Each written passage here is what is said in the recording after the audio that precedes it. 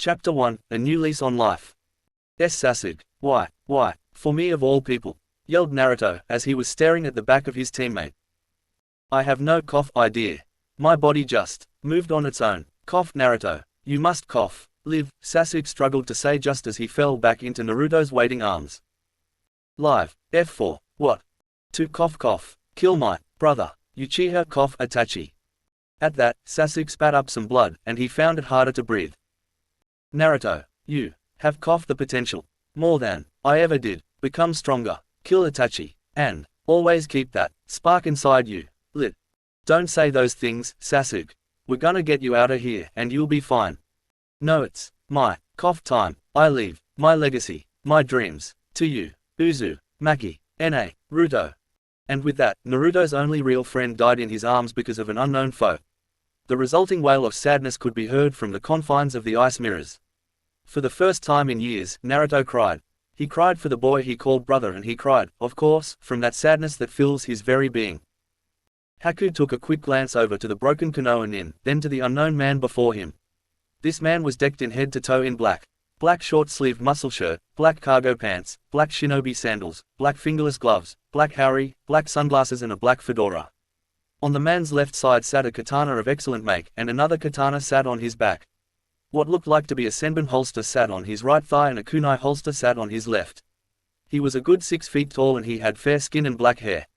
The man let out a smirk and adjusted his sunglasses. Who are you? And how did you get in here without my noticing? Asked the feminine Haku, while readying a few senbon.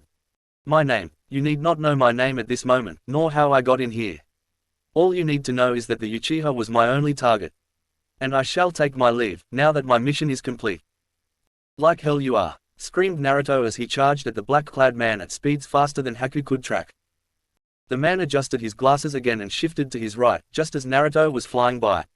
Before Naruto could clear the man, he lifted his left knee and delivered it straight into Naruto's gut, followed by him grabbing Naruto by his neck and lifting him off the ground one-handed. You sorry excuse of a genin.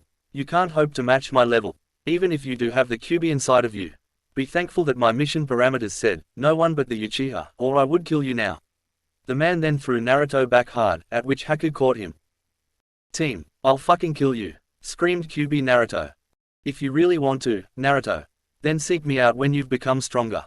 At your current level, you have no chance. Get stronger by whatever means you deem necessary.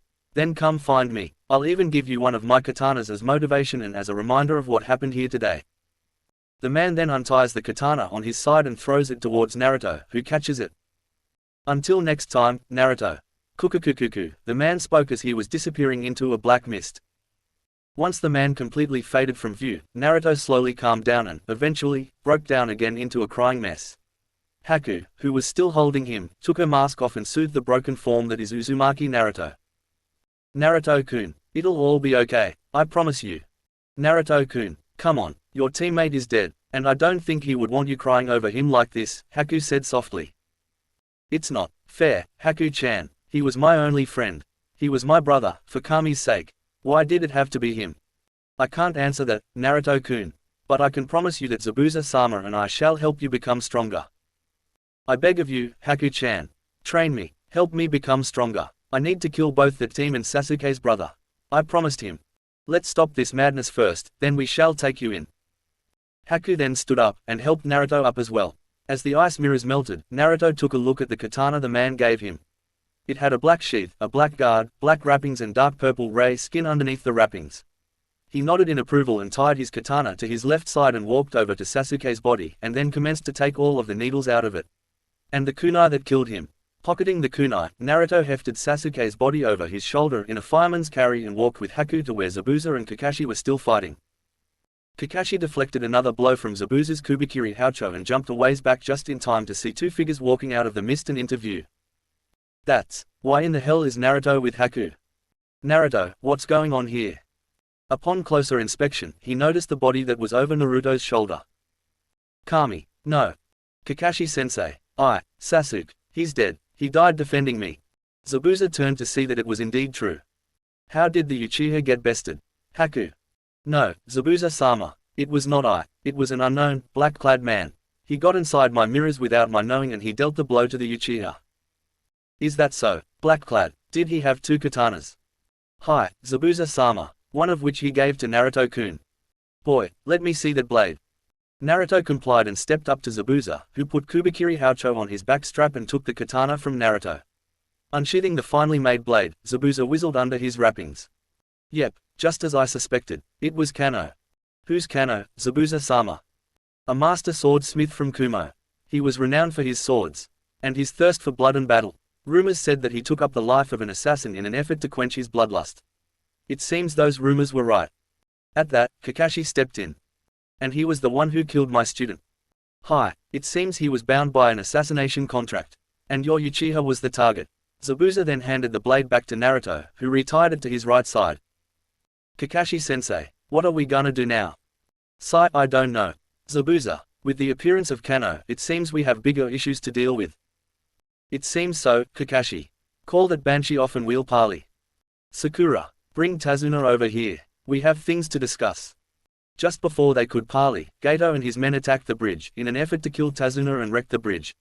A combined assault from 4 shinobi. Sakura was mourning the loss of her crushed Gato and his forces were all killed.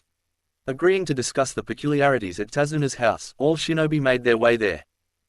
Time skip, a few days. What was left of Team 7 made it back to Konoha safely. Sasuke's funeral had been hard for the team, especially Naruto and Sakura, who were inseparable both at the funeral, on the way back and even now, as they made their way through the gates of Konoha. The talk had been enlightening to say the least. Zabuza's terms were hefty, but worth it if the end result was what he promised. And so the team made their way to the Hokage's mansion to report in. Sarutobi Hiruzen was at his desk dealing with the bane of all cages. Paperwork. I swear, Minato, I'm gonna kick your ass when I die. Somehow, I will. He was brought out of his thoughts by a knock at the door. Enter. The door opened and Team 7, -1 and +2 entered. Kakashi, do you mind explaining to me why you were short 1 genin? But +2 Kiri Nuke Nin. I have a lot to explain, Hokage-sama. Kakashi went on to explain what had transpired, and the terms of Zabuza's deal. Sasuke's dead. A man named Kano killed him. And both Zabuza and Haku want to become Konoha Nin, as well as train Naruto-kun. Kami, I'm getting too old for this shit. Sarutobi then reached into his desk and pulled out 2 Konoha Hide and set them on the desk. I shall accept you two as Konoha Nin, but your first month shall be under a house arrest of sorts. You two shall not leave the village and shall be limited to missions that take place within the village. Also, you shall have an ANBU squad watching you at all times. And as for you training Naruto-kun, I accept. Welcome to Konoha. Both Zabuza and Haku bowed deeply. Arigato, Hokage-sama, both said at the same time. Sarutobi grunted and motioned for everyone to leave, and, of course, they did. Once the door was closed, he sighed and went back to the paperwork. Chapter 2, The Start of Something Wonderful. With the meeting with Hiruzen over, Naruto had walked out of the office in order to clear his head more. Or he would if not for the pinkett hanging onto him as if he was her only life source. Sakura-chan, you've been like this since Sasuke's funeral. Not that I'm complaining, but it's just not like you at all. Why you? Naruto, I can't lose you as well. Losing Sasuke-kun was hard. But, he died to save you. Naruto, you are his legacy now. So, by holding on to me, you see yourself holding on to Sasuke. You really did love him, didn't you?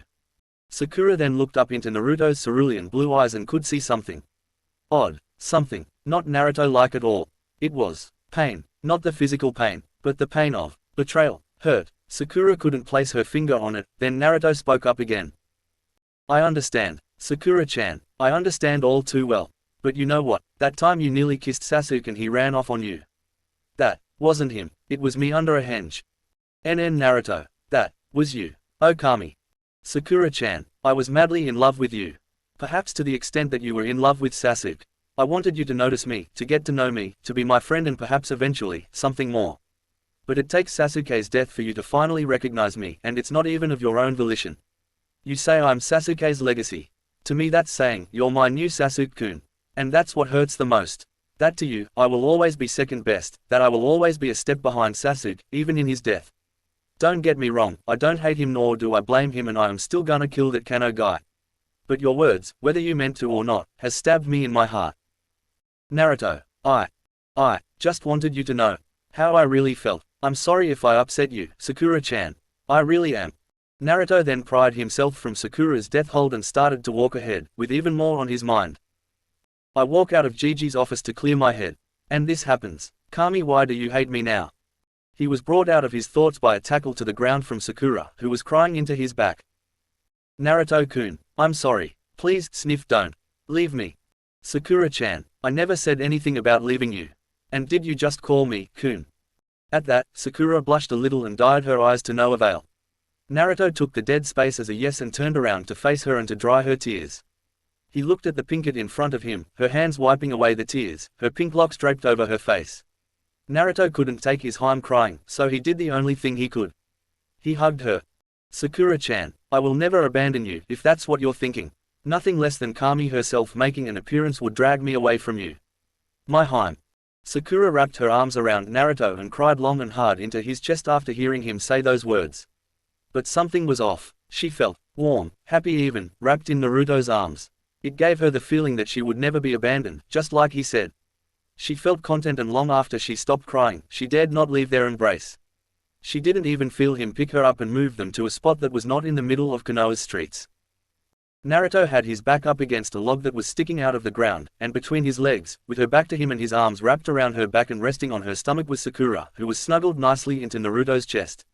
The sun was setting and it was casting its rays onto the small river that was beside the trio of logs that were sticking out of the ground. Something like the training grounds in Ultimate Ninja Storm 2. Naruto let out a content sigh and rested his chin on Sakura's head.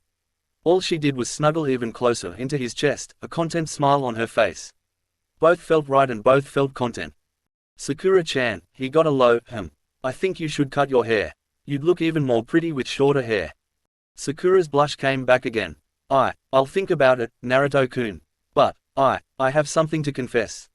Turning herself so she was on her knees and looking at Naruto, she continued. Naruto-kun, I've never felt this way. Not even towards Sasuke. Naruto raised an eyebrow at her, dropping the honorific, but allowed her to continue. Just relaxing with you. Being in your arms. Snuggled against your chest. I just feel right. Like I was meant to belong with you. I don't know any other word to describe it as. So here I go, Naruto-kun. I love you. At that, Naruto sighed and placed his hands on Sakura's shoulders. Even I could have told you that, Sakura-chan. He gave Sakura a foxy grin and pulled her closer so he could whisper into her ear. I have always loved you. And I always will, my hime. Naruto brought his face back to hers and found himself leaning in, and her leaning in also.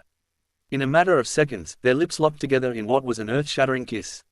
Naruto's hands found their way to her lower back and he pulled her full flush against him, deepening the kiss. For lack of oxygen, the two pulled back to breath. Both were blushing and both had a smile on their faces. Remembering that he had training tomorrow, Naruto got up, enticing a whine out of his pinkette. I gotta train with Zabuza and Haku-chan tomorrow. So do you want me to walk you home? Hi, I'd love that. He helped her up and they began the trek to her house. While walking, the two talked about numerous things, among which was their future as an official couple. Once at her house, Naruto gave Sakura a peck on the lips and, after saying goodnight, left for his own apartment. Once there, Naruto was leaping off the walls with joy. We kissed, we fucking kissed. Stow your noise. You're giving me a headache. Shut up, Fox. Today has been the best day of my life. Sakura-chan and I are dating. I care not for human relations. All I care about is helping you get stronger mentally. And perhaps giving you a physical boost as well. What do you mean? I thought only real physical training could boost up my speed, strength and such. Bakagaki. I am the Kyuubi no Kitsune, the greatest of the Baiju. Human limitations do not apply to me. Yet you are stuck within a kid that does have human limitations, as you put it. I shan't argue with you further. Go to bed and open your mind to me. I will be making some changes to your physique and, at the same time, building up your mental fortitude. And bringing down the barriers that you have put on yourself in order to look like a baka and a dobe, to quote your deceased Uchiha friend. If you give me tails, I swear to Kami. I shan't go that far. Your appearance shall stay human. Just your mental state shall change and you shall look slightly different physically as well. Now, enough dawdling. To bed. Naruto shook himself out of the link with Kyuubi and proceeded to strip down and replace his shinobi clothes with his nightwear. He then plopped down into his bed and quickly fell to sleep, entrusting the Kyuubi to not do anything too drastic. The next morning, Naruto woke up and felt slightly different. It wasn't a big change, he just felt better, refreshed, even. So he stripped down to his birthday suit and began the morning routine. Once finished, he donned his "Kill Me Now" orange shinobi wear and his hide, then walked out of his apartment to begin training. Once outside, he saw that Haku was waiting for him. "Good morning, Naruto-kun. Did you sleep well?" "That's an affirmative, Haku-chan. I slept wonderfully." "That's good. You're gonna need that rest for today. Follow me and I shall take you to where Zabuza-sama is waiting for us." Nodding, Naruto followed his new sensei and took in her new appearance. She had cut her hair, so no longer was it in the bun, but was down to just past her ears, her Konoha hide tied to her forehead. Gone was her kimono in favor for a dark blue tight tank top that stopped above her belly button and accentuated her bust, which was the most striking thing about her. Naruto had put her at an 8, but without her kimono, she easily had C-cups. Urban camo tight cargo combat pants and black shinobi sandals adorned her lower half, to which Naruto tried to not follow, but was failing epically. The cargo pants were slightly baggy, but still gave him an eyeful of her plump ass. And some of the blue panties she was wearing. On her arms there sat armguards and underneath that sat Junin gloves, the gloves that Kakashi wears. Again, Naruto's eyes wandered to Haku's ass. "No, barred hormones. I'm dating Sakura-chan, yet I feel drawn to Haku-chan as well. Kami, you sadistic bitch." At the training grounds, Naruto was finally given a reprieve from staring at Haku's ass all the way. He glanced over to Zabuza and the only things he changed were his wrappings were gone and he was wearing a Junin flak jacket. Kubikiri Houcho sat on his back, waiting faithfully to be used again. "So, Gaki, you ready?" Zabuza spoke. "Hell yeah, I'm gonna blow your socks off, Zabuza-sensei." And with that, Naruto began his charge. Chapter 3, The Training Begins. Didn't Kakashi teach you to not blindly charge at an opponent?" spoke Zabuza as he grasped the handle of Kubikiri Houcho and brought it down. Next thing he registered was the sound of flesh being sliced and the feel of his monster blade hit the ground. He looked and saw Naruto cleaved in half. Then a puff of smoke signaling the cage bunshin's dispelling. He kawarimed with a cage bunshin. Resourceful little prick. "Kakashi-sensei taught me very little to tell the truth. But what he did teach me I took to heart," came the near-whisper voice of Naruto behind Zabuza. Zabuza's eyes widened and before he could retaliate, Naruto sent a backhand that met its mark, devastating Zabuza in the face and sending him skidding back about 10 good feet. He laid there, dazed, but aware. That was made evident when he barely dodged a downward knee drop from Naruto by centimeters. He slid to the side just as the knee passed his head and prepped Kubikiri for another downward slash, to which Naruto jumped back, dodging it by inches. He stepped up onto the blade with his right foot and used it for a springboard spinning right kick that Zabuza managed to grab somehow. He threw Naruto back by his foot and spun around with Kubikiri, hoping to connect. He failed. Naruto twisted in the air and managed to dodge the blind attack. Having failed the attack, Zabuza used the momentum of his spin to spin himself to his feet, with Kubikiri propped on his right shoulder and glaring daggers at the blonde genin. "You didn't learn how to fight like that overnight. You must have been hiding something." "Actually, you're right on the money. Kubi basically broke down the barriers around my mind. By doing that, he made more room for me to learn and to mature mentally. He also gave me a physical boost that has done wonders for my strength and speed, as you have seen.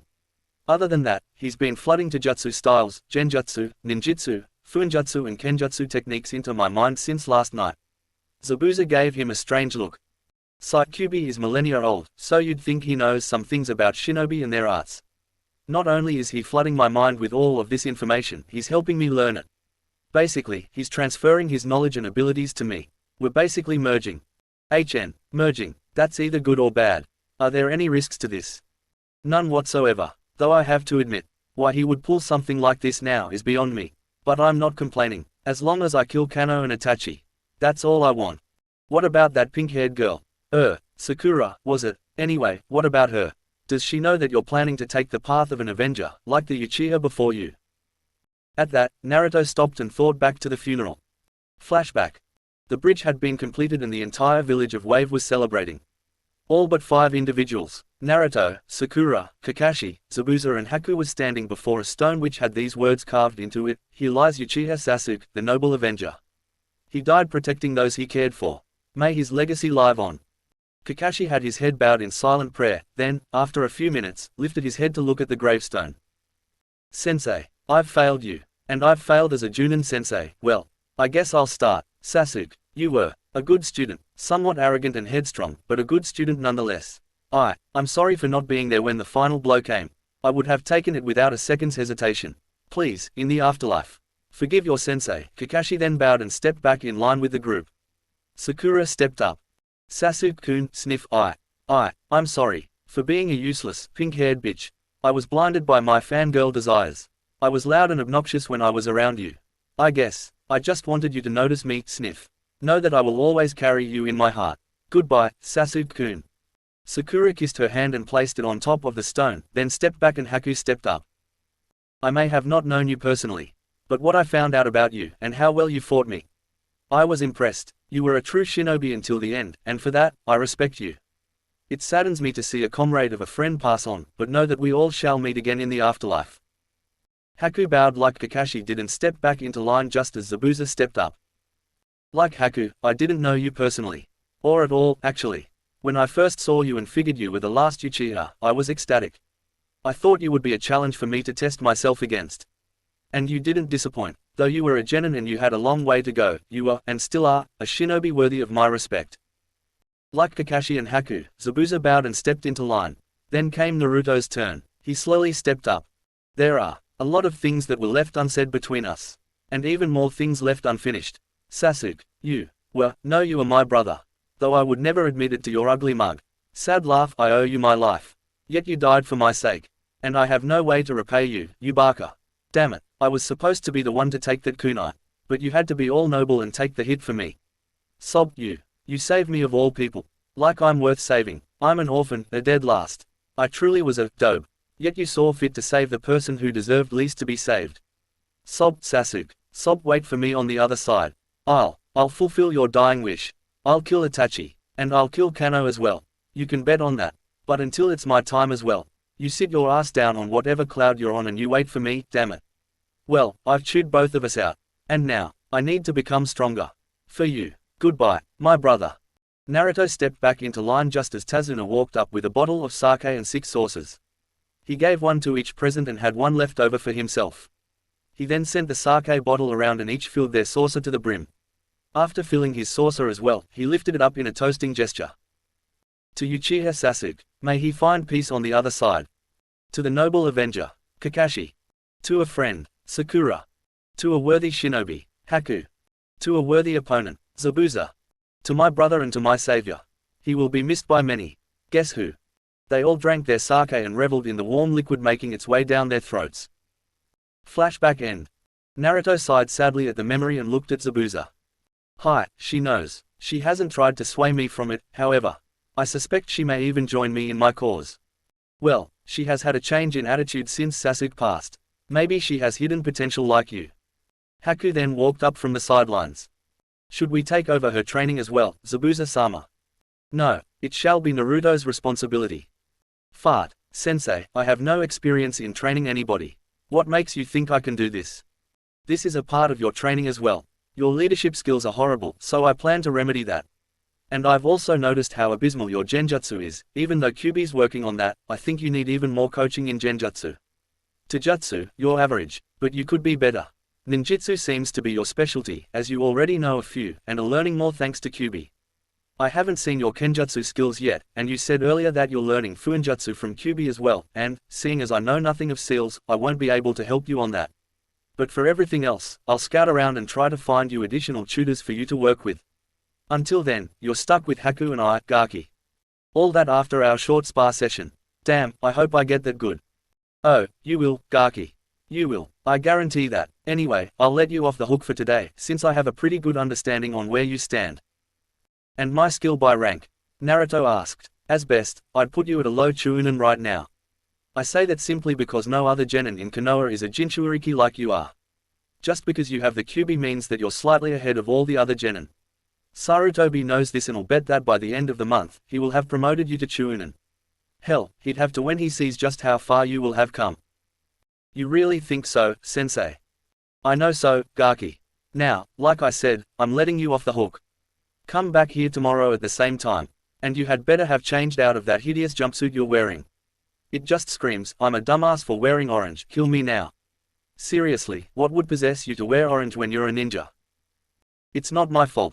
Then who is at fault if you're the one wearing it? Shut up. Enough. Zabuza-sama, permit me to take Naruto-kun shopping for new clothes. You need not ask if it involves getting rid of that orange monstrosity. At that, Haku had to literally drag Naruto away from Zabuza, with him screaming about an orange-hating misdemon. In the marketplace, Haku dragged Naruto into a Shinobi goods store. "Alright, Naruto-kun, pick out anything you like and bring it back here. I'm paying for everything." With a grumble, Naruto went to browsing. After looking for about 10 minutes, he found a dark gray, short-sleeved muscle shirt, a pair of dark gray cargo combat pants, black steel-toed boots, a pair of shin guards like Ankos, a pair of black leather gloves that stopped halfway up his arms, Sasuke's gloves in Shippuden, a pair of arm guards, a combat belt that had many pouches and containers, and, as another reminder of Kano, a black, sleeveless haori that had red diamonds on the hem, as well as circles in between the diamonds. Think Toshiro's haori from Bleach. Only black. He took everything up front and Haku paid for it, as well as having copies of each item delivered to Naruto's apartment. After paying, Naruto slipped into a dressing room to put everything on. Once he emerged, he looked like a completely different person. Kami. Naruto-kun looks so hot. No, he's my student and he's younger than me. Damn my hormones and damn you, Kami, you pervy little bitch. Naruto took Haku's staring and drooling as a positive sign. I wonder how Sakura-chan will react when she sees me like this. Come on, Haku-chan. It's time we left. Hi, you're right, I think it's time we left as well. Kami, he looks delicious. Oh, the things he could do to me were he single. Sakura, you are one lucky girl. Elsewhere. Sakura let out a sneeze, then rubbed her nose. Someone must be talking about me. And why do I feel like killing someone all of a sudden? Sight, well, I'll just take it out on a training post. Chapter 4, The Fruits of Training and the Chuunin Exams. Naruto yawned loudly as he tried to sit up in his bed, but was stopped by a pressure on his chest. He looked to his right and saw Sakura laying there with nothing on but one of his old shirts and some pink panties. He giggled and blushed slightly at their interactions last night, then thought back on the 2 months' events. Within weeks of his training with Zabuza and Haku, he had improved greatly. His Kenjutsu was now mid-Junin level, his Ninjutsu was high Junin to low level ANBU. His Genjutsu was mid-Chuunin, his Taijutsu was on par with Lee's, as was his speed. His Fuinjutsu was coming along nicely as he could now use gravity seals in his training. Within the first month of seeing Naruto's improvement, Hiruzen was so impressed that he promoted him to Tokubutsu Junin, skipping Chuunin altogether. That was, of course, due to Sakura's development as a Kunoichi. She was taken under her boyfriend's wing and taught most of what he knew. She had truly blossomed under Naruto's tutelage, and was still learning. Naruto had been an effective teacher and Sakura a good student, so good that she got the promotion to Chuunin, as she simply outclassed all the other genin. All of her skills were easily mid to high Chuunin and she was beginning to develop a sense for Fuinjutsu and Kenjutsu. Her specialty, though, was medical ninjutsu. She had gripped the basics on medical ninjutsu within the month after her promotion and since then, she had not looked back. Sarutobi even said that she rivaled what Tsunade could do at her age. Naruto and Sakura's relationship had, of course, grown because of the training they did together, as did their teamwork. Shaking himself out of his thoughts, Naruto gently pushed the pinkett off of him and slowly got up to get a shower. I guess what we did last night was pre-birthday sex. I never thought Sakura Haim knew my birthday. Oh well, I'm not complaining, since today is mine and hers. I'm turning 13 and she gets to spoil me. Once again shaking himself from his thoughts, he stepped into the shower, since he was already nude as the day he was born. Letting the hot water run over him, he sighed happily. I wonder how things will turn out, what with the Chuunin exams starting today, after all. And Gigi did say he wanted to see Sakura and I at some point before the exams today. I wonder what he wants. Elsewhere. Itachi looked around at the devastation he had caused. The bodies of Deodara, Sasori, Kakazu, Hiden and Zetsu were strewn about the cave and the Gedomazo laid crumbled where it once stood. He then tore off what remained of his Akatsuki cloak and threw it to the ground. Looking around once again, he sighed. This should slow Akatsuki down quite a bit. Kiss him, have you disposed of the rings? Pulling the last ring from Hiden's headless corpse, he threw it into the air and shredded it to pieces with a swing from Samehada. Hi, that's the last of them. And you're right, Akatsuki has been set back. At least for now. Pain and Conan survived, which means this organization still has a leader. No, I'm sending an old friend to deal with our ex-leader. You mean him, don't you? Hi. He's the only person that can take him down, and I've trusted him with my life on a few occasions. You mean when you were still a Konoha nin? Hi, I learned everything from him. Takedo. Uzumaki Takedo. He's also an Uzumaki, like the Kyuubi Jinchuuriki. He's Naruto's cousin, but nobody knew about him, not even Kushina or Lord Minato. Only I and a few others in ANBU knew his real name. In fact, he was a bigger secret than Naruto was. Konoha sure likes their secrets, that's for sure. And are you sure it was Akatsuki that hired Kano to kill your brother? I'm positive. I wouldn't have done this otherwise. Hey, I helped. Thanks to you breaking that mind barrier that some poor bastard put on me, I was able to see reason and help you take down this organization. That's right. Now, let's bury this place and go. I have business in Konoha. I think we both do. And with that, the two ex-Akatsuki completely buried the cave and left, headed for Konoha. Konoha, a few hours later. Do you understand, Naruto? Asked Sarutobi. Hi, I am to oversee the second part of the Chunin exams, to act as proctor for the prelims and to keep a lookout for that heavy team Orochimaru. Are you sure that the information that Suna gave us is reliable? Affirmative. Jiraiya even confirmed it, saying he had been tipped off about it himself from one of his spies. It's confirmed that Orochimaru approached Suna in an attempt for an alliance. And when he failed, he tried to attack the Kazekage and also failed that endeavor. So now, it seems he's gotten backing from some of the smaller villages like Taki and Kusa and is now going to invade us during the Chunin exam finals. During the finals, you shall be stationed somewhere in the stands leading the damage control unit, as well as the guards unit. But, Hokage-sama, that's a job for a full Junin, not a Tokubutsu like me. Why not get Kakashi or Asuma to lead them? You're not a Tokubutsu anymore. In light of current events, Uzumaki Naruto, I promote you to Junin. Now, with that out of the way, you're dismissed. Take it easy until the exams start, then you know what to do. Hi, arigato, Hokage-sama. Wow, this is the best birthday gift ever. Hey, you're welcome, Naruto-kun. I know it's so soon after your promotion to Tokubutsu, but you have proven yourself further in this last month. I was going to get around to promoting you after the exams, but with Orochimaru on the horizon, we need as many Junin in the stands as we can get. So, like I said, you have until the start of the Chunin exams, so take it easy, or oversee the preparations personally. It's up to you. Now, send Sakura in on your way out. Naruto nodded, then stepped out of the office. Well, how was the meeting? Asked Sakura. She had matured in the 2 months. After Naruto found out she was wearing bindings to make herself look flat-chested, he convinced her to take them off, and the result. C-cups in all their glory. Taking Naruto's advice, she cut her hair and agreed with him when he said she would look prettier with it short. She was now wearing a maroon-red, short-sleeved combat shirt that had the Haruno clan crest on the back, her shirt in Shippuden, but a darker shade of red and with sleeves black leather gloves. The gloves she wears in Shippuden black, tight cargo shorts, black shinobi sandals and a dark blue sash tied around her waist. Hanging from the sash was a katana similar to Naruto's, but had red ray skin instead of purple and a black blade. Think Ichigo's Bankai minus the chain at the end. Naruto hadn't changed much. He was wearing a Junin vest under his hari and his sword was still on his side. He had a slightly deeper tan and his hair was slightly longer. The odd thing was that his eyes were no longer the cerulean blue. They were turning to a dark purple color. Neither himself, nor Zabuza or Haku could explain it, and when he asked Kyubi, he dismissed it. Eventful. I got promoted to Juninin. Naruto-kun, that's great. Yeah, and Gigi's basically given me command of the entire search for Orochimaru operation. Sounds like he's promoted you to Junin commander, not just Junin. No, Shikaku-san is still the Junin commander. I'm nowhere near ready to be Junin commander. I don't even think I'm ready to be a full Junin. But Gigi seems to think I am.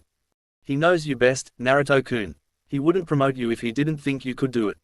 He has faith in you. And I do as well. I beg to differ. He doesn't know me best. You do, Haim. Naruto then wrapped his arms around her waist and pulled her close to him. That he knows you. Second best.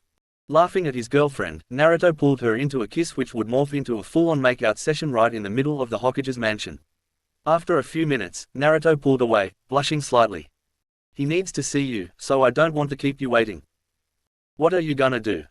Oversee the preparations for the Chunin exams and see what I can do for the village's security. Someone needs to set things up properly, and it might as well be me, since I've basically been given reign over the prep work and the second part of the exams. Not to mention the search for Orochi team and keeping things intact for the finals. I'm going to be busy for the foreseeable future. I'll be right beside you, Naruto-kun. Don't you worry. Now, get going. You have a lot to accomplish today. Sending him off with a smack on the ass, Sakura then stepped into the Hokage's office for her meeting. You wanted to see me, Hokage-sama. Hi, Sakura, the reason I have called you here is because of the Chunin exams. No doubt Naruto told you about Orochimaru, so you know the severity of our situation. Though Naruto is on top of everything, I need someone of a lower rank to take care of the smaller things. You will be helping Ibiki weed out the Chunin hopefuls during the written test, then you shall serve as an assistant for Naruto during his hunt for Orochimaru, as well as during the second test and the prelims. When the second exam rolls around, I want you and a team of Chuunin to report to Naruto and assist him in whatever way possible. Both of you are my eyes through all of this, so I'm counting on both of you. You can count on us, Hokage-sama. We won't fail you. That's very good. Now, you're dismissed. With a bow, Sakura left the aged Hokage to his bane. Paperwork. Somewhere in Konoha. Naruto, on his way to the Nara clan estate, had stopped at Ichiraku's for a bowl or 20 of ramen. He was happily eating his ramen when an individual dressed in a full black cloak walked in and sat beside him. Noticing this, Naruto addressed the man. Pretty warm for a cloak, isn't it? Maybe, but then, we both have secrets, don't we? You got that right, though mine might be the biggest in this part of the world. Perhaps you're right, Naruto-san. Perhaps you're right. Quote ellipsis. Let's take this somewhere else, shall we? Slapping down a few ryu, Naruto used Shunshin to teleport to the top of the Yondaim's head, and so did the cloak-wearing man. Rukin, what are you doing here? Trying to get in contact with Zabuza again. The now identified Rukin slowly took his cloak off, revealing a red-headed man with a standard Kirijunin outfit on and a scroll strapped to his left leg.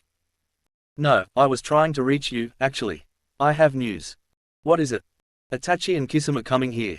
They have all but destroyed Akatsuki and are making their way here for reasons I do not know. Do you think they mean Konoha or myself harm? I don't think so. Itachi got wind of the Akatsuki leader hiring a man to kill Sasuke and, along with Kisame, destroyed the organization to the point of no recovery. So, it was Nagato that hired Kano to do it.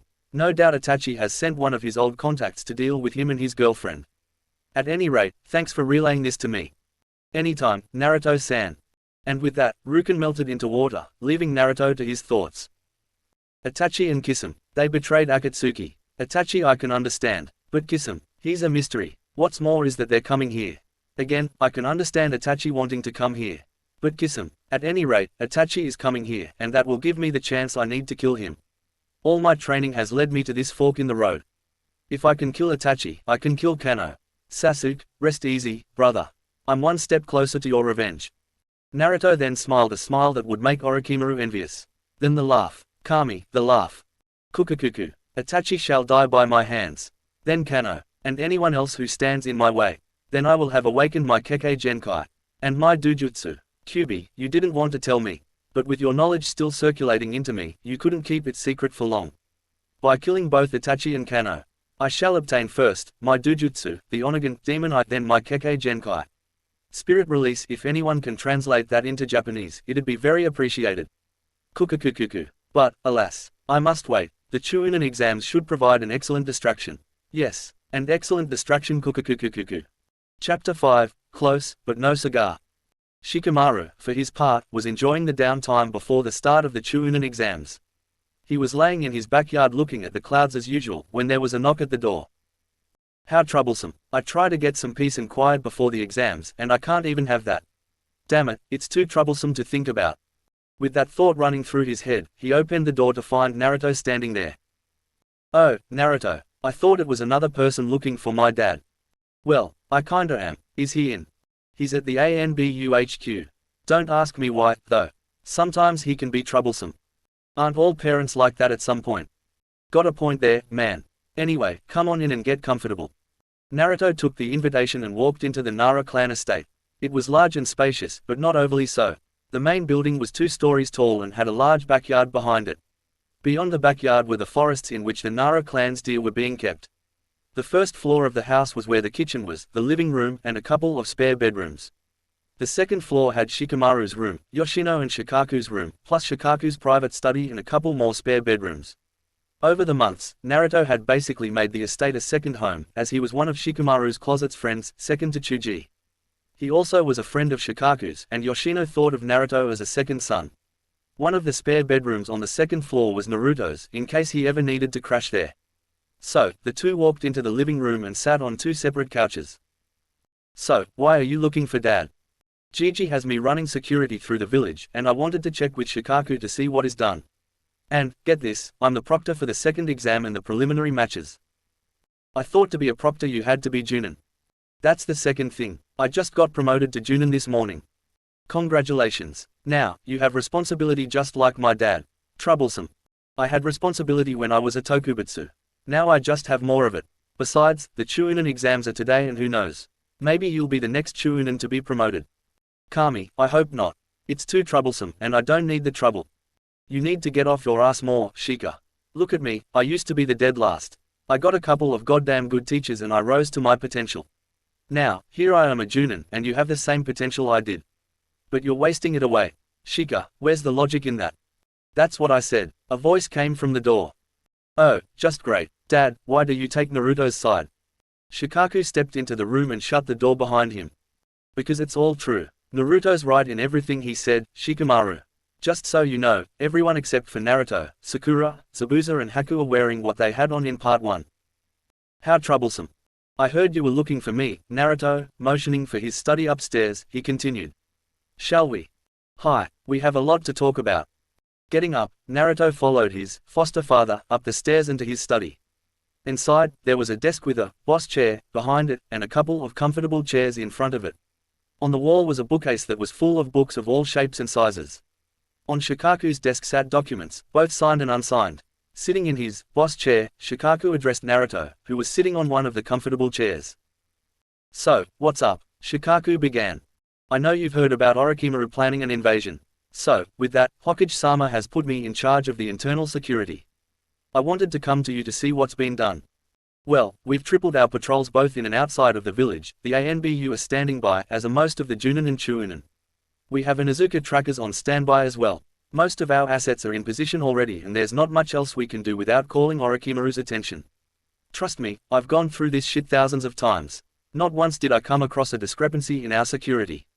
What about the underground tunnels? Orochimaru surely knows about them. Danzo said he had some ANBU down there. Though I don't trust the bastard, we have to for now. Danzo. He's worse than the Hebi team, you know he didn't disband Root, right? How did you find this out? I was exploring the tunnels one day and I came across 2 ANBU that had the Root insignia on them. I think they're using that place as a sort of base. Do you think you could lead an infiltration team inside to scout out the place? Yeah, I'll do that once the Chuunin exams are over. We don't want to upset anyone just yet. Especially if Oto, Kuza and Taki are invading. Any word from Suna on reinforcements? Hi, they're sending a Genin team to participate in the exams. But behind them is over a quarter of their army. Also, they're sending 3 ANBU squads to further bolster our force. And I take it their ANBU arrived ahead of the force, as did their Genin. Hi, though the team of Genin they sent. All 3 are the children of their Yondaime Kazekage. Why would he send all 3 of his children into what's going to be a battleground? One of them is the Aikibi no Shukaku's Jinchuuriki. Sabaku no Gara is his name. So, Shukaku's coming here, eh? Very good. We'll need him here, Kit. Trust me on this, spoke Kyubi in Naruto's mind. So, that's why, the Kazekage's prepared, isn't he? Spoke Naruto. That's not the half of it. He's coming as well, and reports say that the Raikage is coming as well. 3 cage level shinobi in one arena. It almost seems that Orochimaru is confident he can win. Or he knows something we don't. You want me to run the figures again, just to be sure? Can you? And dispatch a couple of teams to the tunnels. I want some loyal shinobi down there, not husks of former shinobi. When it comes time, I'll brief all who don't know about Orochi team and his plan. Understood. Anything else? Make sure Shikamaru gets his ass in gear. With that, Naruto disappeared in a shunshin. Reappearing at the location for the written exam, he saw Ibiki talking to a few of his subordinates. He walked over, only to have Ibiki stop him. Everything's on track here, Naruto. You don't need to check in with me. Trust me on this. I just wanted to see how things are coming along. And do you mind if I sit in to see the written test? They wouldn't expect their second examiner to be inside the room with them, after all. I don't see why not. Sure, when the written test starts, you can sit in. Hell, you can help us weed out some of the hopefuls if you want to. Thanks, Ibiki. I'll be back when it's time. Disappearing in another shunshin, he reappeared inside his apartment, intent on resting before the Chuunin exams start. But he felt a disturbance coming from the gates. Itachi. Konoha gates.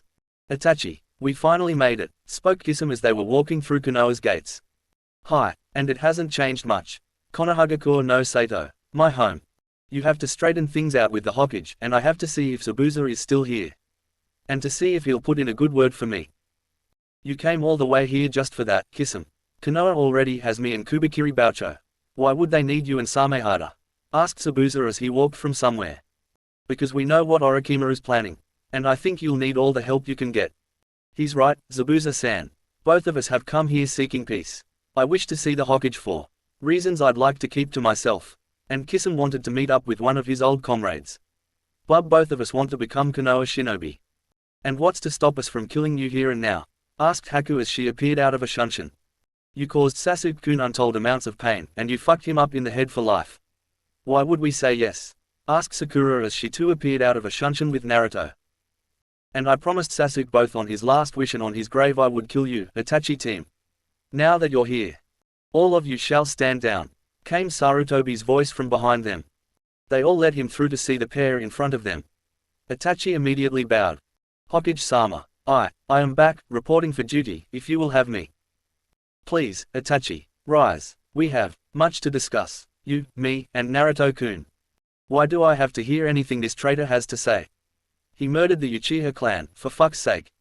Calm down, Naruto-kun. You don't know all of what happened. Everyone except for Itachi and Naruto are dismissed. Zabuza, you can talk to your old comrade and judge if he really wants to become a Konoha nin. Hi, Kisum, Haku. With me, Sakura, report back to Ibiki. Hi, Zabuza-sama. Everyone disappeared to do as they were told. Hokage's office, a few hours later.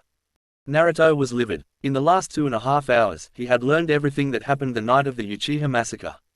Everything from Shisui's suicide to Tobi aiding in the massacre. Everything was told that day in the office. So, there sat Naruto, clenching his fists at Konoha and its elders. Particularly Danzu. That fucking son of a whore. Danzu, I swear to all that is holy, I will kill you. Quote ellipsis. And that's everything that happened. For obvious reasons, I couldn't be seen in Konoha after the massacre. But, I'm back now, to make up for past sins. Said Itachi. Itachi, I'm sorry, I just thought that, well, it was Sasuke's last wish. But now I see that you were just following orders. And that bastard Danzu was the one who ordered you. He's the one responsible. Hokage-sama, allow me to lead a team to capture and or kill him. Absolutely not. What's gotten into you, Naruto-kun? He defied your orders. He didn't disband Root, and I know where their base is. I thought he disbanded Root. That snake. I have no choice. Naruto, you'll head up the assault. Itachi, I'm reinstating you into Konoha as a Junin for now. So, follow Naruto and a team of his choice and oversee that Root and Danzu are brought to justice. Hi, Hokage-sama, they both said at the same time. Itachi, I'll allow you to use my personal armory. It's just outside the village. Naruto-kun, do you mean the Yondaim's old safehouse? Asked Sarutobi. Hi, I found it while exploring one day. Ever since, I've been rebuilding it and have stored weapons and armor inside. It's also a personal retreat, should I need one. Always thinking ahead, Naruto-kun. Anyway, Itachi, follow Naruto to his safehouse, grab what you need, and report back. Naruto-kun, if you would. Getting the message, Naruto put a hand on Itachi's shoulder and weaved the hand seal for the shunshin. Disappearing in a puff of smoke, they reappeared in a large safehouse. It was 3 stories tall. The first floor was a large training area that had target dummies and training posts all over the place. The second floor was a massive armory that had some weapons in it. It could easily hold over 300 swords and untold amounts of kunai, shuriken, senbon and whatever else. It was only a quarter full, as Naruto was trying to fill it up. The third floor was an apartment-like space. It had a couple of bedrooms, a couple of bathrooms, a few showers, a medium-sized living room, a kitchen and a personal study, which Naruto hadn't had to use yet. It was, as he said, a personal retreat and of the highest caliber. Showing Itachi where the armory was, Naruto addressed him. Alright, here we are. Take what you need and meet me back in Konoha. I'll be getting our team together, so take your time looking. The selection is small, but adequate. After a hi from Itachi, Naruto shunshined back to Konoha to assemble his team. An hour later, everyone was ready. Itachi had chosen an ANBU uniform and a standard katana, which was strapped to his back. Other than Itachi, Naruto had chosen Kakashi, Zabuza, Haku, Kisum, who had been cleared by Zabuza, and Kurenai. Kisum had on a standard Konoha Junin outfit and Samehada on his back. Naruto then stepped up to address his team. Alright, now most of you know the situation. We are to go into the tunnels below the village and capture or kill Shimura Danzu. His men are accessories, so if they resist, kill them. We're running this by the numbers. Smooth, clean, quick and efficient. And since the Chuunin exams are starting soon, we have a little under 2 hours to get this done. So let's hustle. After a resounding hi from his team, everyone was off. Danzu's office, 30 minutes later. Danzo was being held to the wall by his neck and looking straight into the sunglasses of Kano, who was sneering. You try to cheat me out of my pay, you snake, and I'll splatter you against the village gates. Now, if you will, give me my fucking money. I shouldn't have hired you. You're a risk, and you killed our Uchiha, Danzo managed to say.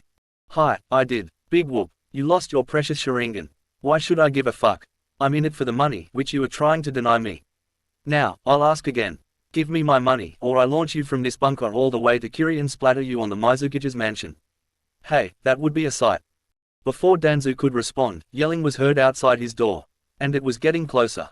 He then heard maniacal laughing from 3 people, but couldn't tell who it was. He got his answer when the wall with the door on it got blasted in with a shout of Sukoden no Jutsu. Ellipsis. And saw Naruto and Zabuza hacking their way through his route and Kisame standing where the wall once was brandishing Samehada. Shimura Danzo, I presume. And Kisame began, but got interrupted by Naruto yelling. Kanno. You bastard, I'll kill both you and Danzo team. Letting Kyuubi's chakra run through him, Naruto, all at once, dropped his gravity seals and charged at Kanno at great speeds. Kanno, seeing this coming, jumped to the side just as Naruto's sword cut through Danzo's skull in a diagonal fashion. He turned around just in time to block a swing from Kanno. So, you're a Junin now, Naruto-kun. Kukukuku. Good, that means you've grown in power. Show me how far you've come. Pushing Naruto back, Kanno swung his katana diagonally at Naruto, who parried and went for a horizontal slice, to which Kanno ducked and tried to sweep Naruto's legs. Naruto jumped and found himself back flipping in the air to narrowly dodge an upward slash from Kanno. Naruto landed on his feet and immediately speared Kanno to a wall and sunk his katana into his gut, all in one move. Naruto's victory was short-lived, as he saw Kanno start to smoke and sizzle. Oh shit, Naruto eloquently put his just as he yelled out, everyone get back. Naruto-sama. No, yelled out Kurenai as she jumped in to save her commander. She managed to pull him out just in time, as the Bunshin Daibukua clone braid explosion detonated. They both landed on the ground, with Kurenai straddling Naruto. After the blast subsided, Naruto was now shaking off the effects and looked up to see Kurenai.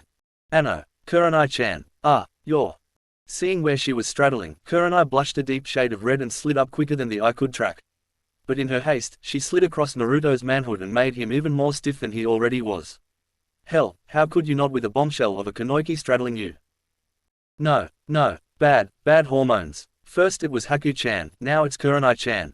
Wait, Chan, where the hell did that come from? Do I like her, and Haku-chan, and Sakura-chan? Your dick says yes, kid, urusai. Ero Kyuubi, back in the real world, Kakashi was lightly slapping his former student's face. Kurenai, I think you put him into a coma, said Zabuza. I didn't mean to land on him like that. But the way you got off of him, I think you rubbed something the right way. And now he's in a contact-induced coma. All because you had to decide not to wear panties today. I swear, you're becoming more and more like Anko every day, said Kakashi as he gave up on his student. Wait, you saw. At this point, Kakashi was backing up. Well, you see. Hitaki Kakashi, you.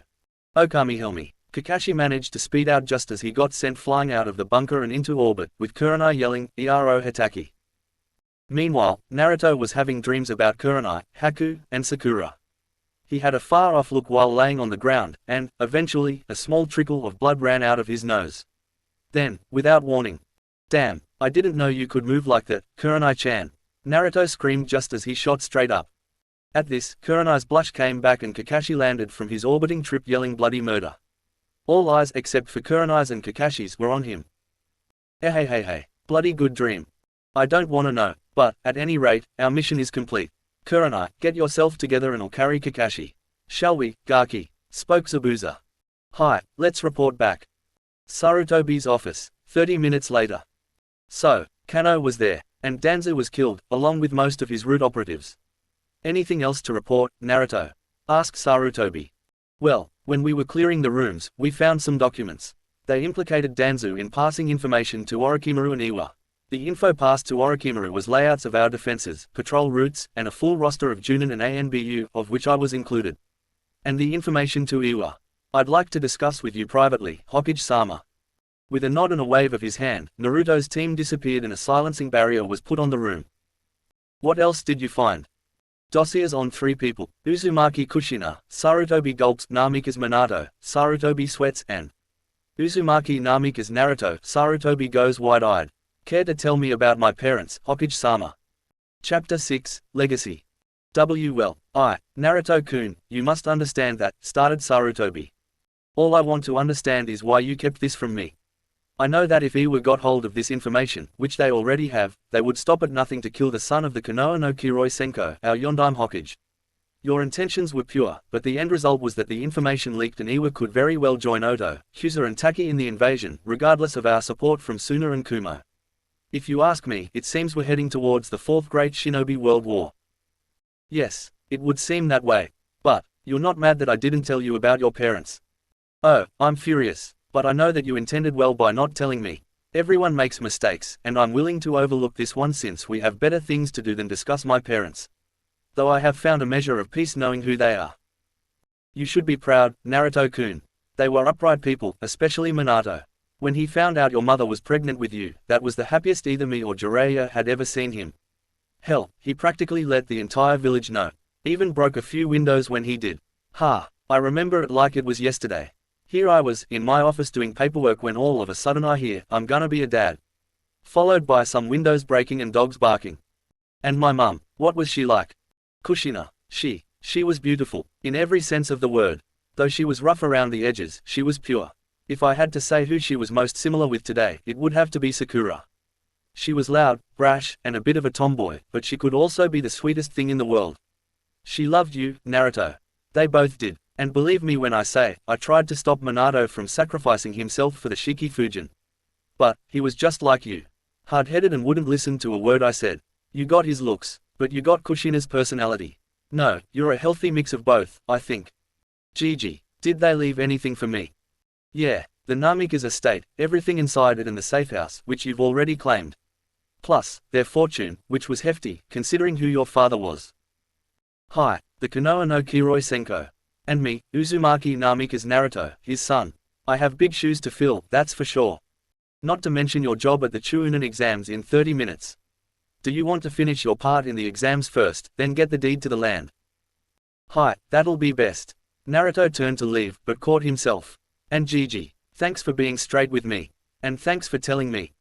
And with that, Naruto left in a shunshin, then reappeared at the first exam site and took his seat, directly in front of Sakura, on the other side of the room. With quick nods to each other's directions, Ibiki spoke up. Alright, now that everyone's here, I'll explain what you all have to do. You are here for one reason, to weed out the people who are obviously cheating. Of course the goal of this written exam is to encourage the genin to cheat, so I want you to, like I said, catch the obvious ones and leave the subtle ones. So, it's a simulation of a recon mission, basically. Spoke Sakura. Hi, exactly. Your job is simple, but crucial. And with that, we wait. Everyone hide yourself under a genjutsu, then dispel it when I give the signal. Everyone did as told and hid themselves under a genjutsu, then got comfortable to wait the last 20 minutes, which flew by. The genin that made it past the beginning genjutsu filed in, and a few minutes later, even more.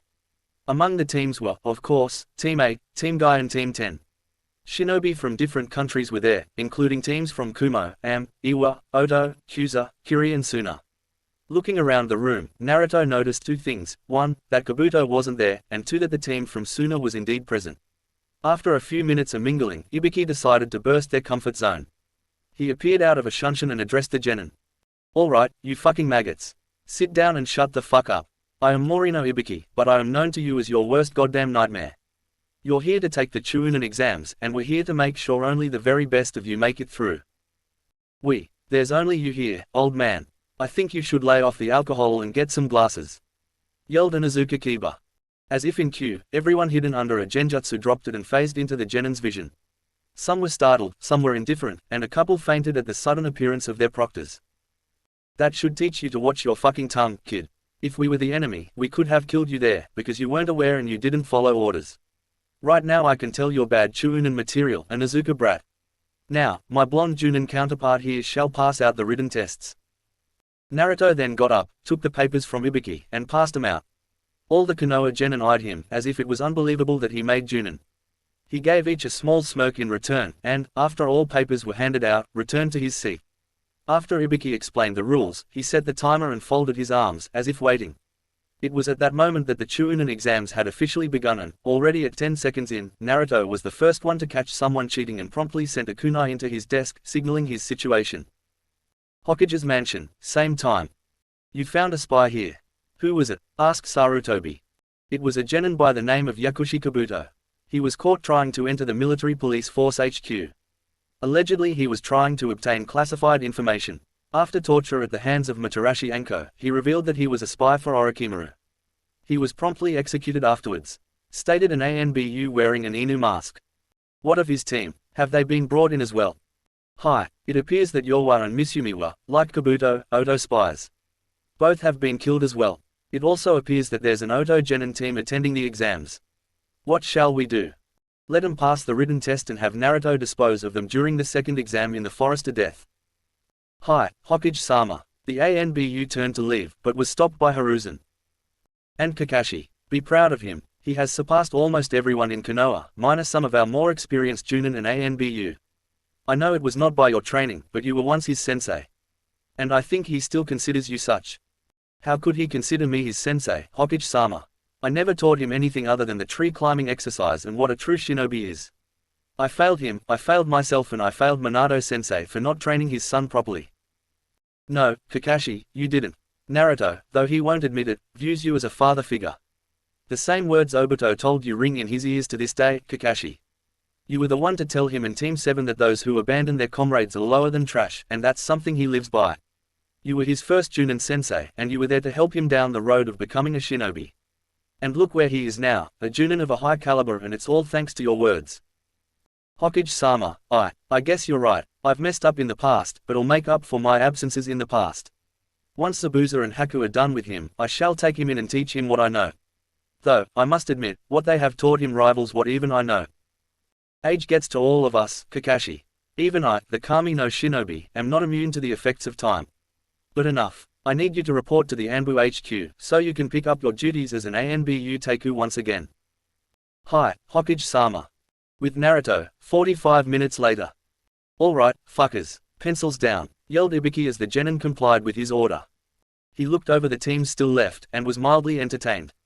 Teams 8, Guy and 10 were still standing. Suna's team was still left, as was the Kiri team, the Odo team, the Kyuza team and the Kumo team. Naruto had taken most of them out, the rest was Sakura and the rest of the Chuunin. All in all, over half of the teams had been eliminated. This last question is an optional question. Be warned, though, if you choose to take this last question and fail, you shall never again have the chance to take the Chuunin exam and you'd be stuck as a genin for life. But if you choose to give up here, you may take it again the next time it's offered. It's all up to you and your team, for if one person from a team gives up, the rest of the team forfeits as well.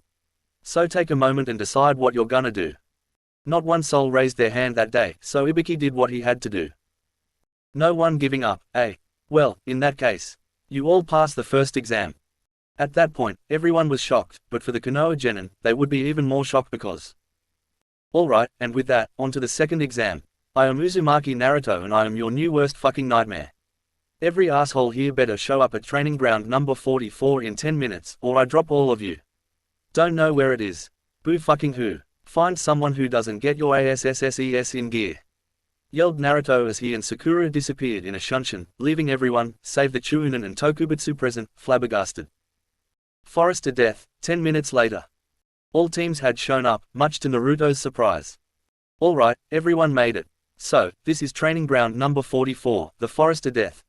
Even an idiot could figure out why it's named such. Then why was it named such, Naruto Baka? Asked Kiba in a snide manner. I swear, Onizuka, that mouth is gonna be the death of you. And I'm not Ibiki, so don't pull your shit with me. I don't care if you're a Junin. You're still that weakling that I went to the academy with. Hell, I can see why Sasuke always called you dope. I bet he even got himself killed to get away from. Kiba never got to finish his sentence, because he found himself at the business end of two katanas, one from Naruto and the other from Sakura. Naruto's was pointed at his throat and Sakura's was just under his left lung.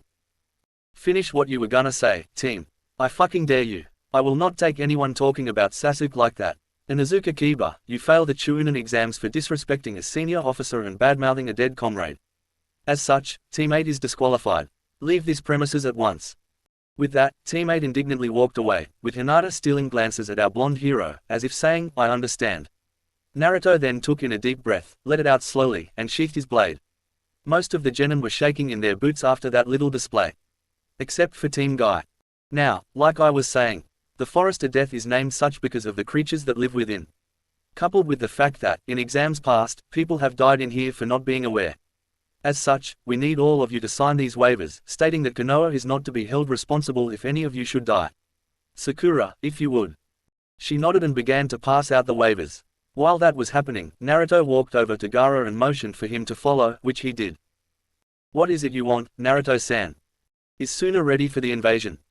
Hi, we are, though I understand things might be a bit more complicated than before. You heard, it's true, Iwa got their hands on some very sensitive material and they might invade with Oto just to kill me.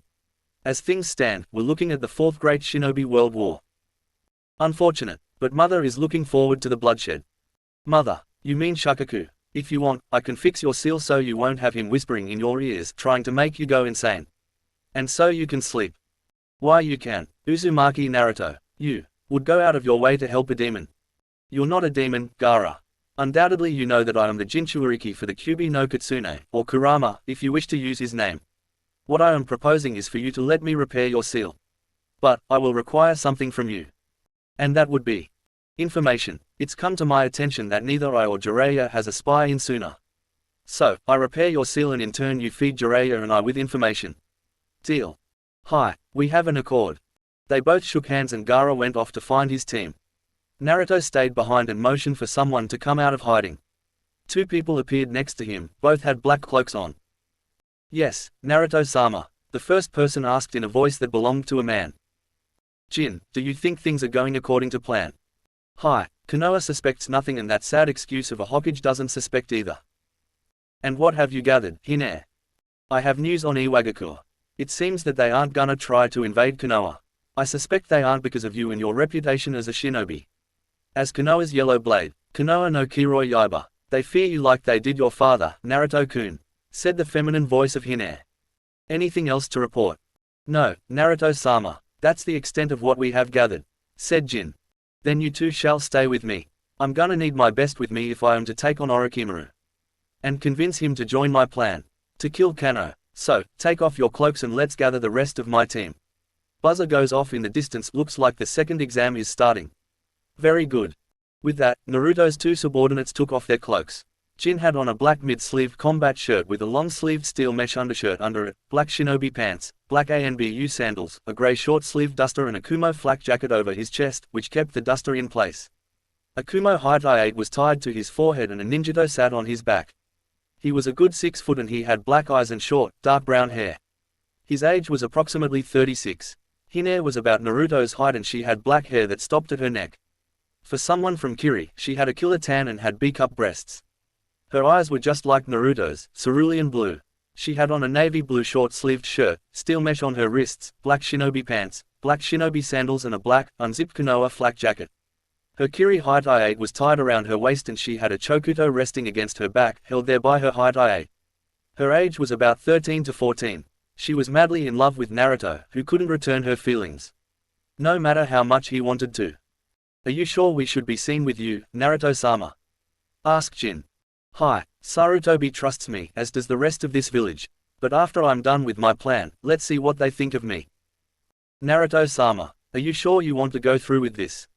I'm quite sure. I need Orochimaru and his research. And he needs me. He provides me with more power and I provide him with whatever he needs, but can't get. What if he still wants the Sharingan? After he sees my Onagan, he'll forget all about the Sharingan. So, you have unlocked it. Hi, just recently have I found out about it. It was after I killed Danzu, during the written exam that it manifested. Can we see it? Naruto nodded and closed his eyes. Focusing chakra to his eyes, he opened them to reveal that his eyes did indeed change. His eyes were now a very deep shade of purple and his irises had changed into the shape of two black diamonds crossing each other in an X pattern. In the 4 spaces in between the 2 diamonds there was a black tomo, one for each space. So this is the Onagan, Naruto-kun? Asked Hinna. Hi, this is my dujutsu. It has all the powers of the Sharingan, but more enhanced. But the real reason it's called the Demon's Eye is because, supposedly, this is the eye of the King of Demons, and as such, can control and even summon demons to help me in battle or whatever else I may need. I can also trap people in a genjutsu just by making eye contact with them, like the Sharingan Tsukuyomi. But, since this is just stage 1 of the Onagan, what I can do is limited. Once I get the stage 0 Onagan, which is the Mangekyo of my Onagan, I'll be able to use what's called Demon's Flames.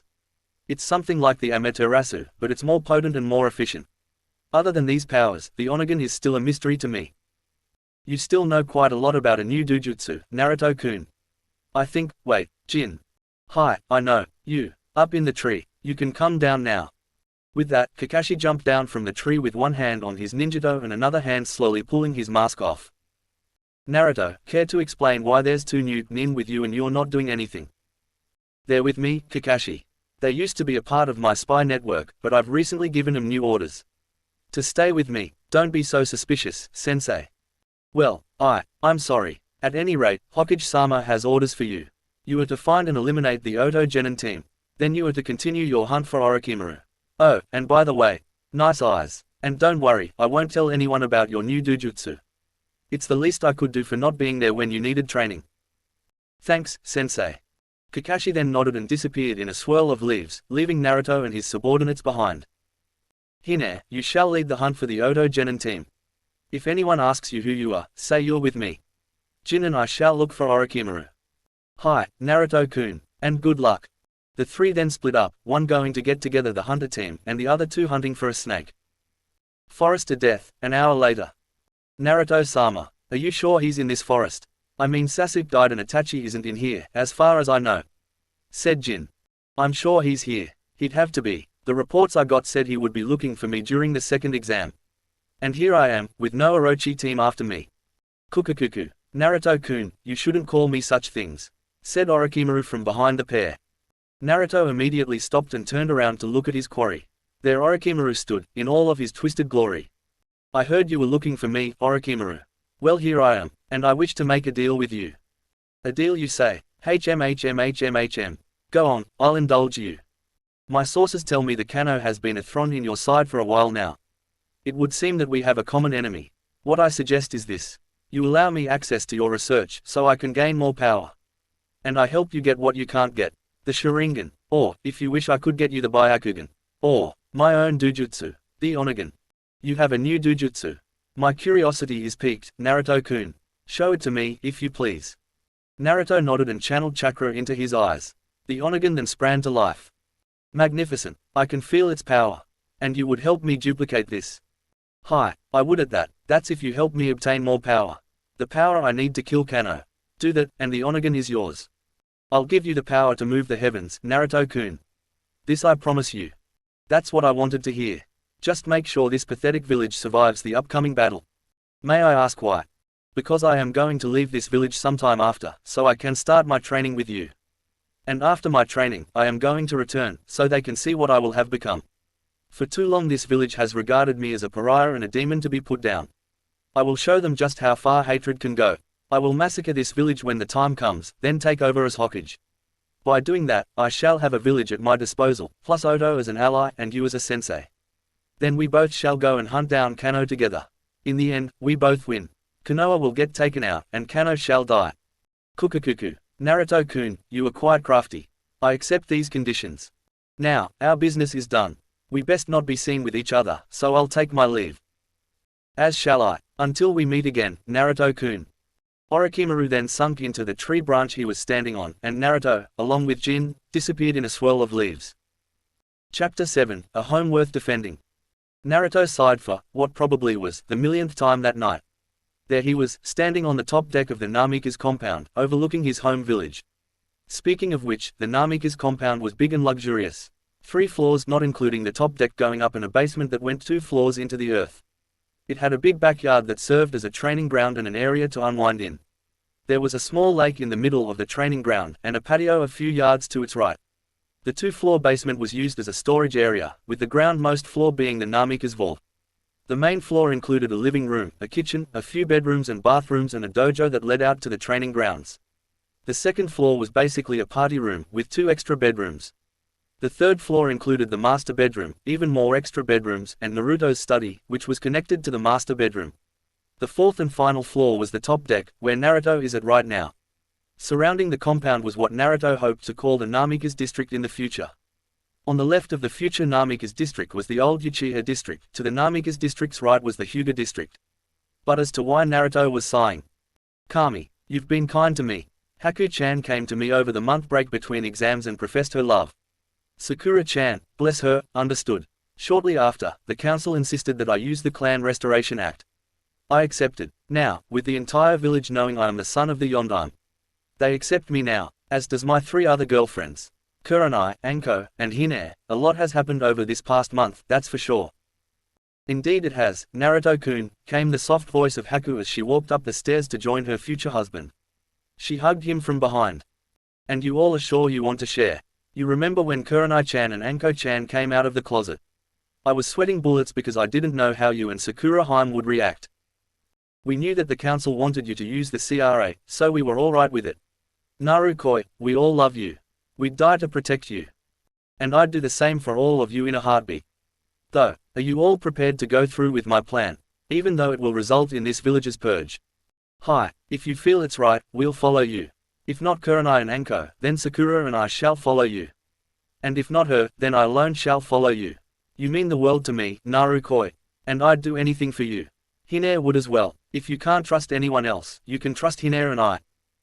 Haku-chan, you really do know what to say to put my heart at ease. Naruto then pulled Haku in for a kiss, which they held for about 4 minutes, enjoying every moment of being in each other's arms. A person clearing their throat snapped them out of it.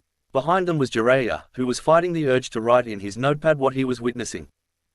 Hey, kid, there's another council meeting. The old man called it, saying all clan heads and the Junin commander will attend.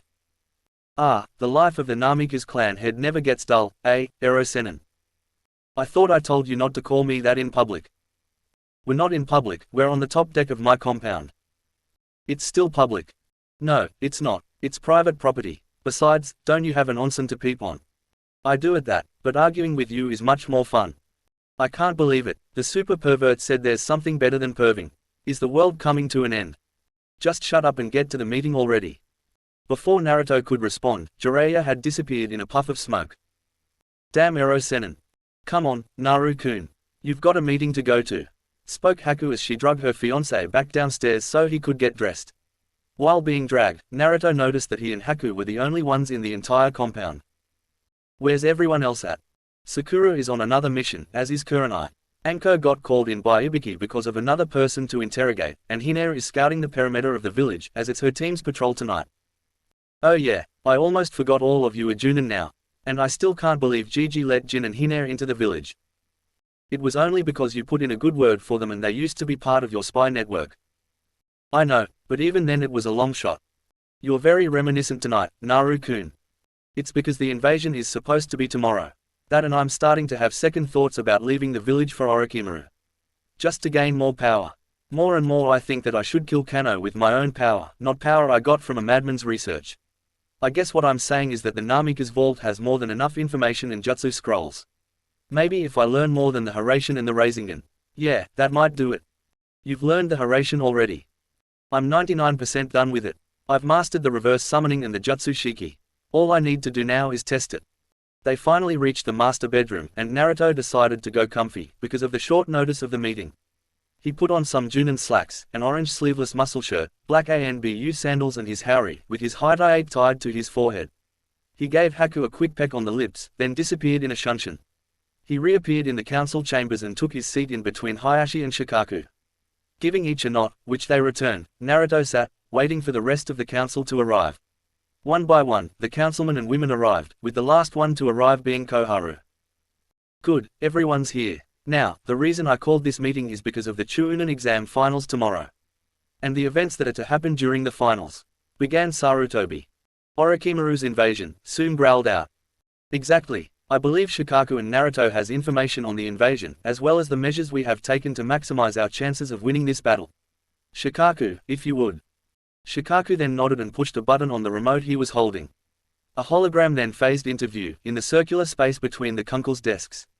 The map was all of Konoha. As you can see, this is obviously Konoha. Presses another button. These red blips you're seeing were our weak spots before the fact we knew there was going to be an invasion. In total, over 10 weak spots, all on our walls. With Naruto's help, we have rectified these weak points and stepped up patrols both in and out of the village. Also, we have sent some shinobi to guard the underground tunnels, as Orochimaru might try to infiltrate through there. Both Naruto and I have gone through everything enough times to know that there is no open infiltration point, nor is the forest an option, since we have stepped up Junin and Chuunin patrols. There is no way Orochimaru and his forces can get in without us knowing. Very good. Anything else, Shikaku? Yes, Hokage-sama. Because Naruto has shown himself a brilliant tactician and a match for almost every Junin we have, I would like to request Naruto be labeled my Junin captain. Shikaku, you know we haven't used that rank since Hashirama's time. Are you absolutely sure about this? Hi, Hokage-sama. I couldn't ask for a better second in command of the Junin. That is if you accept, Naruto. Hi, of course I accept. Then it's settled. I take Naruto in as my Junin Teiku, my second in command. Now that that has been taken care of, there's another reason why I called this meeting. A person I thought dead has returned. Takedo, come in.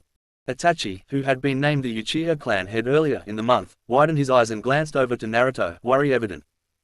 The doors swung open, revealing a boy just over Itachi's age walking in. He had blood-red hair and milk chocolate eyes. He was about 5 feet 11 to Naruto's 5 feet 10. He had on a mid-sleeve dark orange muscle shirt under an ANBU vest, slate grey combat pants, ANBU sandals, steel arm guards, and a short-sleeved red harry that was ripped at the hem and the sleeves. The fabric holding his Konoha hide was barely holding together, and his armor and clothes all had dirt and spots of dried blood on them. His face was in the same condition, smudges of dirt, grime and blood here and there. All in all, he looked like he just got out of an insanely hard battle. That was evident with the 2 items he held in his hands. Hokage-sama, I have with me the mask of Tobi, and the eyes of Nagato, said Takedo. There were 3 gasps, from Sarutobi, Itachi and Naruto. Takedo, you killed Tobi. How? Asked Itachi. And I want to know how you got Nagato's Rinnegan. I'm curious, said Naruto. Well, Itachi here sent me a message via messenger bird saying he needed me to take out the last of the Akatsuki. Nagato and Konan. Well, it took me a while to track them down to Omegakure, their base of operations. I infiltrated quite easily and made it to the building rumored to be the home of Kami and his Tenchi. I then infiltrated the building and found my 2 targets. +1. Tobi was there and he noticed me lurking in the shadows. He attacked me while Nagato used these bodies he would later call the Pain Rikudo 6 paths of pain to attack me. Suffice to say, the battle was extremely hard and pushed me to my very limits. Within the day I had successfully taken down 4 of the Pain Rikudo, leaving what he called the Deva Path and Preta Path alive. I had scored several hits on Tobi, who could use some sort of time-space ninjutsu to phase through all of my attacks. Konan, strangely enough, never attacked me at all. Anyway, over the course of another day, I had taken down the last of the Pain Rikudo and had relieved Tobi of one of his arms. Needless to say that pissed him off big time. He activated what I assumed was Izanagi, and for the most part, almost took me out of the fight. Luckily for me, he met Izanagi's time limit and it was dispelled before serious harm could be dealt. With Izanagi leaving him with the use of only 1 eye and severely drained of chakra, I made my move, though I, myself, was low on chakra as well. The end result was his death. I obviously took his mask and destroyed his body, as well as the bodies of the Pain Rikudo. I then confronted Nagato himself, after popping a few soldier pills and blood-increasing pills. Once I stood before him, he told me of his history and how he wished for true peace in the world. After his little speech, I subsequently drove my katana into his heart, effectively ending his life. I then took his eyes and disposed of his body. And here I am today. You failed to mention the fate of Konan. May I ask what happened to her? Asked Naruto. Why, she came with me. She swore herself to my service after I killed Nagato. She said I was worthy of her following me. She now works for me, Naruto-sama. And how do you know my name? It's simple. We're family. I'm your older cousin, Naruto. My cousin. Hi, I was the son of Uzumaki Arashi, Lady Kushina's brother. Among the people to survive the Uzu massacre was my father and your mother, separated afterwards. So, the Uzumaki are still alive. Through us. That's a relief. Indeed it is. And let me tell you, when I figured out you were my cousin, I was just like you are now, relieved and bewildered at the same time. At any rate, I am back to serve Konoha. And I will be happy to have you back in ANBU, Takedo. Especially with what's coming up tomorrow. Now, if there's not anything else to be brought to our attention, then this meeting is adjourned. Everyone go home and get some sleep, for tomorrow is gonna be a long day. Said Sarutobi as he puffed on his pipe. Most people filed out, but Naruto and Takedo stayed. Hokage-sama, why was the Shinobi Council only present? What happened to the Civilian Council? Asked Naruto. They tried to do some things behind my back. I caught wind of it and dissolved the Civilian Council. The Shinobi Council now is the only council. Things, let me guess. Plotting behind my back even though they know I'm Minato's son. I should have known better than to even think things would be different. They still regard me as a demon and the Kyuubi, even knowing I'm the son of their hero. Don't fret, Naruto-kun. They won't bother you again. Now, go home and rest up. You'll need it for tomorrow, because you're going to be in the booth, as my personal guard, along with Zabuza. I know I told you before I wanted you in the stands, but I'm putting Sakura and Kisame in your place. I understand, Hokage-sama. But where shall my cousin be throughout all of this? Takedo shall be in the stands, along with the ANBU stationed there. Which brings me to this. Takedo, you shall have overall control of the defense, since Naruto and Shikaku have done all they can. It'll be your job to defend the stadium and direct our forces accordingly. Hi, Hokage-sama, said Takedo. Good, now both of you are dismissed. With a bow, both left to prepare for tomorrow. At least Naruto would have if a certain kid didn't catch up to him outside the council chambers. Naruto Naichin. Ha, Konohamaru, what are you doing up this late? It's only 9:30, Naichin. Don't act like it's midnight. Come on, I want some ramen. Come to think of it, so do I. Lead the way. The pair made their way to Ichiraku's, but halfway there, Naruto noticed the look Konohamaru had. Deciding to dismiss it until they had their ramen, he forged ahead with his little brother. Once there, the two took their seats. Oi, old man, we're here for some ramen. Naruto yelled into the small building. Ah, Naruto, what can I get my two favorite customers tonight? Asked Chuki, who walked out of the kitchen. I'll have my usual, said Naruto. I'll have one miso and one chicken, said Konohamaru. Coming right up. With that, Chuki left. Hey, Konohamaru, what's eating you? You usually get more than this, you even go so far as to try and beat my records for most ramen eaten in one sitting. What's up? Tomorrow. Ah, so you know, then. I overheard you and Gigi talking about it one day. I know that there's gonna be an invasion tomorrow and I know that you and Gigi are gonna be in the thickest fighting. Naruto, I don't want you to die. Not you or him. You know I can't promise you that, Maru. I could very well not make it out of it alive tomorrow. A lot of people might not make it. I won't lie, tomorrow is going to be hell for those not prepared for it. I can tell you, though, that I have personally gone through everything I could think of and have covered all of it. Konoha is as prepared as it can be. But that doesn't mean we're gonna get out of it without losses. I know this isn't what you want to hear, but it's the truth. Damn it, you don't get it. You're the closest thing I have to family. I mean sure, Gigi is my grandfather, but I have no father or mother. If I lose you, I have no one left. Naruto, I don't care if you have to lie to me, just tell me you won't die. Konohamaru, I promise I won't die. And I also promise I'll do everything I can to protect you and Gigi. I promise this on my Nindo. Naichin, thanks, you really are my big brother. You've helped me so much. I just don't think I can ever repay you. You don't have to, Maru. That's what brothers are for, ne. Hi, that's what brothers are for. Chuki brought them their ramen and they ate their meal talking about other less somber topics. Training, jutsu, Konohamaru's progress in the academy and women were among the topics. Though when they hit women, Naruto couldn't pass up the opportunity. So, I hear you might fancy that Moegi that's in your class. Any truth in that? And no, of course not. Then who was it? Hanabi. Was it Hinata's little sister? A Hyuga. Naichin, are you crazy? A Hyuga would never give me the time of day. Hell, they wouldn't give anyone the time of day. Then explain to me why Hinata even tried to gain my attention if a Hyuga wouldn't give anyone the time of day. Hinata was obsessed with me, Konohamaru. She used to stalk me because she was obsessed with me so. It took no less than the news of me having 5 fiancés to dissuade her from her obsession. Now, we're thick as thieves. She's basically my sister now that she could come out of the closet and tell me what she felt for me. Explain that to me. I'm curious as to what you think it is. Well, that is, impulse. How the hell was it impulse? I don't know. Is that what you want to hear? No, I want to know which you fancy. You're impossible, Naichin. No, just persistent, and hard-headed, and stubborn. Hell, I'm a lot of things, but I'm not an idiot. Could have fooled me, kid. Urusai, Baka Kitsune, then what are you, Naichin? I told you, I'm a lot of things. Vague, much, specifics, Baka. Most prominent, a killer, a soldier, and a man who believes in honor. I place my friends above everything else. My friends are my life, and I would die for them. And for the rest of what I am, you'll have to wait until you graduate from the academy so I can tell you the rest. You're no fair, Naichin. Life's not fair, kid. Konohamaru flipped Naruto the bird, then continued to eat his ramen. All the while eyeing Naruto's height I ate. It was strange to him. That piece of metal tied to a black cloth. All he knew about it was precious to a shinobi. That, and he had never worn one. So, Naichin, I have a request. You want another bowl? No, can I try on your height I8? My height I8? Yeah, I've never worn one and I want to know what it's like to wear one. Sorry, but you can only wear one of these after you pass your genin exam. This is the mark of a shinobi, it signifies you as such. Once you get one of these, you're considered an adult in the eyes of society. Really, that's what a height I8 is for? Yeah, as much as I'd like for you to try mine, you haven't passed your exams yet. Maybe in a few years, when you pass your exams. Then can I have another bowl? Hey, sure, eat as much as you want. You're the best, Naichin.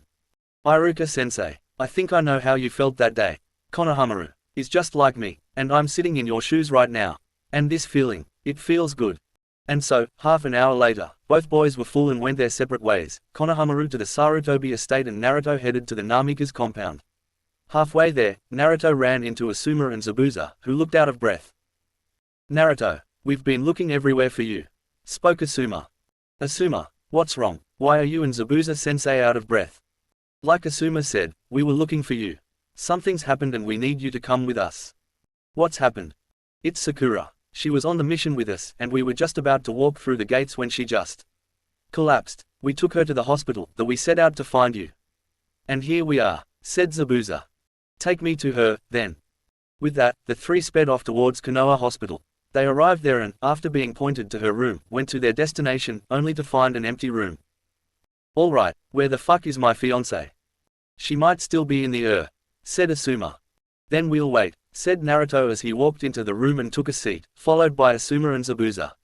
Slowly but surely, more of Naruto's friends showed up, having heard the news about Sakura. Among them were Shikamaru, Chuji, Ino, Jiraiya, Hinata, Haku, Hinna, Anko, Jin and Kakashi. About an hour and a half passed before a doctor entered the room. Naruto immediately stood. Namika's-sama, she's doing fine. I suspect the reason she collapsed was because of stress and overworking. Physically, she's fine, but mental scans indicated mental activity out of the norm. I recommend complete rest, said the doctor. Will she be back to 100% by tomorrow? Asked Naruto. At best, she'll be at 75%. That's why I'm going to keep her here for the night and all day tomorrow for further observation. Thank you, doctor. You've been a great help. The doctor smiled and bowed, then left the room. Well, now what? Sakura's supposed to be watching the stands tomorrow, asked Zabuza. I'll take her place, Haku said. It's not up to us to decide. Naruto-kun had been named the Junin Teiku. Who do you want to replace her, Naruto-kun? Asked Anko. Honestly, Hinata. Why me, Naruto-kun? Because I think you're strong enough to do it. Neji might not think so, but I see more in you than I do him. As such, I am invoking my right at Junin Captain to promote you to Chunin. Your first mission is tomorrow. Report to the finals stadium and find Kisame. He'll know what to do. Also, go by the Hokage to receive your flak jacket. Hi, arigato, Naruto-kun. I'm also going to need a few people stationed here to guard Sakura. Kakashi, do you think you could switch a few postings and change your squad's post to this hospital tomorrow? Hi, I think I can do that. Also, Asuma, I want you and a team of Junin to reinforce the men I have down in the tunnels. I want them as secure as they can, because Orochimaru knows about them and I am strongly convinced he might send some of his people down there to try and infiltrate. Roger. Jin, stay the night and when Kakashi and his ANBU team arrive here tomorrow morning, you'll stand relieved. When relieved, come to the stadium and take up a post on the staircase leading to the cage's booth. Gotcha, boss. Jiraiya then stepped out of the room, to which Naruto paid no mind, so he continued to relay his orders to those in the room. Anko, you'll stand by with a special tasks team in one of the stands. When the invasion starts, you lead the team out of the stadium and reinforce the forces we have outside of Konoha. Hi. Chuji, Ino, you two will be my eyes and ears inside the stadium. If either one of you pick up anything out of the ordinary, get on the comlink and report it. Will do, said Chuji and Ino at the same time. Haku, since you're proctoring the finals, you're also my eyes and ears. Signal me if something's amiss. I understand. There's something else, Naruto, said Jiraiya as he was walking in. What is it? Kiri and Iwa are coming as well. A couple of my spies have just confirmed it. Onoki, the Sandaime Tsuchikage and Yagura, the Yondaime Mizukage are going to be here by tomorrow. And they have all brought their Jinchuuriki with them. Yes, the Sanbi and Rokubi are coming. All 9 Jinchuuriki in one place. This is either a divine conspiracy, or there's something big going on that we don't know about. What's a Jinchuuriki? Asked Ino. Naruto then facepalmed himself. Shit. Jiraiya grimaced and began to explain. A Jinchuuriki is. A Jinchuuriki is a holder of the Baiju. Finished Naruto. Baiju. What are they? Asked Ino. A Baiju is a living form of chakra, which has taken on the form of an animal with a number of tails to signify their rank and power. The Rikudo Sennin created them when he was splitting up the first of the Baiju, the Juubi. As it stands, there are 9 Baiju and 9 Jinchuuriki. Said Naruto. Can you elaborate? You're being vague, said Shikamaru. The Aikibi no Tanuki. Its Jinchuuriki is Sabaku no Gara, who is a finalist tomorrow.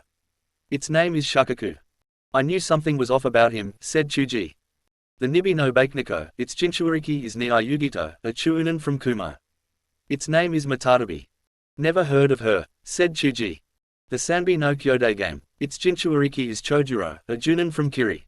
Its name is Isobu. Then the Yunbi no Beino. Its Jinchuuriki is Roshi, a wanderer from Iwa. Its name is Son Goku. Next is the Gobi, its Jinchuuriki is Han, who is also a wanderer from Iwa. Its name is Kokuo. The Rokubi is next and its Jinchuuriki is Utakata, a Junin from Kiri. Its name is Seiken. Things are starting to shape up here, mumbled Shikamaru. The Nanabi, its Jinchuuriki is Fu, a Chuunin from Taki. Its name is Chome. Taki has a Jinchuuriki as well. Never would have guessed, said Ino. The Hachibi no Kyogyu, its Jinchuuriki is Kiribi, a Junin from Kumo. Its name is Gyuki. And the last we know about. The Kyubi died at your father's hands, Naruto-kun. Said Hinata. Ah, the Kyubi no Kitsune. His name is Kurama. And his Jinchuuriki is me.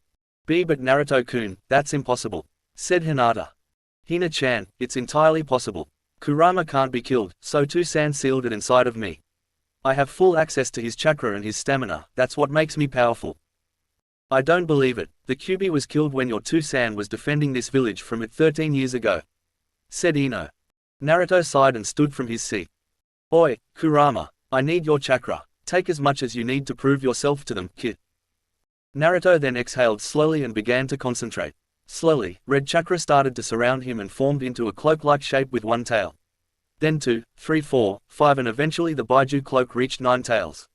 Needless to say, almost everyone was stunned. This is my Baiju cloak, or my version 1. If I wanted to, I could carry over into my version 2, but I don't. I certainly don't want to use my version 3, at least not yet. Versions 2A and 3. What the hell? Asked Shikamaru. My version 2 form is a mini Kyubi. If I go version 2, I will look like Kurama without skin, muscles and fur, just bone and blood like chakra. My version 3. Well, in my version 3 I essentially become the Kyubi. I will have transformed into his full size, complete with skin, muscles and fur. Of course to even go full version 1, I will need to have Kurama's full cooperation. That goes with the other 2 forms as well. So, it's true. You are the Kyubi, yelled Ino. Don't be a fool, Naruto's not the Kyubi. He's just the Jinchuuriki of the Kyubi. Said Shikamaru. Listen to yourself, Mr. Logic. If Naruto can transform into the Kyubi, doesn't that mean, in essence he is the Kyubi? It means nothing. If you want to be prejudiced against one of my best friends, then you can carry your ass out of this room. I will not stand by while the Kyubi is still alive. Then don't stand. Get off your ass and get the fuck out of here. As far as I'm concerned, you're dead to me now. You insult one of my best friends while one of his fiancées is in this very hospital. Ino, I knew you were dense and stupid, but I didn't know to what extent you were. Now I do. And as far as Team 9 goes, you're my teammate and nothing more. Shika. Out. Immediately, Ino shut her mouth and began to walk slowly out of the room, but not after casting an evil glare towards Naruto, who in turn growled demonically and hunched over slightly, as if ready to either rip her apart or go version 2. I'll see you dead, Kyubi. Naruto's response was to growl even louder at her, to which Ino turned on her heel and disappeared into the halls of the hospital. Damn her, non-accepting prejudiced little blonde bitch, muttered Shikamaru under his breath. Naruto, who had just returned to normal, sat down in his seat and pinched the bridge of his nose. Are you alright, Naruto? Asked Jiraiya. Hi, I just haven't gotten used to going full version 1 yet.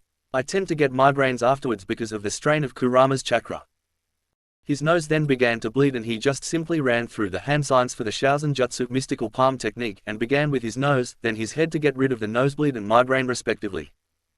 Alright, it's apparent Naruto's not feeling well because of his transformation. Everyone has their assignments and we all know what's wrong with Sakura. So everyone go home and get a good night's rest, said Jin. What about you, Jin-san? Asked Jiraiya. I'm going to stay here and protect my friend and his fiancée once she gets transferred to this room. If it'll make you feel better, you can run external security from outside the hospital. I think I'll do just that. I can't let anything else happen to my godson. I wasn't there for him when he needed me most, and I won't fail him again. You won't, Ero-senin. You and Kakashi Niizen had good reasons. Niizen was in ANBU and you were building up your spy network and perving on the women's onsen. Though the latter isn't a good excuse, I have forgiven you and Niizen long ago. Said Naruto. I know, Gaki. It still doesn't make me feel better though. Just go run security, Yubaka-senin. Don't start anything now, Naruto. You're not feeling well. I'm not. You're the one who's being all gloomy and reminiscent over something I have already forgiven you for. I get it, I'm going. As soon as Jiraiya disappeared in a shunshin, Jin turned to Naruto and put on an all-business face. Is Ino my new target, boss? No, leave her be for now. Our main focus is getting through tomorrow. Orochimaru is supposed to take it easy on us, but that doesn't mean his allies will. And with Iwa and Kiri coming, with their Jinchuuriki, it complicates things, as does my unexpected promotion to Junin captain. Look at it this way, you now have a higher authority in the village and as such you can access material other people couldn't.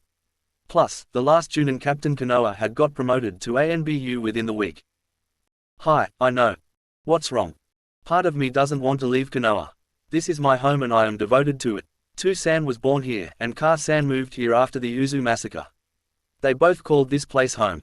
And so do I. It'd be a stain on my parents' memory if I left, then came back and massacred their home. What if you go to the Uzu ruins, rebuild it and call it your new home? That's a thought. Then maybe I can return here and ask if anyone would want to return to Uzu with me. Maybe, but let's get through tomorrow, eh? Yeah, wake me when it's time, said Naruto as he stretched out in his chair and fell asleep. Next day, 10:30 a.m. We find Naruto standing next to Hiruzen, on his right, with Zabuza on the left. Of course, they were standing guard since the Chuunin exam finals were about to start. So, Naruto-kun, I hear you promoted Hinata to Chuunin last night. I take it you based that decision on necessity? Asked Hiruzen. Hi, Hokage-sama. I think Hinata is capable and I thought she would serve us well today. I trust your judgment, Naruto-kun. I was just taken by surprise when she showed up asking for a flak jacket, saying you promoted her to Chuunin. I'm sorry, Hokage-sama. But it had to be done. Like I said, I trust you. As you should, Hokage-san, said Yagura as he walked up the steps to the cage box and took his seat next to Hiruzen. Ah, Yagura-san, glad you could join us today. I'm happy to be here, Hiruzen. With that, Zabuza grunted slightly. Hello to you as well, Zabuza. Please, Yagura-sama, Zabuza-sensei means no disrespect. You stay out of this, Naruto. Naruto-kun, how do you know Yagura? Asked Hiruzen. Remember when we dropped off the radar for my first month of training? We went back to Kiri and I met Yagura there. As you can expect, they didn't expect to see Sensei, Haku-chan and I to turn up at Kiri's gates. Much less wearing Konoha Haitai 8. I actually had to drop my status as the Kyuubi Jinchuuriki to get us out of being arrested. But anyway, while we were there, I got to know Yagura very well. You could say we became friends. And it's because of my friendship with Naruto that I'm here today, ready to help defend Konoha against Orochimaru. As are my bodyguards here. Utakata, Chojuro, I want you to meet the Kyuubi Jinchuuriki and my best friend, Uzumaki Naruto. Pleased to meet you, Naruto-san, said both Utakata and Chojuro at the same time. Same to you, Chojuro, Utakata. So, who do we have in the lineup today, Hiruzen? Asked Yagura. Nara Shikamaru, Sabaku no Temari, Sabaku no Gara, Kankuro, Hyuga Neji, Rock Lee and Tenten. Quite a powerful lineup. Any thoughts on who's gonna win the whole thing, Naruto? Considering the situation we're in, I'd be surprised if we made it to the second half. Said Naruto. True. That's why we're here. Just then, the Reikage, Yugito, and B, came marching you the steps. I then sat next to Yagura. I-san, I'm pleased that you could make it today, said Sarutobi. I just don't like Orochimaru, so I'm here to ensure his death. Naruto-san, how are you? Just peachy, I-sama. I get to test myself against one of the Densetsu no Sannin today, so I'm hype. Easy, Naruto-san, you just let us handle this, said Yugito. Let you and B handle Orochi team without me. Not a chance. And here I thought you would have learned that Jinchuuriki never let a good fight go, I-san, said the Kazekage as he and his two guards walked up and sat next to I. Mamoru-san, how are you today? Asked Sarutobi. Hey, I can't complain. Mamoru is wearing what the Kazekage wore in that episode, minus the veil. You always do complain, youngin. I haven't seen a youngster yet that doesn't complain, Onoki said as he floated up the stairs with Han and Roshi beside him. He sat down next to Mamoru. Onoki, how are you, my old friend? Asked Hiruzen. My bones are about to fall apart and my hip hurts, so shitty. How about you, Hiruzen? Like Mamoru-san, I can't complain. And you, Naruto-san? How are you today? Onoki asked with restrained hostility. Just fine, Tsuchikage-sama. Just fine. Good. We can't have the Kiroi Senko's progeny unprepared for today. That would be a stain on his memory. Indeed it would. At that point, Naruto took out a Hiraishin kunai and began to spin it by the loop on his right index finger. I can't tell you how much I hate that kunai, Naruto-san. And I can't tell you how much I love it, Onoki-san. I bet you do. It's the tool used by your father. The tool that cost Iwa the war. And it will be the tool that saves Konoha this day. Wait, you haven't. I have. No way. Yes way. Hiruzen, I request that the Hiraishin be labeled as a kinjutsu because of the potential for devastation that it can cause. Said Onoki with panic. Request denied, Onoki. The Hiraishin is a Konoha jutsu and it has been very useful to us. I will not place it under kinjutsu. You lose again, Onoki-san. Fuck you, kid. I don't swing that way, old man. I'll make you swing here in a minute.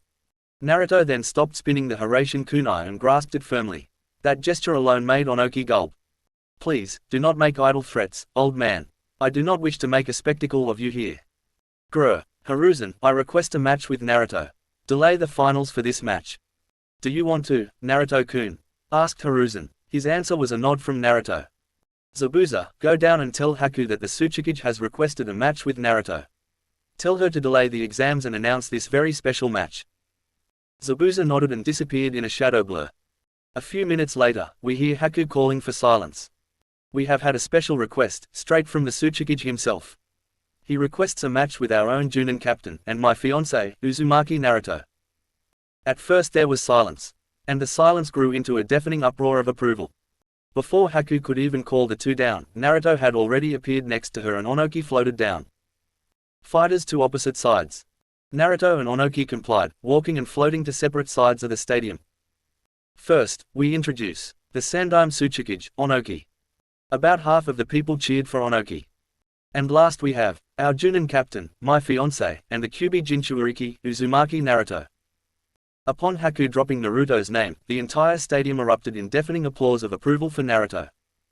They love me. I can't believe it. They are cheering for me. Fighters ready, steady, fight.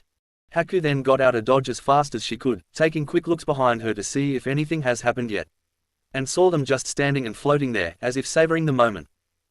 Last chance to back out, old man, said Naruto. Never. Someone has to teach you a lesson. And it should be me. Kami, mark this day. Because this is the day I repay Konoha for Iwa's loss in the war. You hear that, Minato? Your son is dead. On a cloud somewhere. Minato, come quick, we hear a woman yelling. And in comes Namikaze Minato, running to his wife's side and looking around urgently. What is it, Kushina? Naruto's about to fight Onoki. Oh Onoki, Naruto, fighting Onoki. Minato, can he win? I don't know, I only met Onoki on the battlefield once, and that was when we were picking up our dead. I've never fought him myself, so I don't know. Minato, you have to do something. I can't, we're dead, remember. Appeal to Kami, go to the court and appeal to her. I will not sit by and watch my son take on an opponent infinitely his greater. Kushina, have faith in our son. From what I've heard, he's learned the rasengan and the Hiraishin, so he has a chance. Slim, but still there. If he wants to win he has to tag Onoki. If he can get a tag on him, it's over. He's not you, Minato. He's just completed the Hiraishin and he hasn't even used it yet. Please, Kushina, have faith in him, he's our son, after all. And he's my brother, came a voice from behind Minato and Kushina. There stood Sasuke, in all of his afterlife glory. I know Naruto, and he wouldn't lose for the world. Please, Kushina-san, like Minato-sama said, have faith in him. Alright, let's see where this goes. Chapter 8, The Fight. There, on opposite sides of the field, were Uzumaki Naruto, Konoha's Junin captain, its Jinchuuriki, and the Kiroi Yaiba. On the other end was the Sandaime Tsuchikage, Onoki of both scales. Both had grudges and both hated each other. In short, a grand battle was about to take place. You ready for your death, kid? Asked Onoki. Ha, you can't even touch me, old man. I'd like to see you try to kill me. You uppity little bastard, I'll show you what a cage can do, yelled Onoki as he weaved 3 hand seals. Jinten, Genkai Hakuri no Jutsu. Dust release, detachment of the primitive world, yelled Onoki just as a conical shape appeared in his hands and shot at great speed at Naruto. Shit, I should have known he would go for the Genkai Hakuri first. As if acting on instinct, Naruto ran through the necessary hand seals just in time. Jikuken Kekai, time-space barrier. And just as those words left his mouth, the Hiraishin seals phased into existence just in front of Onoki's Genkai Hakuri and absorbed it, sending it to another area of the world. Very good, brat. If you had dodged that, you would have doomed the innocents behind you, as well as the ones sitting in the stands. I applaud you for seeing through this. You old, decrepit bastard. You would use a technique like that just to kill me. A technique that could kill innocent civilians. You damn well bet I will. I will stop at nothing to see you dead, Namikas. Alright, I was gonna play with you. But you've upped the stakes. Now, I get serious. At that moment, Naruto's eyes transformed into the Onagon and he shifted into position, with his Hiraishin kunai resting in a battle-ready stance in his right hand. Shit, this is bad. Not only is he going to actually use the Hiraishin, but he has a dojutsu. Can this get any worse? Here I come, old man. As fast as Onoki could blink, Naruto was upon him, slashing with his Hiraishin kunai. Onoki then leaned to the side to dodge the slash, and just as Naruto missed, he came around with a hard right elbow, to which Onoki caught and pushed back. While Naruto was unbalanced, Onoki ran through his 3 favorite hand signs.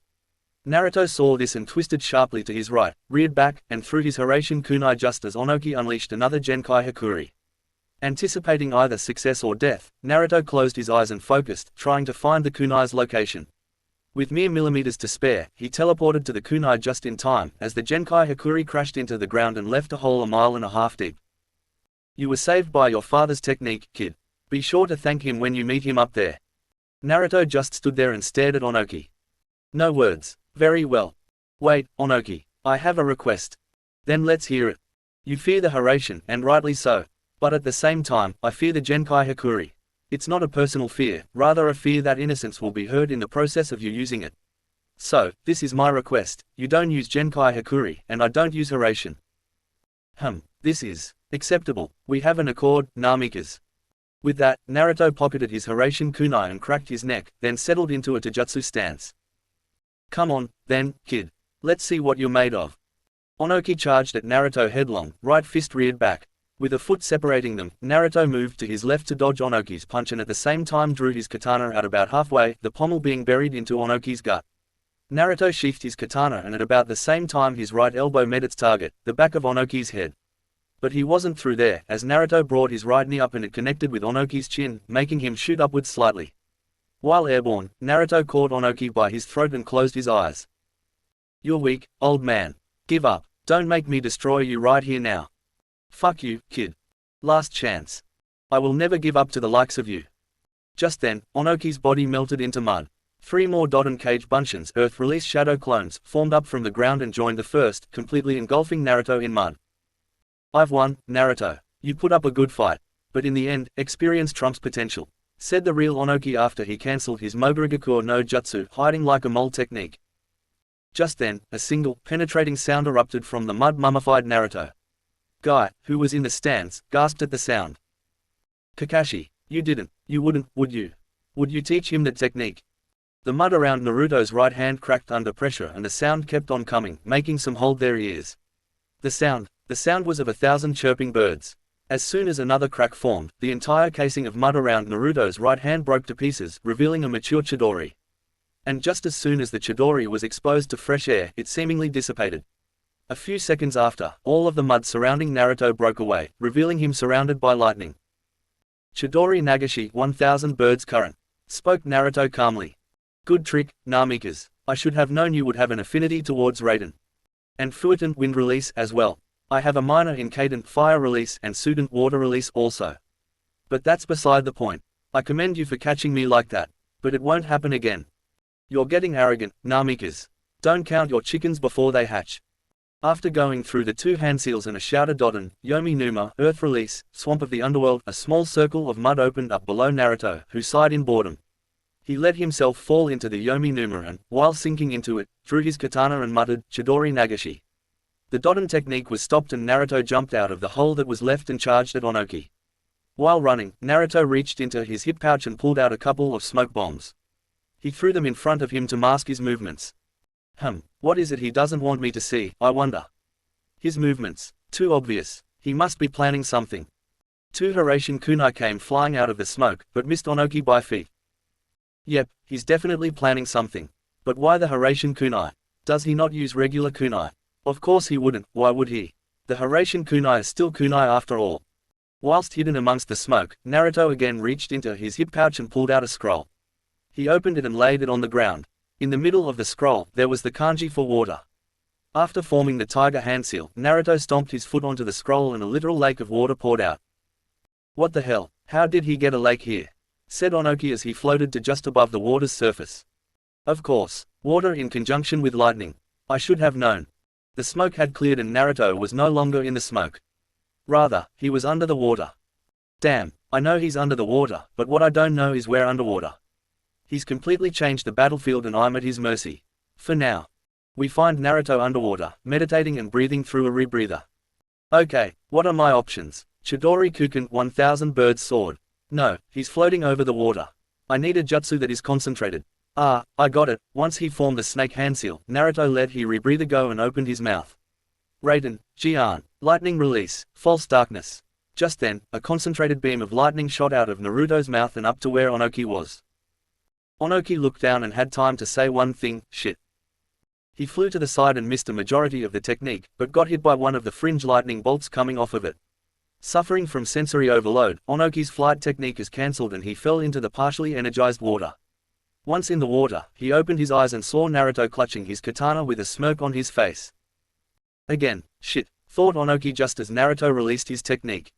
Chidori Kuken. Having no defense against the technique, Onoki braced himself and got hit by the full might of Naruto's Raiden. In the cage box. Naruto has grown. A lot, said Hiruzen. I agree with you, Hiruzen. Naruto taking on Onoki, and winning. Who would have thought, said Yagura. Magnificent, isn't he, Yagura? Asked Hiruzen. He has a surprisingly great affinity to Raiden, Hiruzen. Is just like his two-san. Said I. Hi, just like Minato, said Hiruzen. In the hospital. Yes, go, Naruto-kun, kick that old man's ass, Shanaro. Yelled Sakura at the TV. Sakura, the doctor told you to take it easy, said Kakashi. But Naruto-kun's winning, against a fucking cage. You do know that the invasion could happen at any minute, and Naruto's wasting his energy and chakra against an ally, right? Quote ellipsis. Naruto, I swear, when I get out of this hospital, we're gonna have a long talk.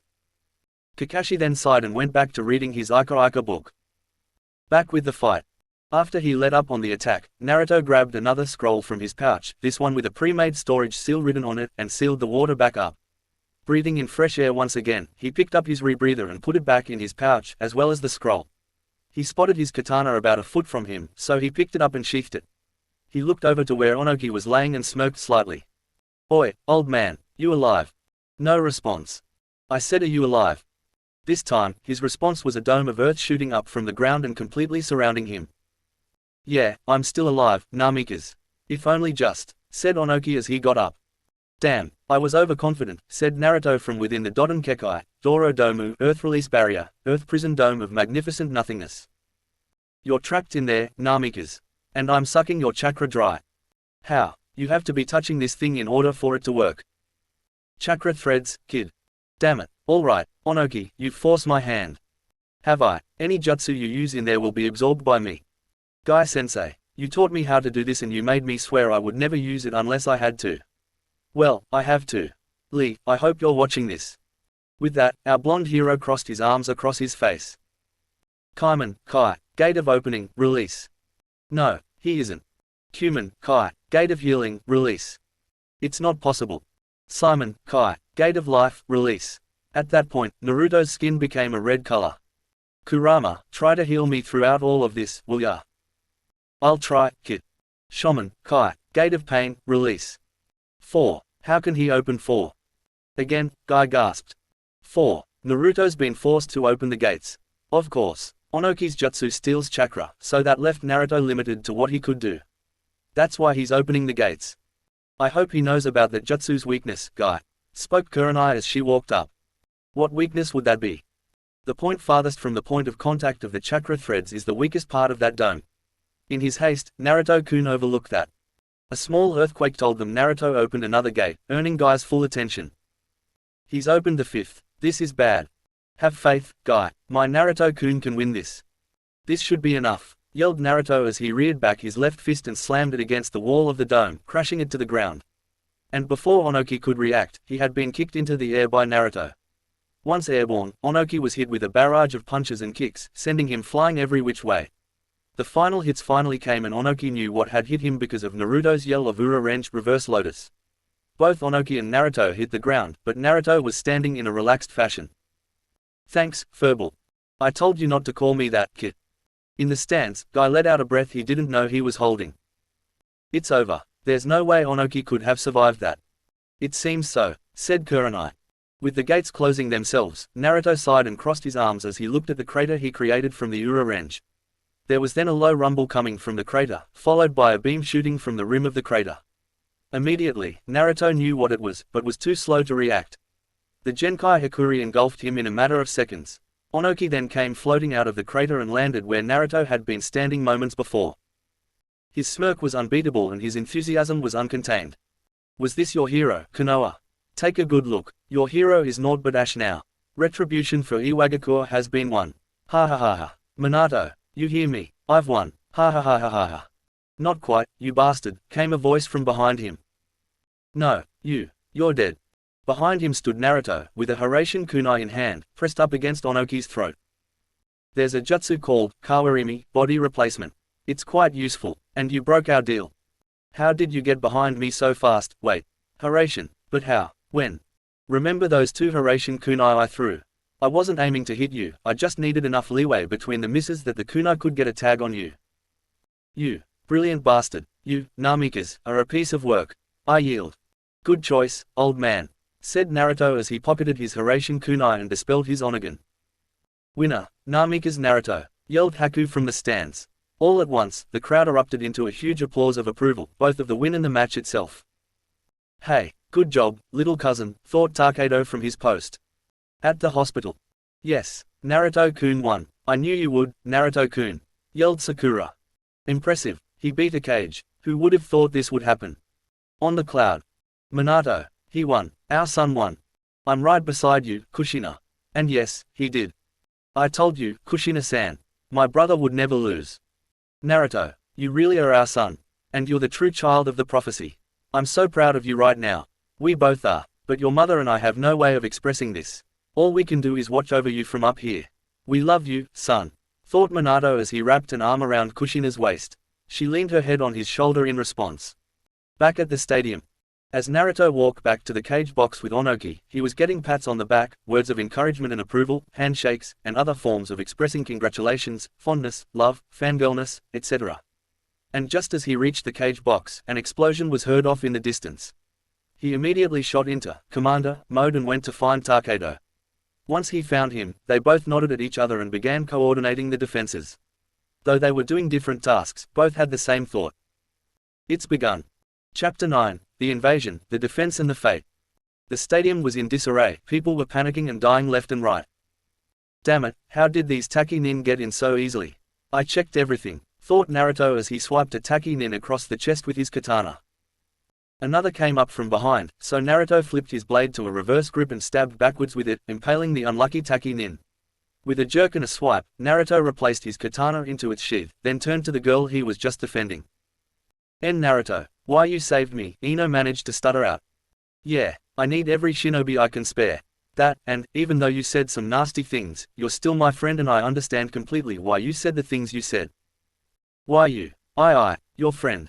Hi, you're still my friend, but this isn't the time or place to talk about such things. Ino, follow me, for I have a mission for you.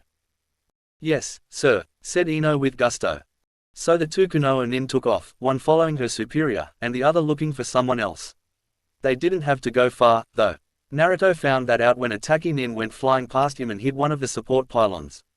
He looked towards the direction from which the dead man came flying, and there stood Hinata in her new garb.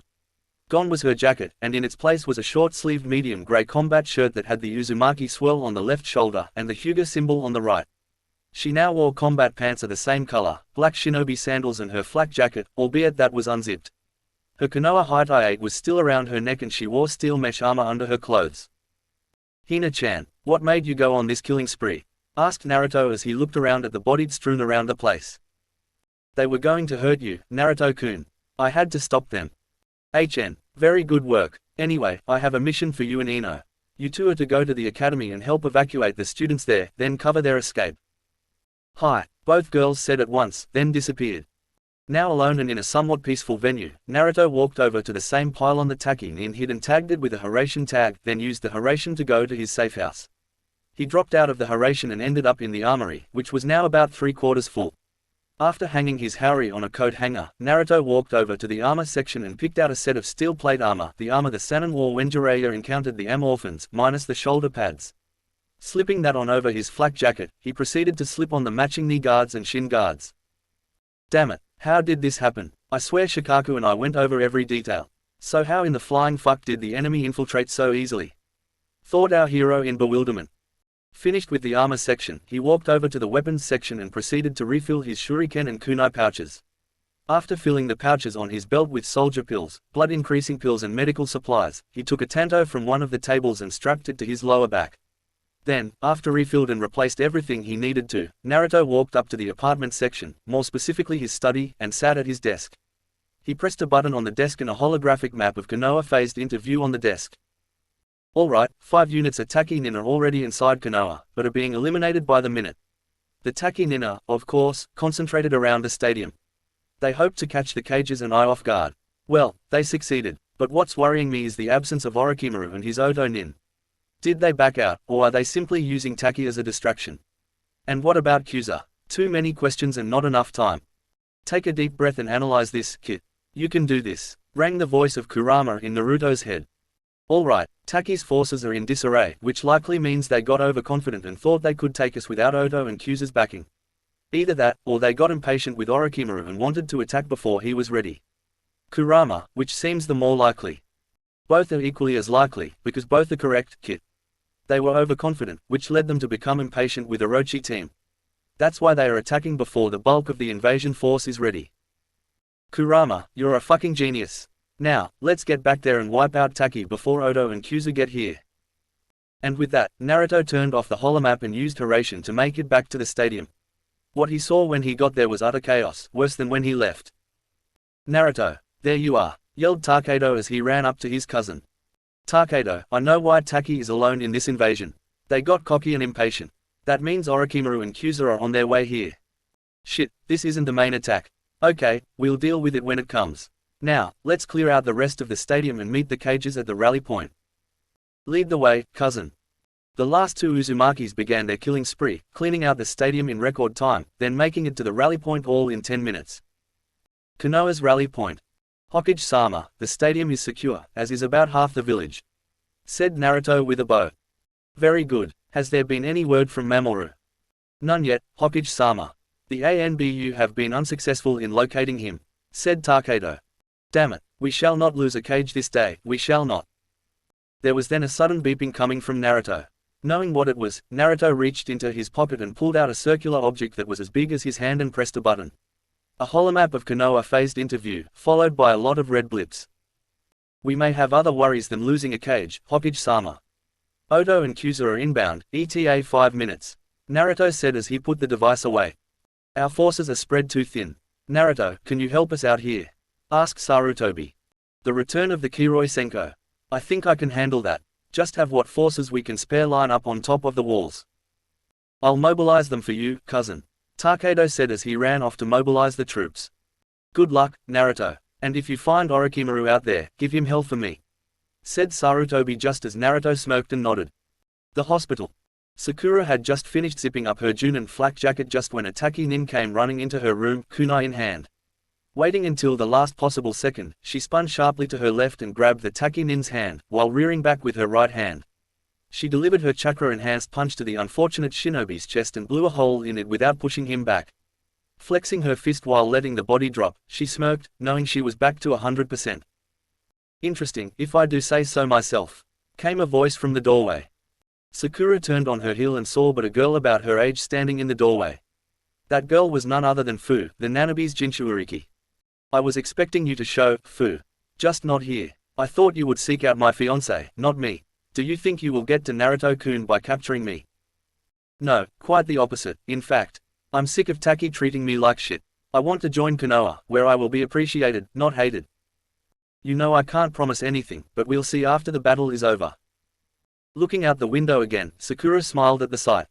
Go get, Naruto-kun, village gates. Alright, on my order, you will throw the Hiraishin kunai you have into the enemy's ranks. Then, you leave the rest to me, said Naruto, getting a resounding, hi, from everyone there. Kami, give me strength. And To-san, may you guide my hand and make my strikes true. After a few moments of peace, Naruto muttered the one word everyone was waiting for. Now. Issuing a deafening war cry, all shinobi present threw their respective Hiraishin kunai with gusto into the enemy ranks, some killing upon contact, or some missing altogether. The deed was done, though, and the invasion force's fate sealed. And everyone knew so when they saw Naruto phase from existence and into the fray, killing upwards of 50 people a second. This is just like watching the Yondaime all over again, eh, Genma? Asked Reidu. Sure is, Reidu. Who'd have thought his kid would be on the same level he was when he became Hokage? I sure wouldn't. Nobody would, Genma. No one thought my cousin had it in him. But he proved them dead wrong. He's the true heir to the Uzumaki and the Namikaze clans. I am but a placeholder for him, Takedo said, as he looked on and smiled at his cousin. Battlefield. Naruto had destroyed over half of the invasion force in little over a minute. He was slowly making his way behind the lines, but something stopped him in his place. Orochimaru, we meet again, Naruto said as he dropped out of the Hiraishin. So glad we could see each other again, Naruto-kun. Everything is going according to plan, yes. Hi, Konoha suspects nothing, and I have their loyalty. Very good. Well, not what we've crossed paths, and with your men watching, let's give 'em a show, shall we? HM. Yes, let's. Naruto said as the Onagon sprang to life and he charged at Orochimaru, who in turn, charged as well. About 2 feet away from each other, they struck out, and their attacks would have met, had they not been intercepted. I should have guessed you would interfere, Sarutobi-sensei. Snarled Orochimaru. Quote ellipsis. Naruto, stay back. I know I told you to give this snake help, but when Takedo reported in that you were going to engage by yourself, I couldn't let you do it. Hokage-sama, I'm capable. I know you are, but this isn't your fight. Stay back and let me handle this. I will not, Hokage-sama. Let me fight with you. We can take him down together. Naruto, I said. Hokage-sama, look out. It was too late, though. The katana known as the Sword of Kusanagi came flying out of the ground below Hiruzen, who barely dodged it. Hesitating because of his near-death experience, Hiruzen let down his guard, and that was all Orochimaru needed, as a Kage Bunshin shadow clone materialized behind him with another Kusanagi and drove it into Hiruzen's heart. And there stood Naruto, eyes wide, jaw to the ground. Speechless. The only thing running through his mind and his heart, at that moment, was pain, sorrow, but most of all, knowing he broke a promise to an important person in his life. And for the first time in months, a tear slid down his face as he yelled out the only thing he could say. N-O-O-O-O. Kukukuku. Goodbye, Sarutobi-sensei, said the traitor of the Sannin as the Kage Bunshin dispelled and Sarutobi's body fell into the arms of Naruto. Gigi, wake up. Come on, old man. Konoha needs you. Konohamaru needs you. And no, they don't need me. They have you. Naruto, you are the light that Konoha needs. You are its savior. You are your father's son. You grown are what I couldn't be. You are what your father tried to be. You are what Sasuke died to protect. You are the savior of this world, and you have made me so very proud. I am honored to have met you. Naruto, Sarutobi struggled to say. Gigi, stay with me. I will not lose you today. Goodbye, Naruto. I'll say hello to your father and mother when I see them. Remember, you are my light. Naruto could only watch as Sarutobi's eyes shut for the final time in his life. Laying Sarutobi's body to the ground gently, Naruto got up slowly, wiped his eyes, and shouted to the heavens. It was a shout of pure sorrow. A shout entailing loss, pain, suffering and anguish. Tilting his head down so his bangs covered his face, Naruto wept for his lost leader and mentor. But all too soon the sobs were replaced with snarls and a demonic growl. Orochi team, I have news for you, Naruto growled softly. Oh, and what news would that be, Naruto-kun? Our deal is off, Naruto yelled, lifting his head sharply and looking Orochimaru dead in his eyes. The Onigin. It's changed, thought Orochimaru. Sure enough, the Onigin had transformed. Evolved into the Stage 0 Onigin. Its shape had transformed into a dark purple triangle surrounding his pupil, with a black background and a bar protruding from the middle of each of the lines of the triangle, colored dark red. Orochimaru tried to close his eyes, but he was already trapped in the Onigin's genjutsu, paralyzed where he stood. Orochimaru of the Densetsu no Sannin, legendary 3 ninja, Namikaze Naruto, Konoha's Junin captain, hereby sentence you to death on the grounds of conspiracy, instigating an act of war, and the murder of countless innocents, including our Sandaime Hokage. Naruto said, shutting his right eye and focusing on Orochimaru with his left, and muttered 2 words. Demon's flames. Just as the words left Naruto's mouth, pure black flames erupted on Orochimaru's paralyzed body and quickly engulfed him. Naruto didn't stop there, though, as he was intent on completely destroying Orochimaru. He held out his right hand and a rasengan formed in it. You deserve no less than this, you fucking bastard. Naruto yelled as he rammed the rasengan into Orochimaru, who was still burning from the demon's flames. The strain on Orochimaru's body was too much, so it did what all things do under extreme pressure, break. Orochimaru was cleaved in half by the rasengan, and his remains were still burning. In short, the death of the traitor Sannin was complete. Bleeding, tired, sweaty and sad, Naruto walked over to Sarutobi's body and picked it up, not worrying about the retreating enemy force, or the fact that he was crying tears of blood thanks to the demon's flames. He sullenly walked back to Konoha and was greeted by a still-standing village and a crowd of people, shinobi and civilian alike, ready and willing to mourn their past leader. Chapter 10. Changes, Discoveries, and Promotions. As Naruto walked through the streets of Konoha with their past leader in his arms, a procession of shinobi had formed 2 lines behind him, acting as an honor guard for the transportation of the third's body to the Hokage's mansion. The mood was melancholy and somber. Hell, how could it not be? Upon reaching the Hokage's mansion, Naruto turned and addressed the honor guard. No one is to get in without express permission from either myself, Takedo, or Shikaku. Everyone, even the ANBU, nodded their heads and issued a soft, hi, then posted up around the mansion, 3 ANBU at the entrance gate, 2 ANBU at the main door, a mix of ANBU and Junin on the walls, and a full squad of ANBU on top of the tower, plus the guard inside the tower. Naruto began walking again, and was led in by the 2 ANBU standing by the door. Inside the mansion, Hokage's office. After dropping Sarutobi's body off in one of the side offices, as per Shikaku's request, Naruto had wandered into the Hokage's office and was now sitting in the chair, with his head resting in his right palm, and 2 guests inside the room with him. You couldn't have done anything, Naruto. You didn't know what was going to happen. Spoke the first person, Uchiha Itachi. Quote ellipsis. I did. What do you mean, Naruto? Asked Jiraiya. These eyes of mine, the Onigin. They made me see what was going to happen. I saw that it was going to happen, yet I did nothing. I stood there and let it happen. That's the thing about some dujutsu, Naruto. I had the same problem with my Sharingan. I saw a comrade's death, yet I didn't prevent it. It haunted me just like it's doing to you at this very moment. But you know what? Someone I cared about told me this. The problem with dujutsu is sometimes you see things you don't want to see. That's the curse that comes with the power of having a dujutsu of the Sharingan's caliber. However, the way you deal with it is another thing entirely. You can let the reality of war haunt you until the day you die, or you can embrace the power of your dujutsu and use it to prevent any more lives from being wasted. It's in your hands, and I shall let you decide. Do you know who that person was, Naruto? Asked Itachi, who got his answer from Naruto in the form of a negative shake of the head. Hey, it was my father who told me that. It was after the first time I saw a comrade die. It was the first time I saw that a comrade was going to die, yet I didn't prevent it. I was in your shoes once, Naruto, and I know your pain all too well. My advice is the same advice my Two-san gave to me, embrace the Onigin's power and use it to prevent needless deaths. By doing that, you shall make Sarutobi proud. But I let the Hokage die. The Hokage, if I would have, and should have, acted, he would still be alive. Yelled Naruto. You don't know that, Naruto. Said Itachi calmly. He's right, Naruto. Sarutobi-sensei was getting up there in age. Maybe he went into that battle knowing he was gonna die. Maybe he died so that he could give future generations the chance to lead. Or maybe he died to protect you. Maybe he shielded you from that attack and put himself out there as a bigger target than you. But why would he do that? Asked Naruto, almost incredulously. Because to him, you were Konoha's future. Without you, Konoha would crumble. That's what he believed, and he died for his beliefs. He died for you, kid. And he wouldn't want to see you in this state. Especially if you're sitting in the Hokage's chair. Said Jiraiya, smirking slightly at the end. Before Naruto could respond, Shikaku entered. Sorry to interrupt, but there's an emergency council meeting. All clan heads and higher-ups are to attend. We're electing a new Hokage. Already. Can't we wait until the funeral's over with? Asked Jiraiya. That's what everyone else is saying. I think we can postpone the meeting until after the funeral, but it was Koharu and Homura who called this meeting.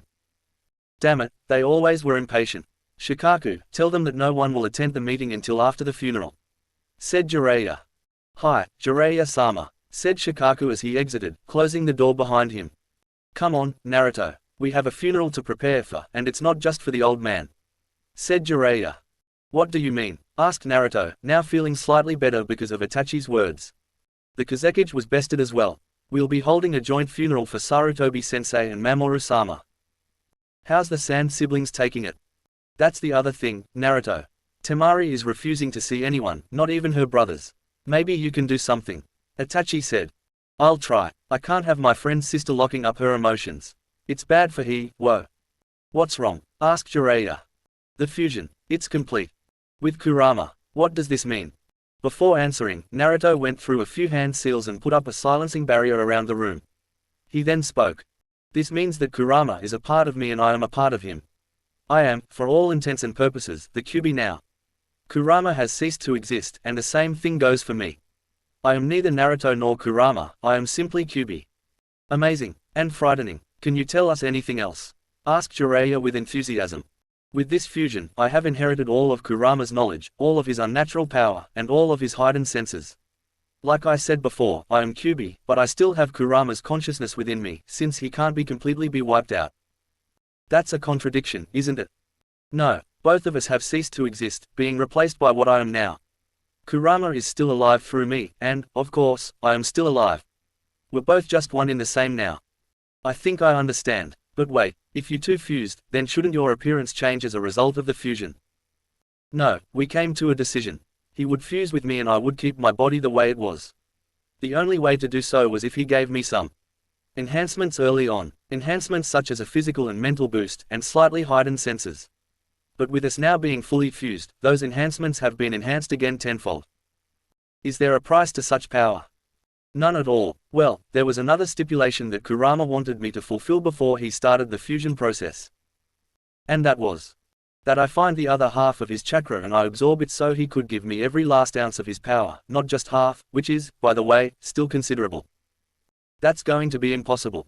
Your two Sand sealed the other half up with the Shiki Fujin, Dead Demon's consuming seal. Recovering it will be impossible. Not that impossible, actually, said Naruto as he stood up and the Onigan sprang to life in the Stage 0 form. With his Dujutsu active, he clapped his hands together in a prayer motion and spoke. Oni Kuchiyos, Shinigami, Demon Summoning, Death God. As those words escaped Naruto's mouth, the Shinigami himself appeared behind the blonde. What is it you wish of me, Naruto? Asked the Shinigami in a very dark voice. Think the Black Door's voice in Skyrim. I wish to request you give me the yin half of Kurama's chakra. That is quite hefty. I shall require something in return. Will the soul of Kano be sufficient?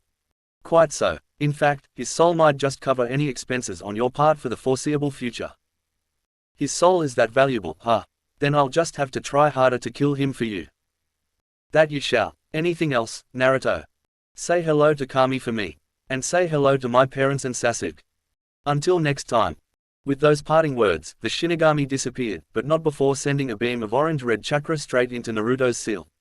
Jiraiya and Itachi were frozen in place because of what they saw and because of what they are now seeing. A kid 13 years of age had just bargained with the Shinigami himself, and not just that, but was successfully absorbing the other half of the Kyuubi's chakra with no ill effects. They were completely powerless in this situation and both of them knew it. Naruto, on the other hand, had been picked up about 2.5 feet off of the ground and was floating there, taking in the rest of Kurama's chakra. Inside his mind, there were flashes. Premonitions of things yet to come. Among these, he saw disturbing things, frightening things that shook him to his core. The visions were unwelcome ones, yet he hadn't gotten to the worst of them yet. When he did, Kurama was about to quit the absorption process when Naruto's voice interrupted him and gave Itachi and Jiraiya a whole new meaning of fear. No, I will not lose her, screamed our blonde hero in a deep demonic voice just as the absorption process finished. He fell to his feet and was radiating pure black, evil chakra. His eyes were glowing red and his hair had changed color from blonde to a deep, almost blood, red. From that day forth, my body changed and a voice echoed, power. Give me more power. And if I become a demon, so be it. I will endure the exile. Anything to protect her, said Naruto cryptically. And as soon as this unknown form appeared, it disappeared, changing Naruto back to his normal human appearance. He fell back and the chair caught him. Jiraiya ran over to Naruto and began to shake him to wake him up. Naruto, come on, kid, wake up. Ha, rasengan, did it work? You tell me, I just saw you absorb the Kyuubi's yin chakra, then you just erupted, saying you would become a demon to save her. Was that you talking or was it the yin chakra of the fox? That was all me. I saw something, rasengan. I saw. Before Naruto could finish his sentence, there was another knock at the door. Dropping the silencing barrier, Naruto motioned for Itachi to open the door, which he did. Jiraiya-sama, Koharu and Homura have agreed to wait until the funeral is over. Also, Sabaku no Gaara and Kankuro have requested Naruto visit their sister. Thank you, Shikaku. Naruto, you'd better get on this. If it's bad enough that both Gaara and Kankuro want you to speak to Temari, it's worth checking out. I was planning on doing so anyway. And Itachi, thank you for the words of wisdom. It helped me a lot. It's nothing, Naruto. Just looking out for my foster brother. Naruto chuckled at the older Uchiha, then used the Shunshin no Jutsu body flicker technique to directly to the compound Gaara and his two siblings were staying at. He was immediately greeted by two Suna Anbu. Lord Gaara and Lord Kankuro have been expecting you, Naruto-san. One Anbu said. Take me to them. As you wish. The two Anbu then escorted Naruto into the compound and up to the second floor, where Kankuro relieved the Anbu and took charge of Naruto himself. I'm glad you could come. Temari's not being cooperative and she's barricaded herself into her room. She won't listen to either myself or Gaara and she's threatening to kill herself if we even try to get in. She cared about your father that much. If she did, I didn't know it. All I want is for her to at least come out. As do I, Kankuro. As do I. Once at the door to Temari's room, Naruto met Gaara, who was leaning against a wall with his arms crossed. The only thing different about him was that his love tattoo was gone, replaced by the kanji for protect. Alright, Gaara. Naruto's here, so let him take over for now, spoke Kankuro. Hi, and Naruto, do your best because I don't want to bury two family members. I will, Gaara, don't worry. Stepping up to the door, Naruto knocked gently.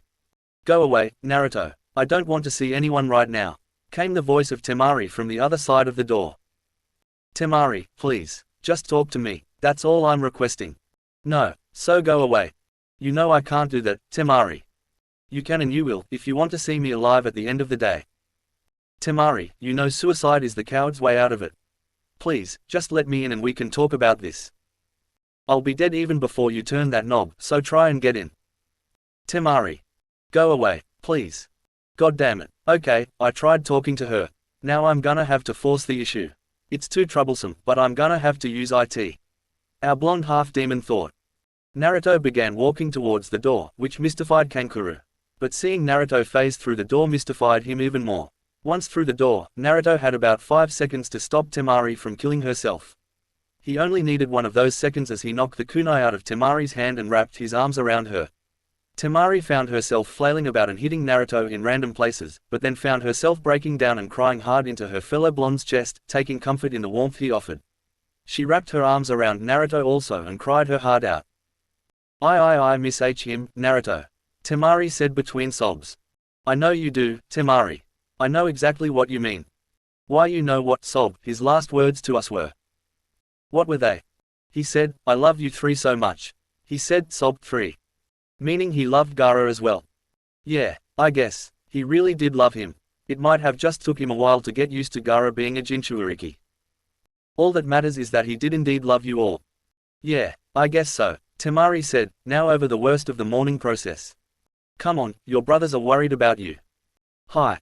Helping Temari off of her bed and wrapping an arm over her shoulders for her to lean on him, Naruto opened the door and led Temari into the living room that was just outside her room. Temari, you're alright, yelled Kankuro as he ran up to help his sister. Thanks to my savior here, I am, Temari said, smiling brightly at Naruto. We can never repay you, Namikaze Naruto. First you help our younger brother by replacing his seal, then you save our sister from depression and possible suicide. We are in your debt, Kankuro said as he bowed deeply to Naruto.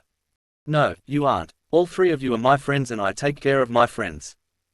Still, we are in your debt. If you need us for anything, don't hesitate to give us a call.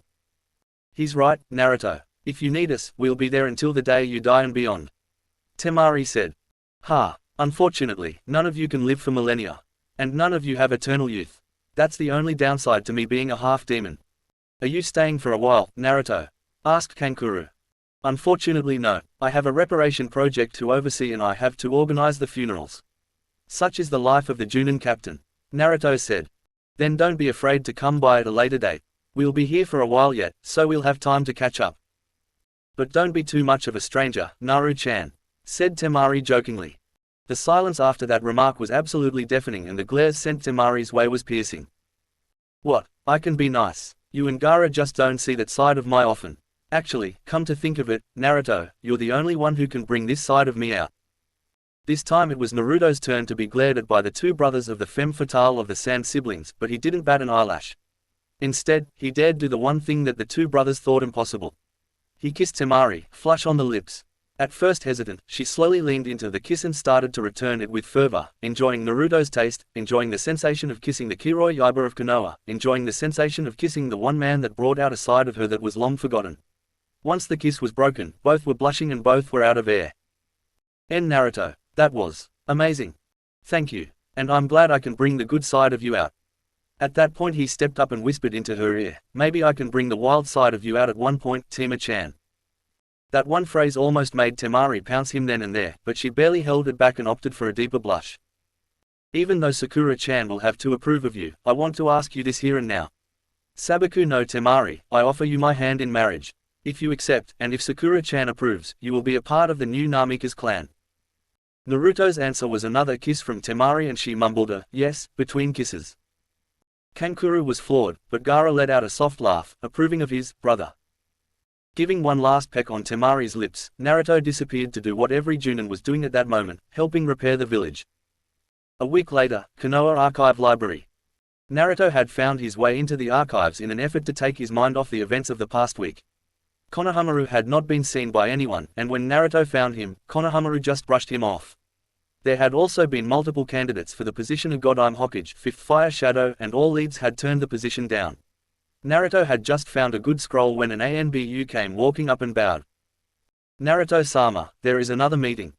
Thank you for informing me, Naruto said as he put the scroll back and used the shunshin to appear in the council chambers. Once there, he took his usual seat.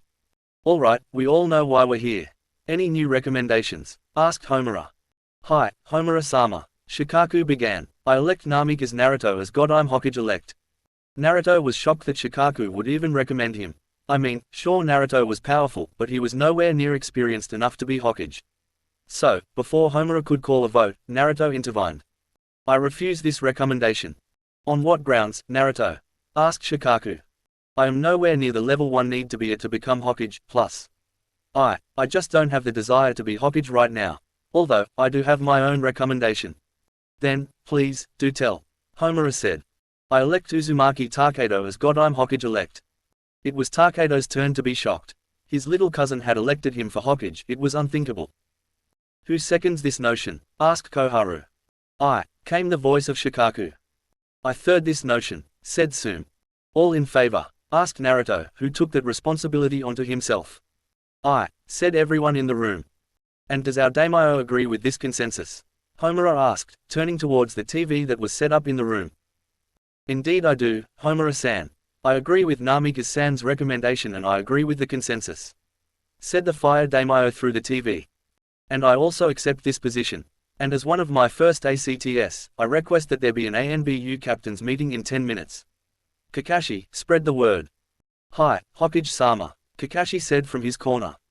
Getting the picture, everyone started to leave, but Takedo had something else to say. Naruto, you wait outside. Hi, Hokage-sama. I'm still your cousin, Naruto, so it's still Takedo to you. Yeah, just remember who got you to this position. Fuck you, kid, Takedo said playfully. Like I told Onoki, I don't swing that way, Naruto said before walking out and taking a seat outside of the chambers. 5 minutes went by and he watched all 6 of the Junin captains, including Kakashi and Itachi, file into the chambers. Inside the chambers. As you all know, I have become the Godime Hokage. The objectives of this meeting are as follows: find a suitable replacement for the ANBU commander, seeing as I have become Hokage, and to find a suitable replacement for the person we promote to commander. So, any recommendations for the commander spot? Asked Takedo. I elect Uchiha Itachi as ANBU commander, said one random captain. Who seconds this notion? Asked Takedo. I, said Kakashi without hesitation. All in favor? Asked Takedo, who got a resounding aye from the group. Then I accept, Itachi said. Now, any recommendations for the open captain spot? Asked Takedo. I recommend Namikaze Naruto, said Kakashi, again without hesitation. Takedo didn't even have to ask, as he got another resounding aye from the group of ANBU. Very well, Kakashi, go let him in, Takedo said, to which Kakashi complied and let Naruto in. Takedo, what did you need me for? Naruto, I have good news. You're being promoted to ANBU. You're a captain, Naruto. Yes, seriously. Yep, you said earlier that you don't have the experience to be the Hokage, but everyone here thinks you have the experience to be a captain. Understand that this rank is not given lightly, and we hardly ever have a consensus when it comes to promoting captains. But with you we had a full consensus. Everyone here wants to see you as an ANBU captain. With that being said, do you accept? Of course I accept. If everyone here has confidence in me, then I won't disappoint any of you. Then welcome to the Brotherhood, Namikaze Teiko. Teiko means captain. Itachi said. Chapter 11, Reunion and Revealed Secrets. It'll be 3 years tomorrow. 3 whole years since your death. Sasuke, spoke our favorite blonde shinobi, who was decked head to toe in ANBU gear, a kitsune fox mask strapped to his belt and his sword strapped to his back. Naruto had grown an inch or two in the 3 years since his promotion to ANBU Teiko and was now a little bit more defined. He was now 16 and he was loving every minute of it. Rest easy, brother. Kano will die, this I assure you. And one more thing, keep my 2-san father and Ka-san mother company, and tell them I love them. Goodbye for now, Sasuke, spoke Naruto again as he put a hand on top of Sasuke's gravestone and gave it a pat just before dropping into the Hiraishin. Once Naruto was gone, the visage of Sasuke materialized in front of the grave. You idiot, going so far just for me. I don't deserve it, Naruto. I pray you don't stay the course on this one. You won't like what you find at the end, said Sasuke's spectre as he turned around to look at the rising sun. The court, Kami's throne. So, how's Naruto doing so far, Shinigami? Asked Kami. Exceptional, he has mastered the Onagon and has mastered all of his demonic powers. He still has a ways to go before he can match Kano, however. Spoke the Shinigami. Kano, damn him, I hope Naruto can measure up. I mean he does want your job after all. He shall never gain my position. True that he is a half-demon like Naruto is, but his golden age has passed long ago. Naruto on the other hand is fresh and is just as powerful as Kano was at his age. Do you think Naruto can pull it off? Absolutely. I can see the potential in him and he has more than Kano ever did. You speak highly of Naruto more than you do your own son. Kano is not my son. He's illegitimate and an accident. Poor judgment on my part is what created him and I will not make the same mistake again. Then what about that Namikaze woman? Kano's mother, what about her? She's gone, that's all there is to it. No remorse, that's just like you, Shinigami. Still, in order to help Naruto with his plight, I want you to do something. And that is, bring back Namikaze Minato. In order to do this, I need your full cooperation. Throwing the rule book out the window are we? In this case, fuck the rules. We need Kano dead and we need Naruto to win. Help me bring back the Kiroi Senko, Yellow Flash. As you command. With those words, the Shinigami went on to carry out his orders. The court, District 2. Kushina collapsed onto the bed, heaving for air, and her D-cups bouncing as a result. Minato tended to have that effect on her, especially after activities such as these. After regaining her breath, she scooted over and planted a kiss on her husband's cheek. Even in death, you still wear me out, Minato-kun, spoke the Uzumaki girl. Minato smiled, and was about to respond, when a knock was heard at their door. I'll get it, came the voice of a man. Thanks, Obito, Minato yelled back. Obito opened up the door, which revealed the Shinigami. Hello, Obito. Is your sensei home? Asked the death god. Obito, Kami bless him, thought himself underdressed for the visitation of a god. He had just gotten up from a very good night's sleep not 30 minutes ago, so he was naturally still wearing his pajamas. Though it was more than a decade after his death, he still retained his Naruto-like features, and he had regained his eye, because, let's face it, death changes a lot of things. Yes, of course, Shinigami-sama. Sensei, Shinigami's here. I'll be down in a minute, came Minato's voice. Please, make yourself comfortable, Obito said, ushering the Shinigami in while taking in his appearance. Whereas he looked like a true demon in the world of the living, he looked like a regular person in the court. White spiky hair, black eyes, a 5 o'clock shadow and was slightly tan. He had fangs and his fingernails were claws. His attire consisted of a pure black sleeveless muscle shirt, black baggy cargo pants, black steel-toed boots, armored gauntlets and a red scarf that was wrapped loosely around his neck and trailed behind him about 1.5 feet. The only weapon he had was a beautifully crafted tanto, which was strapped horizontally to his lower back. "Thank you, Obito. I think I'll do that," said Shinigami as he walked in and took a seat on a couch.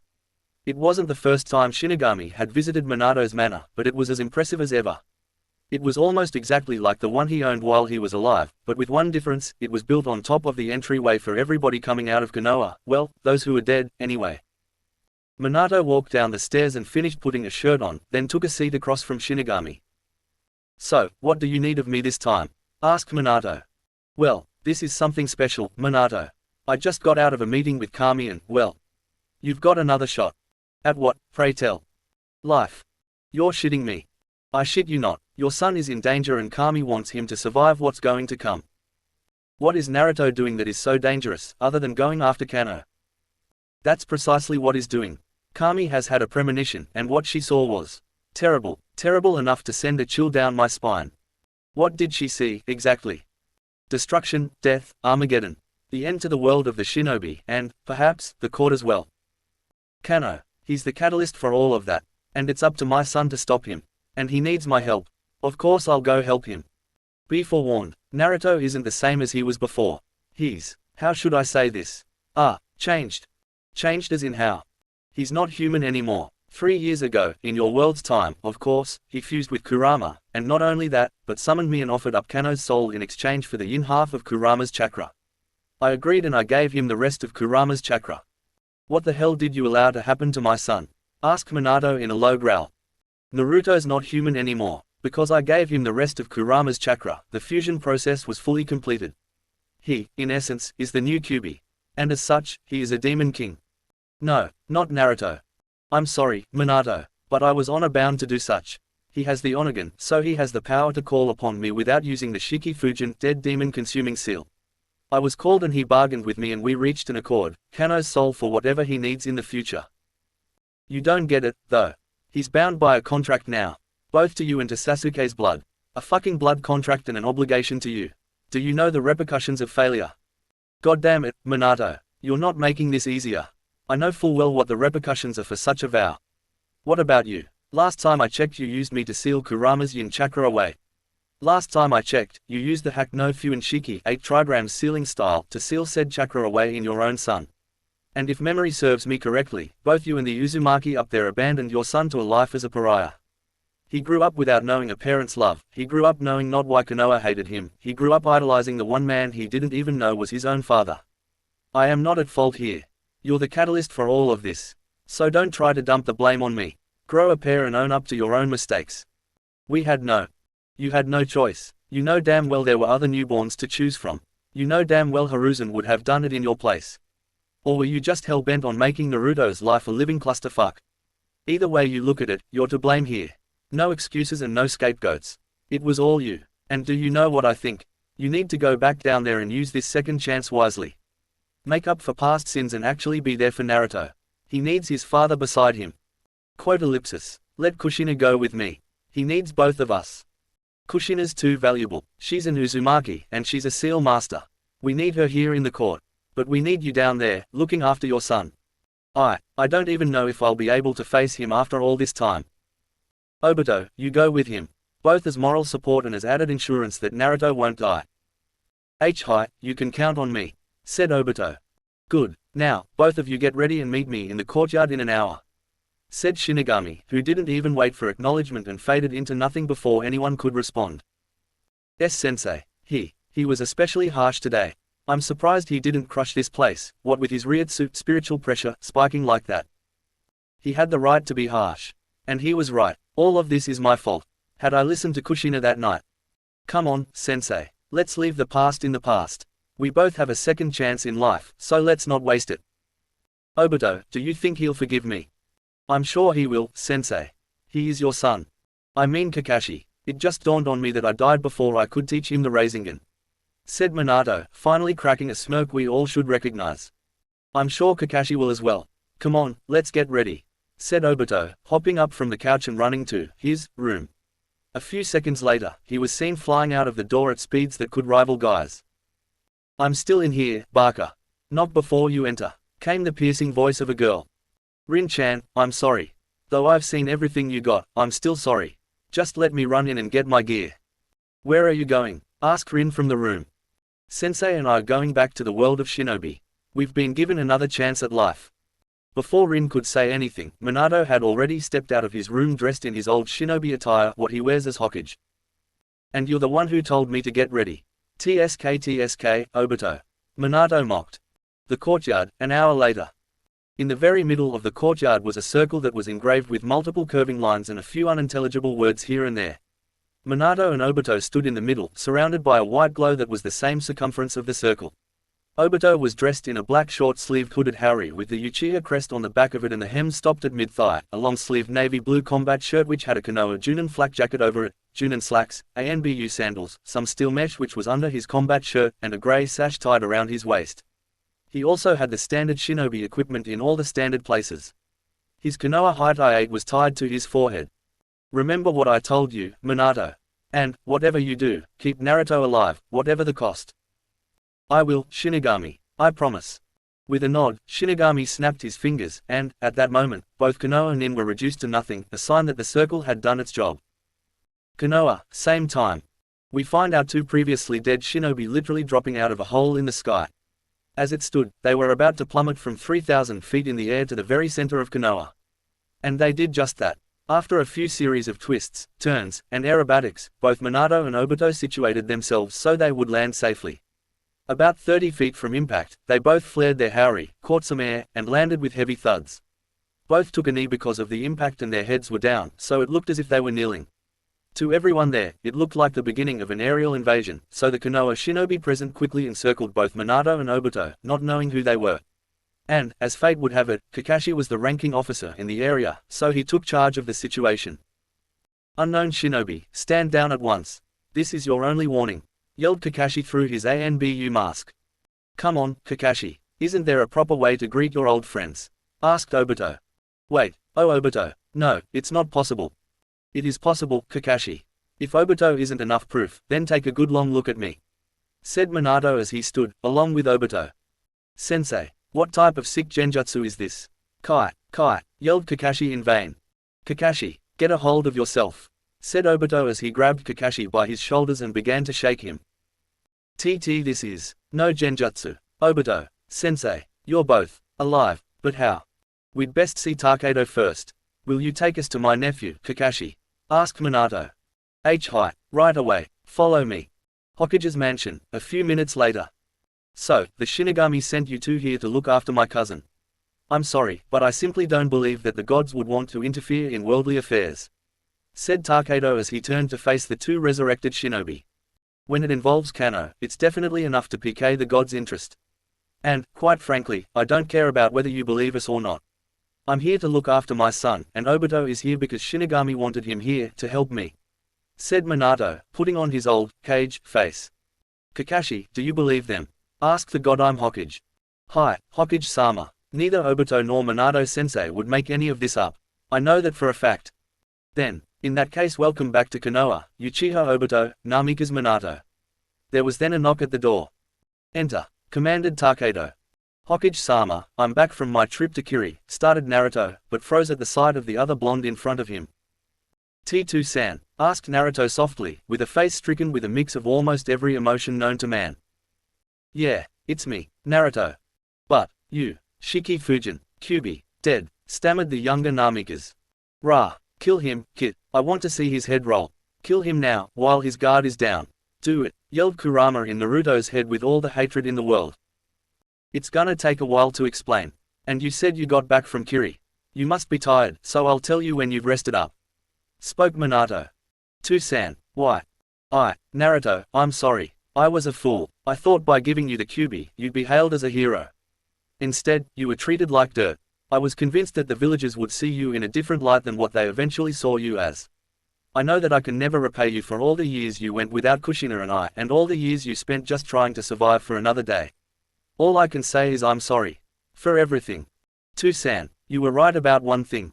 Konoha views me as a hero now, but not because of what you did and not because of Kurama. But because of me. I worked for what I am now, though I did have some help from Kurama and others. They just guided me down the path I needed to take, and it was up to me to follow that path. So you see, I am Konoha's hero, I am its knight, I am the Konoha no Kiroi Yaiba. And I am your son. Naruto said, shocking Minato at the last part. Naruto, you. I don't blame you, Tsu-san. In fact, I had forgiven you a long time ago. And as to why you're here, I know Kami sent you and Obito here to help me against Kano. Shinigami came to me and told me that he and Kami sent 2 people to help me, though he was mum on who they were. Now I know, and I must say, it's good to have my dad at my side. Everybody in the room was smiling by this point, and only 2 people in the room were crying. And they were the only 2 Namikas in the room. Naruto, you have definitely become a splendid ninja. And you have become a shinobi more powerful than I could ever hope to be. You are the hero Konoha deserves. You are my only son and I am proud to call you such. Both Namikazes smiled and wiped their tears, glad that both understood. Naruto, you and Kakashi can have the rest of the day off. I can tell that there's a lot of catching up that needs to be done. Said Takedo. Sensei, you have your time with your son. Obito and I will catch up with you 2 later. Said Kakashi. Let me guess. You want to know how I got my eye back, right? Asked Obito, as he and Kakashi carried the conversation out of the Hokage's office. Naruto and Minato simply shunshined out, headed for the Namika's mansion. Namika's compound, a few minutes later.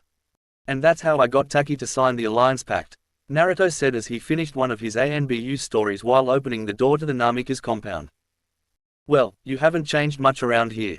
The leather recliners are new, and I don't remember this carpet being this color, but other than that, it's about the same way your mum and I left it. Said the older Namikas as he sat in one of the recliners and got comfortable. Naruto sat in the one across from him. So, tell me about your wives. Naruto's mood immediately darkened at the mention of his wives. I had 6 wives originally. But I'm down to 5 now. What happened? 2 died, Kurenai and Hinna. Kurenai died on an S-rank mission and Hinna. She's assumed dead because she got captured shortly after I got promoted to ANBU captain. I was absolutely devastated, but, well, Dad, you're gonna flip. You know Hyuga Hinata. Naruto got a positive nod. Well, we got married, as well as Sakura, Temari, Anko, and Haku. Wait, you got married to Hayashi's oldest girl. And Anko, son, I must congratulate you. But, did Hinata replacing Kurenai and Hinna upset anyone? All of us were bitter and sad about their deaths, but at the same time we understood that we had to move on. And sure, I'm still sad about their deaths, but Hinata stepped right in and filled the hole that they left. I love her, Dad. I love all of them. Speaking of which, where are they? Temari's in Suna, visiting her brothers. Anko's down at the interrogation center, working on some of her subjects. Haku's at the training field. Hinata is helping her younger sister train in the Hyuga's Juken style of Taijutsu. And Sakura is somewhere around here. Sakura-chan, you here? Upstairs, Naruto. Came Sakura's voice from upstairs. Sakura, there's someone I want you to meet. Someone very special. Be down in a minute. So, let me get this straight. You're married to a Hyuga princess, the oldest daughter of the Yondaime Kazekage, one of Orochimaru's past students, an ex-Kiri Nuke Nin, and the girl that was supposed to inherit the Haruno name. Hey, you've done good, son. Just wait until Sakura gets down here. We have a surprise for you. And as if on cue, Sakura started walking down the steps and met Naruto and Minato at the base of the staircase. She had matured into a beauty in the past 3 years. Her hair was still short, but her irises had taken on a more pure green color, so it looked as if she really did have emerald eyes. Her rack now measured out at a CC cup and she was now about an inch or 2 shorter than Naruto. Her new attire consisted of a dark red sleeveless muscle shirt that stopped about 2.5 inches above her belly button and which hugged her curves perfectly, a black combat skirt that stopped about knee-high, steel mesh on both of her elbows, a steel mesh piece on her left knee, ANBU sandals, and her hide-8 sat atop her head like it is in Shippuden. On her waist was a downsized utility belt that instead of having multiple pouches, it only had a few. Her gloves sat in one of the pouches, as did her kunai and shuriken. A couple of scrolls sat on either side of her belt. The only thing missing was her sword. Upon seeing Minato, she froze much like Naruto did. Naruto-kun, is that a ghost? No. Then is it a genjutsu? No. Is he real? Yes. Sakura-chan, I'd like you to meet my father and our Yondaime Hokage, Namikaze Minato. It's an incredible honor to meet you, Hokage-sama, said our 16-year-old Pinkett as she bowed. Please, don't bow, and if anything, it's an honor to meet you, Sakura-san. Now, Naruto said something about a surprise. What exactly is this surprise? Asked the older Namikas. Well, no doubt you heard from Shinigami that I am a half-demon and a demon king. What he didn't tell you is that I have chosen my queen. That queen is Sakura. Sakura-chan, if you would. Getting Naruto's message, Sakura pulled back the collar of her muscle shirt so that her neck was showing. There sat an image, the kanji for demon. With me marking her as my queen, she gained some advantages. Most prominent of which is her being a half-demon like me.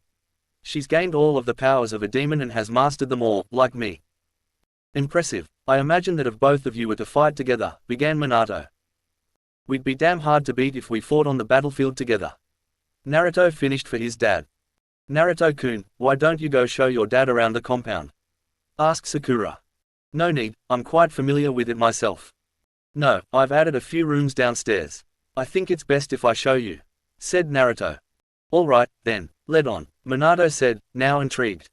Naruto led his dad all the way down to the vault room, where Minato saw a door that wasn't there while he was alive. Walking up to the door, Naruto bit his right thumb and swiped some blood across the doorknob. The knob flashed red a few times before settling down once more. Naruto then opened the door. Blood seals are a wonderful thing, Naruto mused before walking into the room.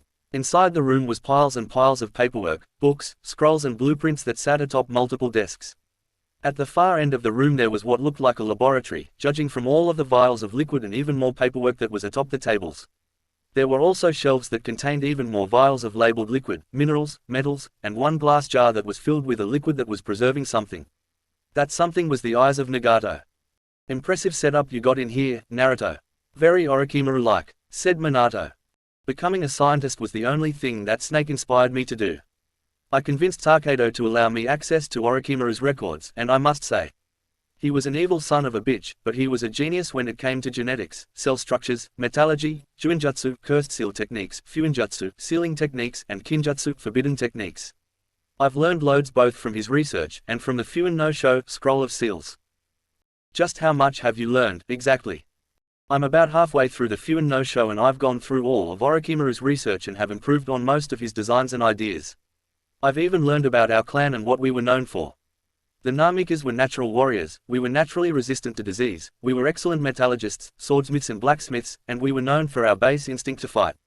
War was in our blood and we lived it. We were good at it, we enjoyed it, and we made some of the best assassins and killers the world had ever known. Couple that with our legendary steel, then you have yourself a damn good warrior. So, you've mastered the art of making Namika's steel. I've not just mastered it, I've perfected it. I've actually already made a new katana. I've combined chakra steel and the steel found in Orochimaru's Kusanagi to make an almost unbreakable and durable katana that can effectively channel either my Raiden chakra or my Fuiten chakra. Can I see it? Nodding, Naruto reached up and unsheathed his katana from his back. It was definitely a beauty. Its hilt was wrapped in white silk and it had black gray skin under the wrapping. The guard was black and was circular with the image of a dragon etched into it. The sheath was black as well, with the carving of a dragon on one side and a carving of a wolf on the other.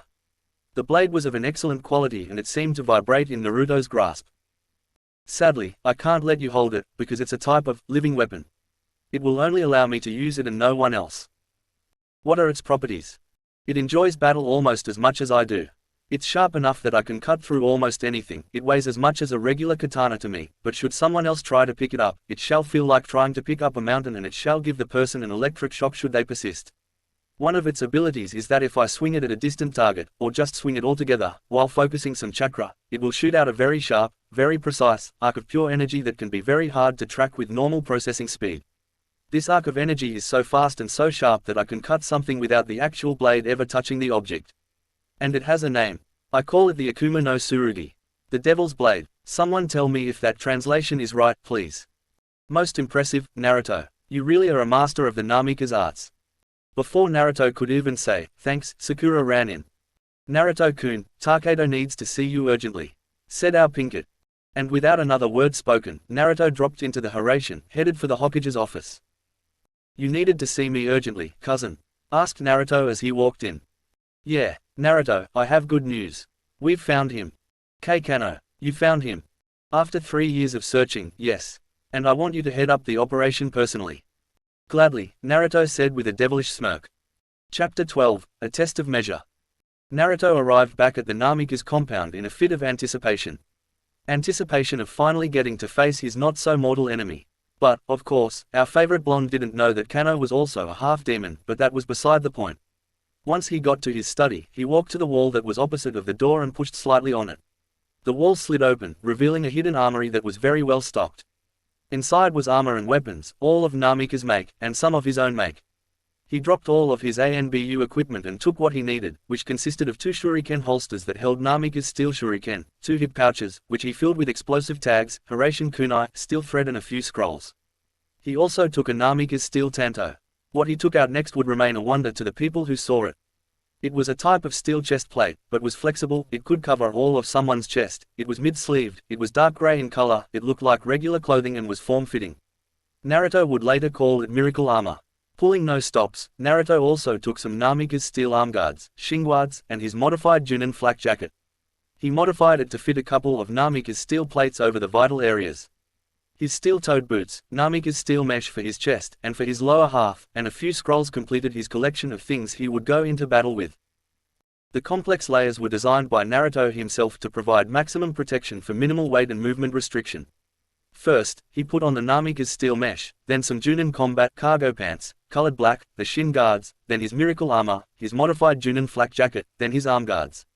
He put the shuriken holsters in their proper places, as well as the 2 hip pouches, then he hooked on a utility belt that was pre-prepared with everything he needed. The devil's blade was then hooked into position on his left side, then his tanto was hooked to his lower back, and finally he slipped on his old haori and tightened his high-dye 8. "Sakura, get ready for a mission. We're going after Kano," yelled Naruto to downstairs. "Finally, just give me a few minutes. Take your time, I'm going to recruit our team." After saying what needed to be said, Naruto used Shunshin to appear in front of the Nara clan estate. Still remembering his manners through everything that was going through his head, Naruto knocked a few times. Shikamaru opened the door lazily. Naruto, what do you need?" asked Shikamaru after a yawn. "Shika, I need you to help me with a mission. Takedo has given me command of this one and I think you'd be a fine addition to the team." "What's the mission?" "We're going after Kano. Search and destroy." "How troublesome. All right, count me in." "Good, meet me at the gates when you're ready. I still have a few more people I need to recruit." Naruto again dropped into a Shunshin, headed for the Hyuga estate. Dropping out of the Shunshin at their front door, Naruto didn't even have to knock because one Hinata Hyuga Namikaze opened the door for him. Right now, she had on civilian clothes, but she was still a knockout of a Kunoichi nonetheless. "You need me, Naruto-kun?" asked Hinata. "I do. Takedo has given me a mission and I need a team I can trust. We're going after Kano and I've already gotten Sakura and Shikamaru in on this. We'll need the Byakugan and I just so happen to have a bombshell wife that's a master of the Byakugan. You want in?" "Definitely. Meet you at the gates after you've formed the team." "You read my mind, princess," Naruto said and pulled Hinata in for a kiss. The two would stay lip-locked for about 3 minutes before both pulled away for air. "I love you, Naruto-kun." "I love you more, Just get back to recruiting the team, Barker." "Yes, ma'am," Naruto said jokingly as he dropped into another Shunshin, this time headed for the training field, looking for one of his oldest friends. As expected, he saw Lee trying to kill an innocent training post. "Lee!" yelled Naruto, to catch Lee's attention. "Naruto-kun, it is so nice to see you on this youthful day. Lee, would you be interested in accompanying me on a mission I've been given charge of?" "Absolutely. Anything to help my eternal rival. This shall be a truly youthful mission." Lee, your hair is on fire again," said Naruto, not sure if this was the genjutsu of youthfulness that was Guy and Lee's specialty or not. "Guy-sensei, we shall make you proud," yelled Lee to the high heavens as a tsunami erupted behind him. Now sure this was the genjutsu, Naruto shook his head and disappeared before Lee could pull the Niskai pose. "Just one more person should do it. And I know just who to pick," thought our half-demon hero as he dropped into another Shunshin, headed for the Yamanaka Henna, Yamanaka flowers. Once there, Naruto walked in and saw Ino behind the counter. "Hey, Ino," Naruto said, stepping up to the counter. "Ah, Naruto, what can I do for you today?" "Well, I need a team for this mission that I've been put in charge of." "And you need me on the team. Of course you have my aid." "Thanks, Ino. The rest of the team should be ready and at the gates now, so I'll just wait around here for you to get ready." "Alright, I'll only be a minute," said Ino as she walked into the back of the shop. A few minutes later she came back with her normal equipment and a Junin flak jacket on. "Like she looks in Shippuden, plus a flak jacket." Nodding in approval, the two blondes left to go to the gates. The walk was spent in small talk between friends, as well as other topics such as training, past missions they had been on, and the graduating academy students that would be coming up in a few weeks. But once they got to the gates, Naruto went into commander mode. He took in his team's appearance. Sakura really didn't change, save for a katana tied to her side. She had gotten rid of her old one in favor of Naruto's old katana. He had given it to her in hopes that it would serve her as well as it had served him. She also had a look in her eye. It was the look of a predator. Such a look was common in XANBU like Sakura and Naruto. Shikamaru looked like any other Junin, except for the placement of his hide in a pouch that held his chakra blades. Asuma had tracked down a pair for Shikamaru when he made Junin, and Shikamaru was just as good with them as Asuma. Hinata had changed the most. She had on a mid-sleeved Namika's steel mesh that was tied on her frame, a grey mid-sleeved Junin combat top, wrappings around her wrists, hands like Lee always has, dark grey cargo pants that had a black apron tied around her waist like Neji's apron in Shippuden, black Shinobi sandals, Namika's steel arm guards and a Junin flak jacket. Around her neck sat a crystal necklace that was eerily familiar to the Shodime's necklace, and it matched Naruto's necklace, but his was red and not the blue-green color Hinata's was. Her hair was now shoulder length and her rack was easily a D-cup. Lee's appearance didn't change much, except for a Junin flak jacket over his green spandex suit. Also, in his backpack, he had 5-foot-long solid steel poles that could attach together to form a staff. Each pole was a good 50 pounds each, like he has in Guardians of the Crescent Moon Kingdom. All in all, he had a Junin team that looked ready to kill. Stepping to the front of the now formed line, Naruto addressed his team. "All right, here's the situation. Hokage-sama has informed me that we have located a Kumo Nin that has evaded him for some time yet. His name is Kano and he's the XANBU commander of Kumo. He's extremely dangerous, I should know because I have ran into him on several occasions in the past." "Why are we going after a Kumo Nin? It should be their job to hunt him, not ours," said Lee. "Normally, you'd be right. But this man is responsible for Sasuke's death. I don't think this information got spread around all of those years ago, as the only people who knew all of the details were Sakura-chan, Haku-chan, Zabuza-sensei, Kakashi-sensei, Sandaime-sama, and that's why we're after him. He's responsible for a Konoha nin's death, and multiple acts of terrorism. When, and if, we run into him, let me handle him. There's no sense in any of you throwing your lives away for a fight that isn't yours." "Oh, no you don't. Sasuke was my teammate as well, and there's no way I'd let my own husband fight alone. It'd be a cold day in hell when I let that happen," said Sakura. "She's right, Naruto-kun. We're a team and we all here are best friends and a part of the Konoha Shinobi force. Your enemy is our enemy as well," Lee said, striking the Nisegai pose. "Lee is right, Naruto. You don't have to fight him alone. We'll proudly fight beside you when the time comes," said Ino. "I know you all will, but, please, leave Kano to me.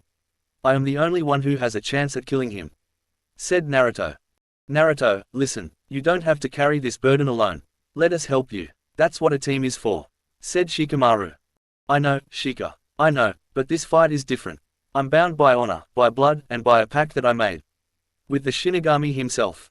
"Here it comes," Sakura thought through the gasps of Shikamaru, Ino and Lee.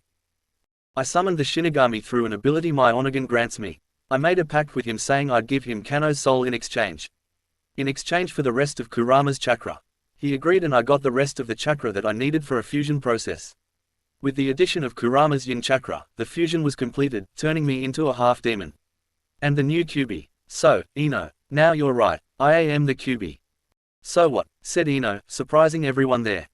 "I made the mistake of discriminating you at one point, Naruto. But the day after I said all of those horrible things, you saved my life. Not only that, but you still considered me a friend. Now, 3 years later, we're thick as thieves and I wouldn't want to ruin what we have, or forget all of the memories we made together the past 3 years. You're like a brother to me, Naruto-kun. And I don't care if you're the Kyuubi, the Hachibi, or the Shinigami himself. You are my friend," finished Ino, with a smile on her face. "She's right, Naruto. No one here cares if you're the Kyuubi. We're all your best friends and we'd follow you to the gates of hell and back," said Shikamaru, enticing smiles from everyone else. "Everyone, you. Thank you all," said Naruto happily. "Now, shall we, Naruto-kun?" asked Sakura, motioning to the gates. "Hi, let's go, everyone, to Yumi no Kuni, land of the sea." "Wait, Naruto," came the voice of Takedo. "Ha, Hokage-sama, was there something else?" asked Naruto. "I think you forgot something."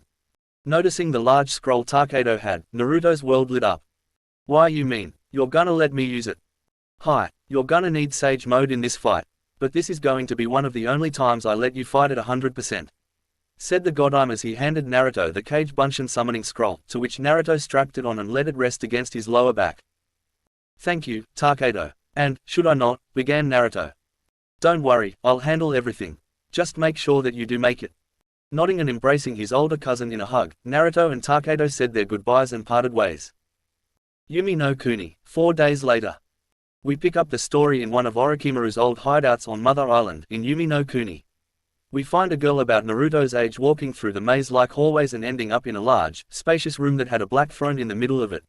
Upon the throne sat Kano, who sat there with an evil smile on his face. He directed his attention to the girl once she kneeled in front of the throne. Kano-sama, it seems that you were right. Naruto has indeed tracked us down. He has come here with a team consisting of Sakura Haruno Namikas, Hinata Hyuga Namikas, Rock Lee, Shikamaru Nara and Ino Yamanaka. Said the girl. Well, let's not keep my great-grandson waiting. Lure him deeper into the surrounding forest, then I'll spring my trap. Also, mobilize the numbers, to entertain Naruto's friends. And you're coming with me, Zero. I think Naruto would want a reunion after all this time. Hi, Kano-sama, the now identified Zero said. Yumi no Kuni, 2 miles south. I can smell that evil son of a bitch. We're getting close, said Naruto as he and his team were jumping through the trees.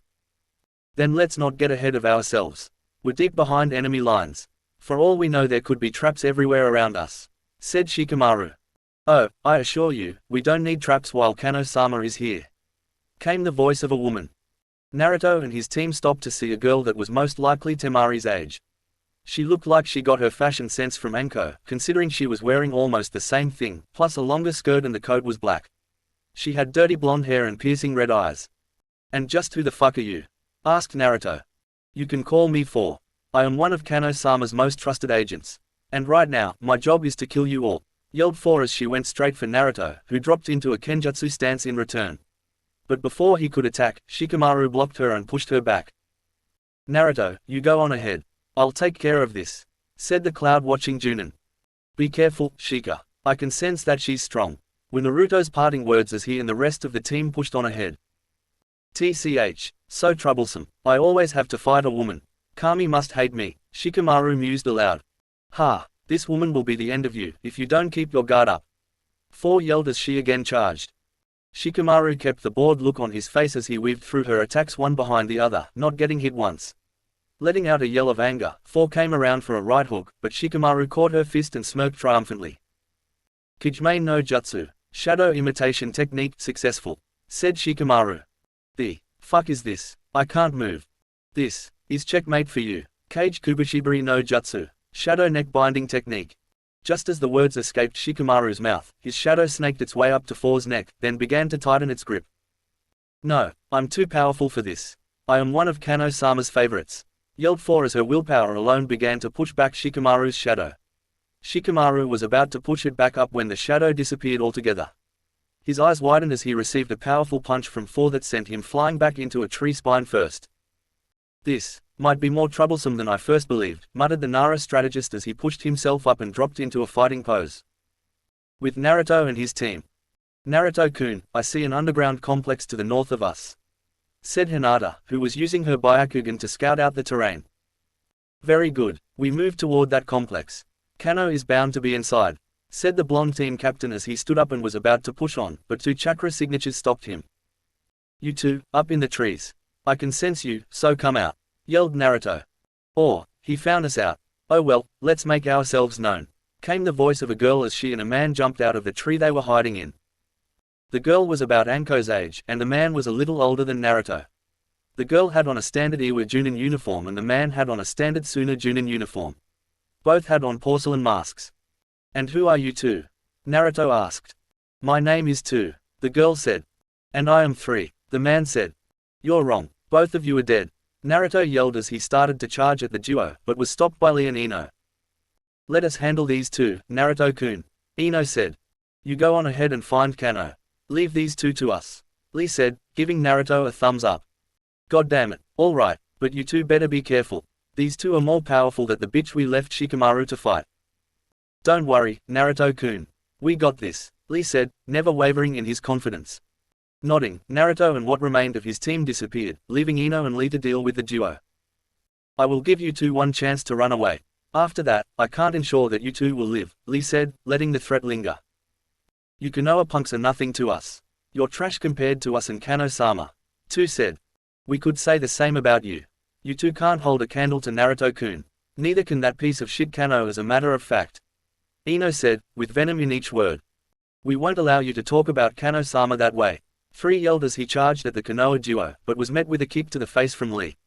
The kick damn near snapped 3's neck and sent him flying through 4 trees and spine first into a boulder.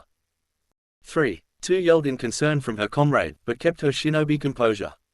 Those few seconds was all Ino needed, though. She had used the Moguragaku no Jutsu, hiding like a mole technique, to hide herself underground and tunneled herself right under where 2 was standing. Ino took her chance and charged her hands with the Chakura no Mesu chakra scalpel and grabbed 2 by the ankles, cutting her Achilles tendons in the process, then proceeded to pull her underground, just leaving her head above ground, thus using the Doden, Shunju Zanshu no Jutsu earth release, double suicide decapitation technique.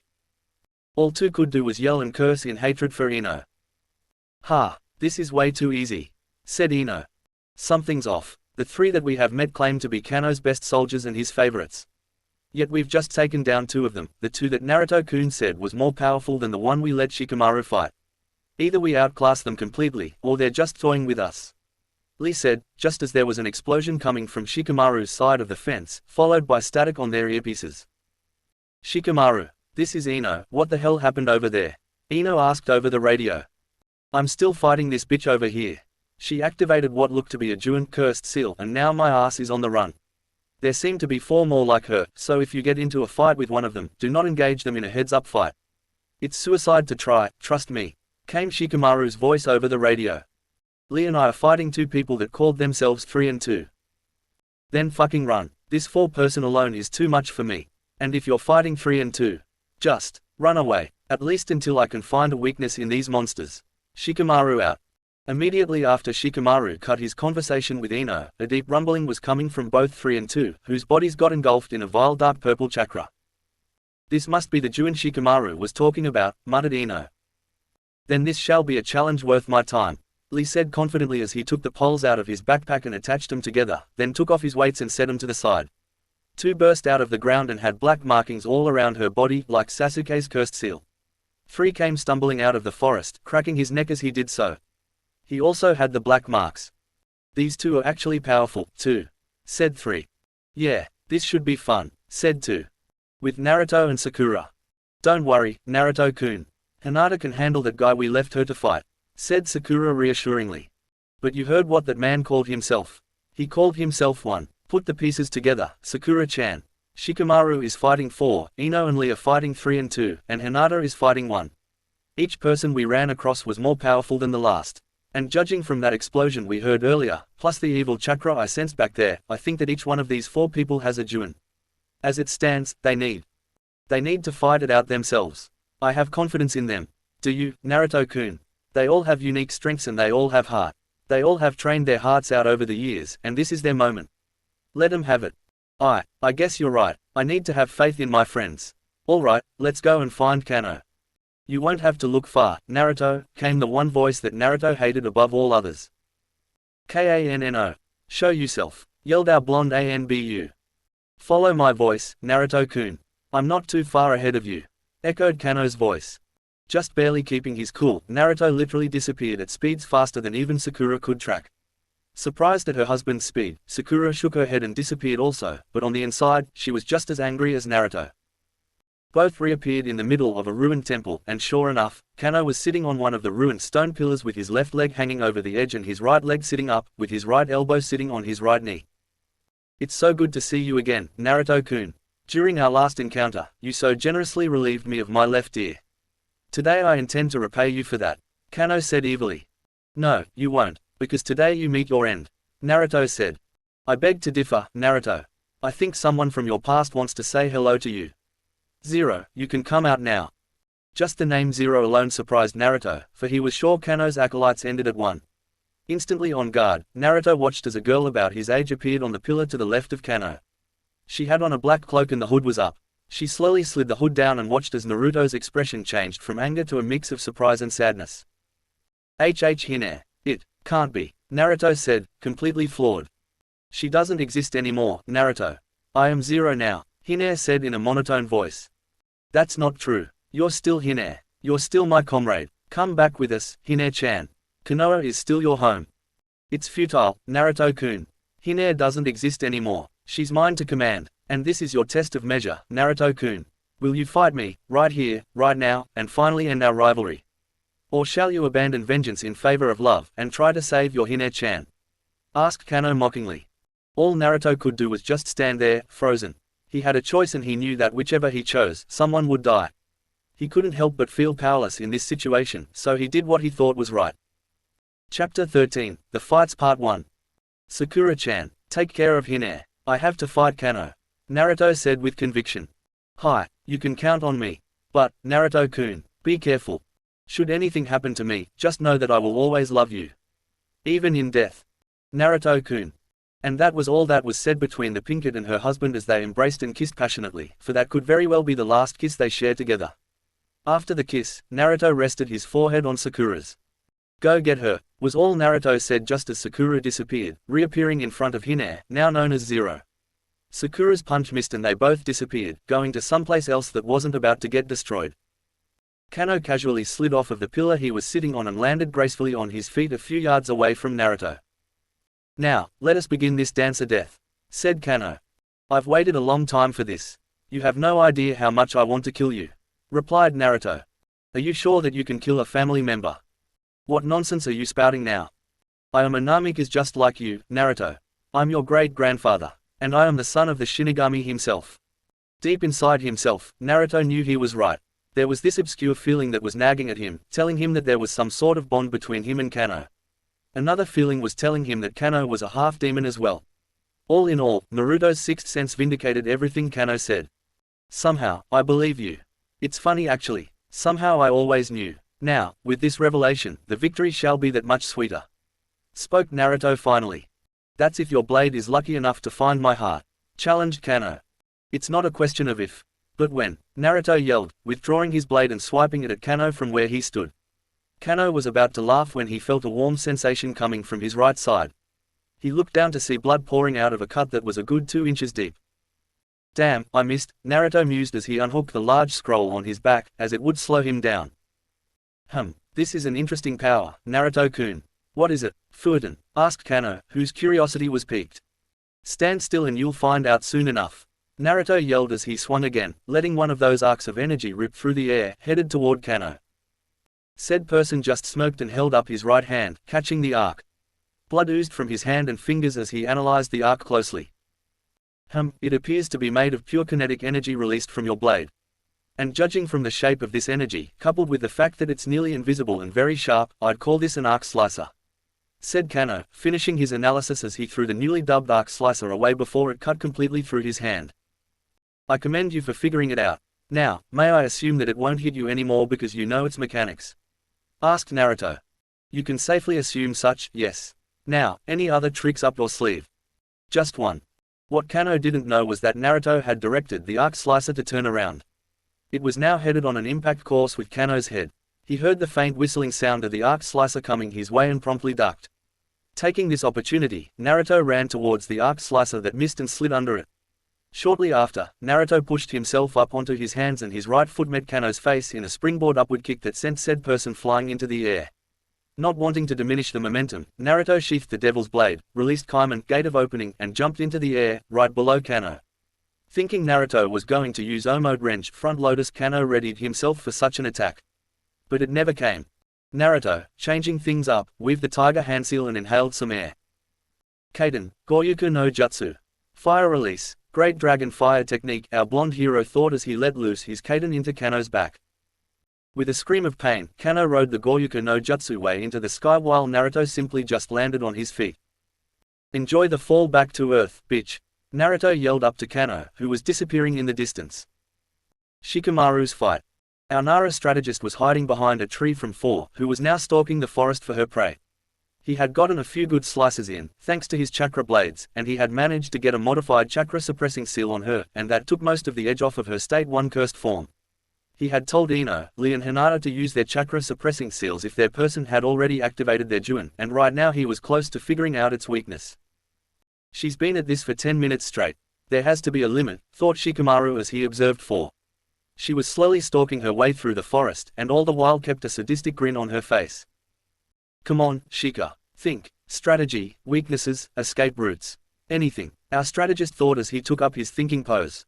A few seconds passed by and Shikamaru's eyes snapped open and a grin spread across his face.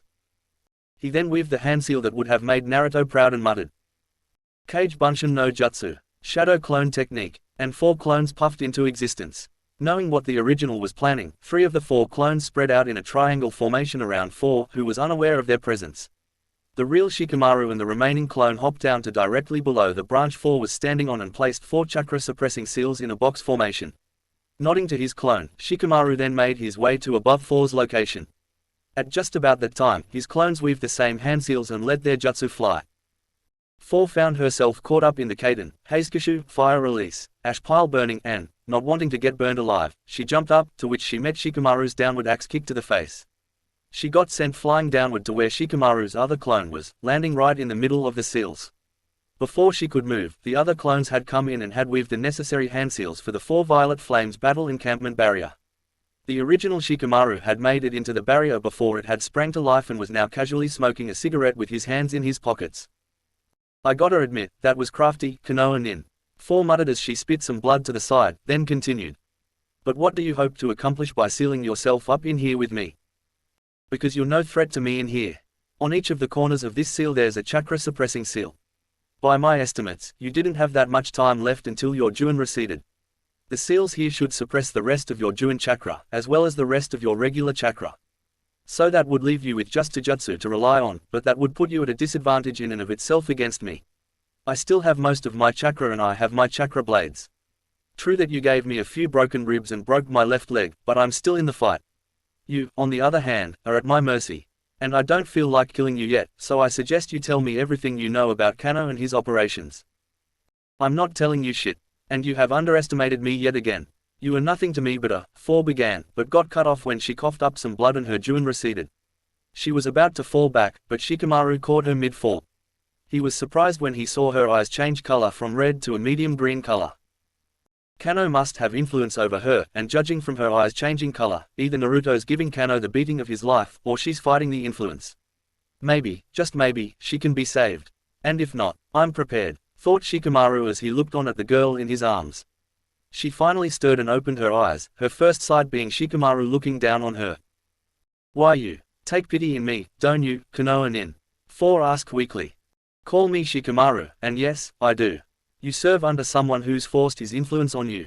That's not what a leader would do. And that's not the work of a sane person. You're too beautiful to be serving under this bastard, if I may be so bold. You remind me of my dead boyfriend. He was an awful lot like you. Analytical, strong, handsome. But he was naive, and that naivete got him killed. I mourned him for a long time. I lived under the facade that I had gotten over him, when in reality, I was dying on the inside each day since his death. Then Kano-sama comes along and gives me a purpose again. Kano-sama. He promised that he would bring my boyfriend back from the dead if I served as his number 4. It's been 4 years and I'm still waiting for him to fulfill his promise. I'm sorry to hear that. But, I have bad news. Kano never intended to bring him back. He just wanted to use you as a tool and he still does. Should you have died for whatever reason, he would have replaced you faster than you could blink, because that's what Kano is. He's a monster that has no soul. He's a husk of a former man that exists no longer. He intends to use you and the rest of your comrades as diversions so he can deal with my team captain. I don't care. You might not care if you live or die, but I do. I believe that you are worth something more than the dirt beneath your feet. I believe it so wholeheartedly that I have purposefully left myself open for a fatal hit. Yet, at no point during our conversation did you draw a kunai on me. That shows that you aren't willing to fight anymore. And your eyes changing color means that you are resisting Kano's influence over you. And, knowing all of this, it leads me to believe that you, yourself, do care about whether you live or die. But you don't want to show the helpless side of you, no. You're too strong for that, at least you think you are. Right now, all you want to do is curl up in a ball to shield yourself from my words, because they are hitting every mark. Am I right? You don't have to fight anymore. Not while I live and breathe. This I promise you. That one statement hit its mark and Four's floodgates opened. She buried her face into Shikamaru's chest and let the tears flow. Both stayed like they were for a good 10 minutes, and, not feeling threatened anymore, Shikamaru dispelled his clones, thus dispelling the barrier around them. Shikamaru, I want out, Four muttered. Knowing what she meant, Shikamaru nodded and helped her to her feet. So, do you have an actual name? Shikamaru asked. Hi, my name is Katsuga, Abumi Katsuga. Abumi, your brother was Zaku, wasn't he? Hi, how did you know?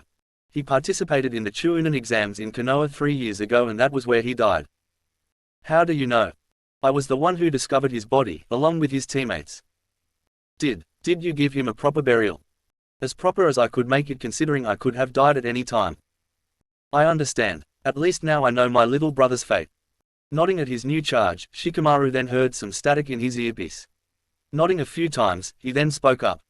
That was my sensei, Asuma Sarutobi. He said he's on the way with a backup squad. They should be arriving shortly. Looks like you'll be out of here soon enough, Katsuga. What about your other comrades? And your team captain? Naruto won't need backup, neither will Hinata. But Ino and Lee, I hope they're doing alright. With Ino and Lee. Ino had just barely blocked a kunai swipe from 2 with her own, and got a heel kick to the gut that sent her flying 8 feet back. After sliding to a halt, she took a knee and coughed up a lot of blood. She was in rough shape. She had a cut running across her right cheek, multiple cuts along her arms and legs, a black eye, a few broken ribs, and the cartilage in her left knee had been all but destroyed. Her clothes were in no better shape. Her flak jacket had been torn to shreds, as was her top. All that was keeping her rack from being exposed was the steel mesh she had on. Her skirt was also slightly ripped. She took in a deep breath and wiped the excess blood off of the corners of her mouth, then settled into a battle stance. Lee had gotten in one good hit on 3 that managed to fracture his jaw, then used his momentum to ram one of the blunt ends of his steel staff into 3's gut, then brought the other end around and hit 3 on the base of the skull, knocking him to the ground and giving him time to regroup with Ino, standing back to back with her. He was in slightly better condition, as he still had his flak jacket, but had multiple bruises all around his body and one cut on his chin. Ino-chan, are you alright? Asked Lee. I'm at my limit, Lee-kun. She's too strong for me. Alright, 2's the powerhouse here, and 3's the follower. Both are strong, but 3 less so than 2. Though it is against my policy to hit a woman, I shall make an exception this one time, because this particular woman has hurt my springtime flower. Lee-kun, not here, not now. We switch in 3, 2, 1, now. Both Konoha Junin spun around each other, both intent on fighting to their last breath against a foe truly worthy of their time. Chapter 14, The Fights Part 2. Son of a bitch, they switched, yelled 2 just as her face was met with Lee's staff. She got sent flying back about 4 feet until Lee was upon her again. Strike after bone-shattering strike met their marks, completely crippling 2 by the time Lee made it to hit 100. All in the course of 45 seconds, Lee had completely shattered 2's skeletal structure into tiny pieces. Literally. But before Lee could bask in victory, the sound of bones popping back into place and muscles repairing themselves filled the air. And the ghastly sight of 2 slowly standing up against the protests of her still shattered skeleton chilled Lee to the core. Finally, 2's gaze met Lee's, and her blank stare chilled Lee even more. It appeared that the light did indeed leave her eyes, and that she was indeed dead. Yet she was still standing, and smiling on top of everything. All Lee could say was, "What the hell are you?" I'm hell on this fucking earth, was 2's response as all of her bones seemed to reset themselves just as she began her charge. Lee, thinking quickly on his feet, was able to dodge 2 wild haymakers from 2 and was able to send one of the blunt ends of his staff straight into her gut, which did absolutely nothing. Instead, he found himself doing the limbo to dodge a kunai swipe from 2. Continuing to fall backwards from the limbo, he did a backflip and succeeded on connecting with a kick to 2's face in the process. Looks like I'll have to step it up if I want to beat this one, Lee said, slightly amused that he was fighting a zombie of sorts. Getting into position, he released Simon, Gate of Life, and continued the fight. Ino managed to hobble out of the way of a downward punch from 3 and brought her kunai around for a straight shot to his throat, but 3 ducked out of the way and sent a hard kick towards Ino. Knowing what she was about to do would hurt a lot, she steeled herself for the pain and caught the kick, if only barely. She winced when she heard a few of her previously cracked ribs break, and winced even more when she felt 1 or 2 of them rip into her left lung. But she pushed through the pain and slammed her kunai down into 3's kneecap and twisted it sharply. Then, knowing she hit in between the bones, she lifted the edge of the kunai slightly, effectively breaking 3's leg as well as leaving a nasty stab wound there as well. She jumped away just as 3 yelled in pain and anger and sent a wild haymaker towards her head, which missed by feet. "Damn you, Konoha whore!" 3 yelled in frustration. This is the battlefield. Don't like it, then go back to sucking Kano's dick, yelled Ino in frustration, matching threes. She knew she was almost done in.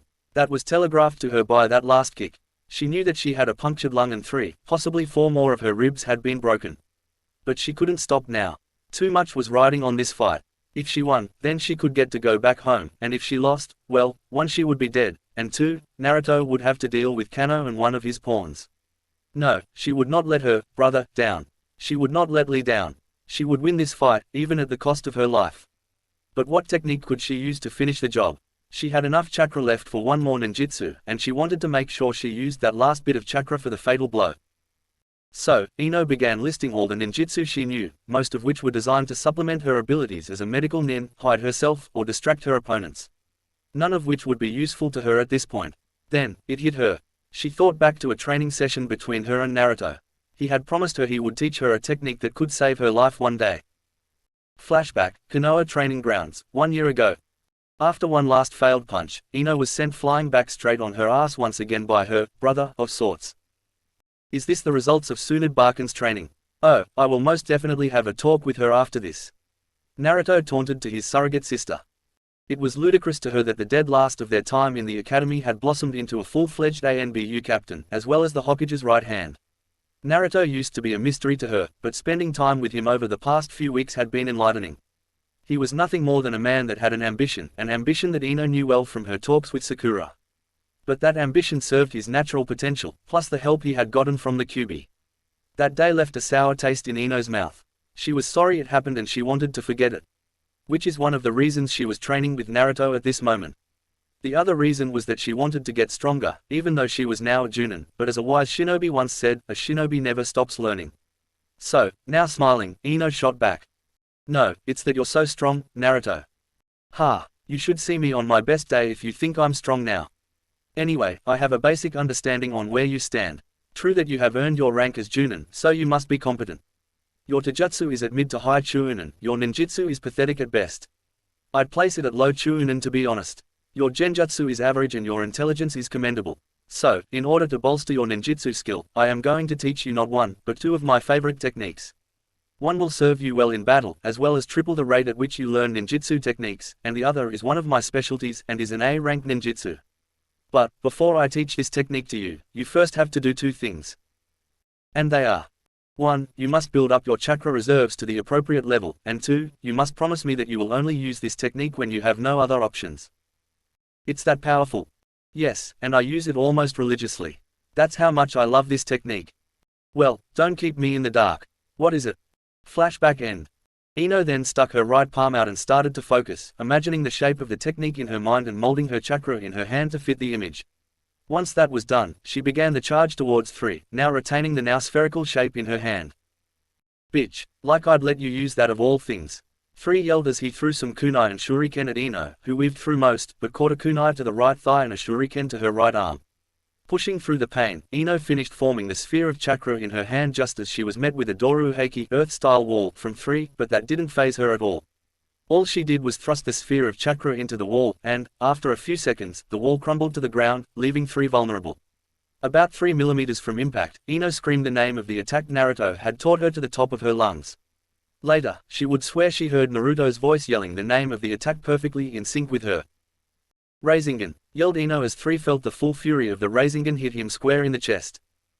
Shit, I thought I had more chakra than this. This last shot, I had to force out chakra. But it was worth it now, seeing this fucker's face, thought Ino as she felt a warm sensation fill her gut. She glanced down to see 3 had buried a strangely curved blade into her abdomen and she all but lost her breath when he twisted it sharply just as the 2 of them were separated because of the Rasengan. 3 was sent flying back until he plowed through 5 trees, 1 large boulder and got sent flying over the edge of a chasm and into the valley below. Ino tried to stand, but all she could do was cough up blood and fall onto her back.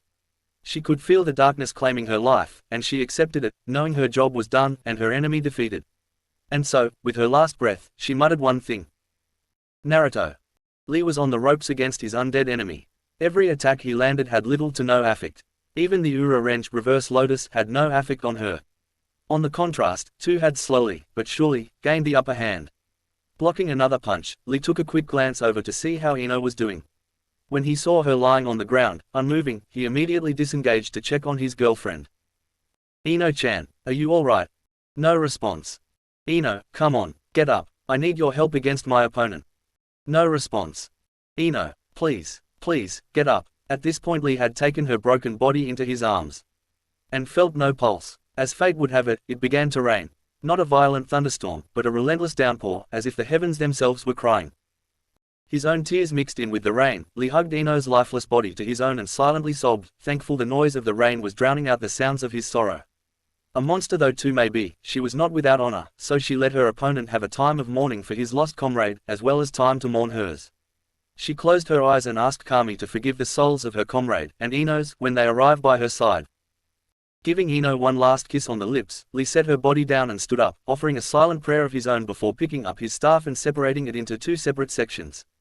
And then, above the noise of the rain, two heard Lee mutter the words that turned her blood to ice. Shimon, Kai, Gate of Death, release. Seemingly nothing happened, until two felt one of Lee's staffs enter her gut and penetrate all the way through, then the other pierce her heart. She was about to laugh when she felt a burning sensation all throughout her body, then she looked at her right hand.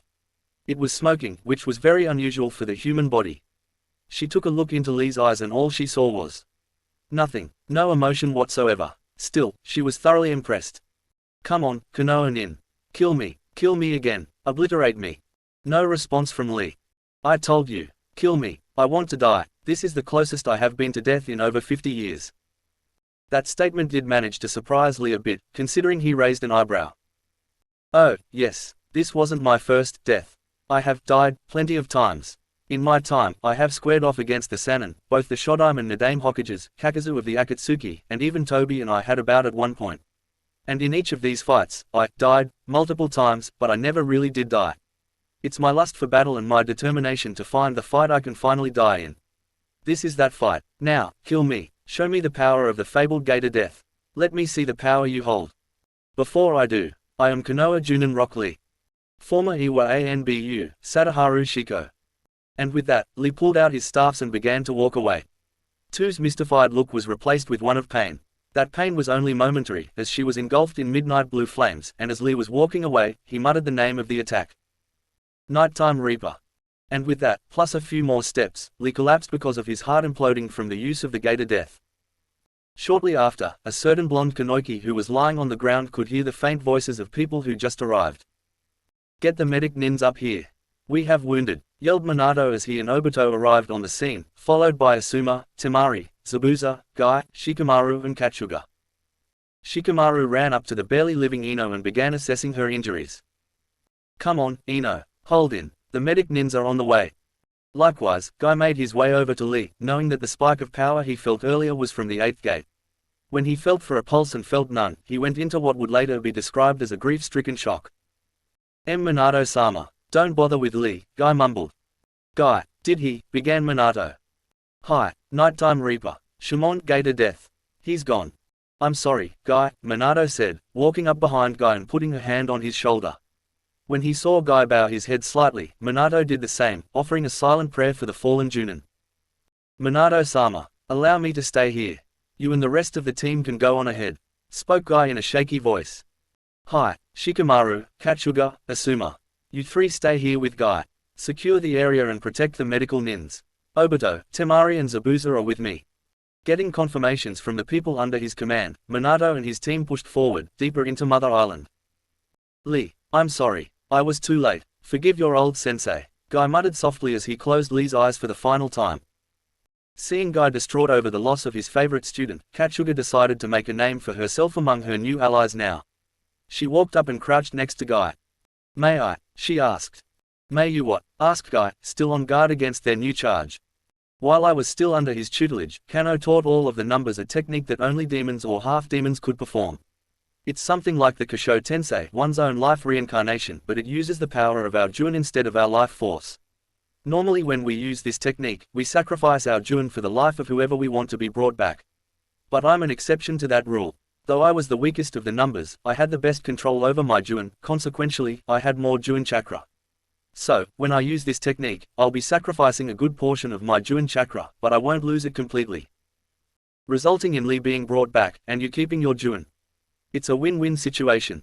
We get Lee back and we gain an ally that has a powerful Jun. Can you pull it off?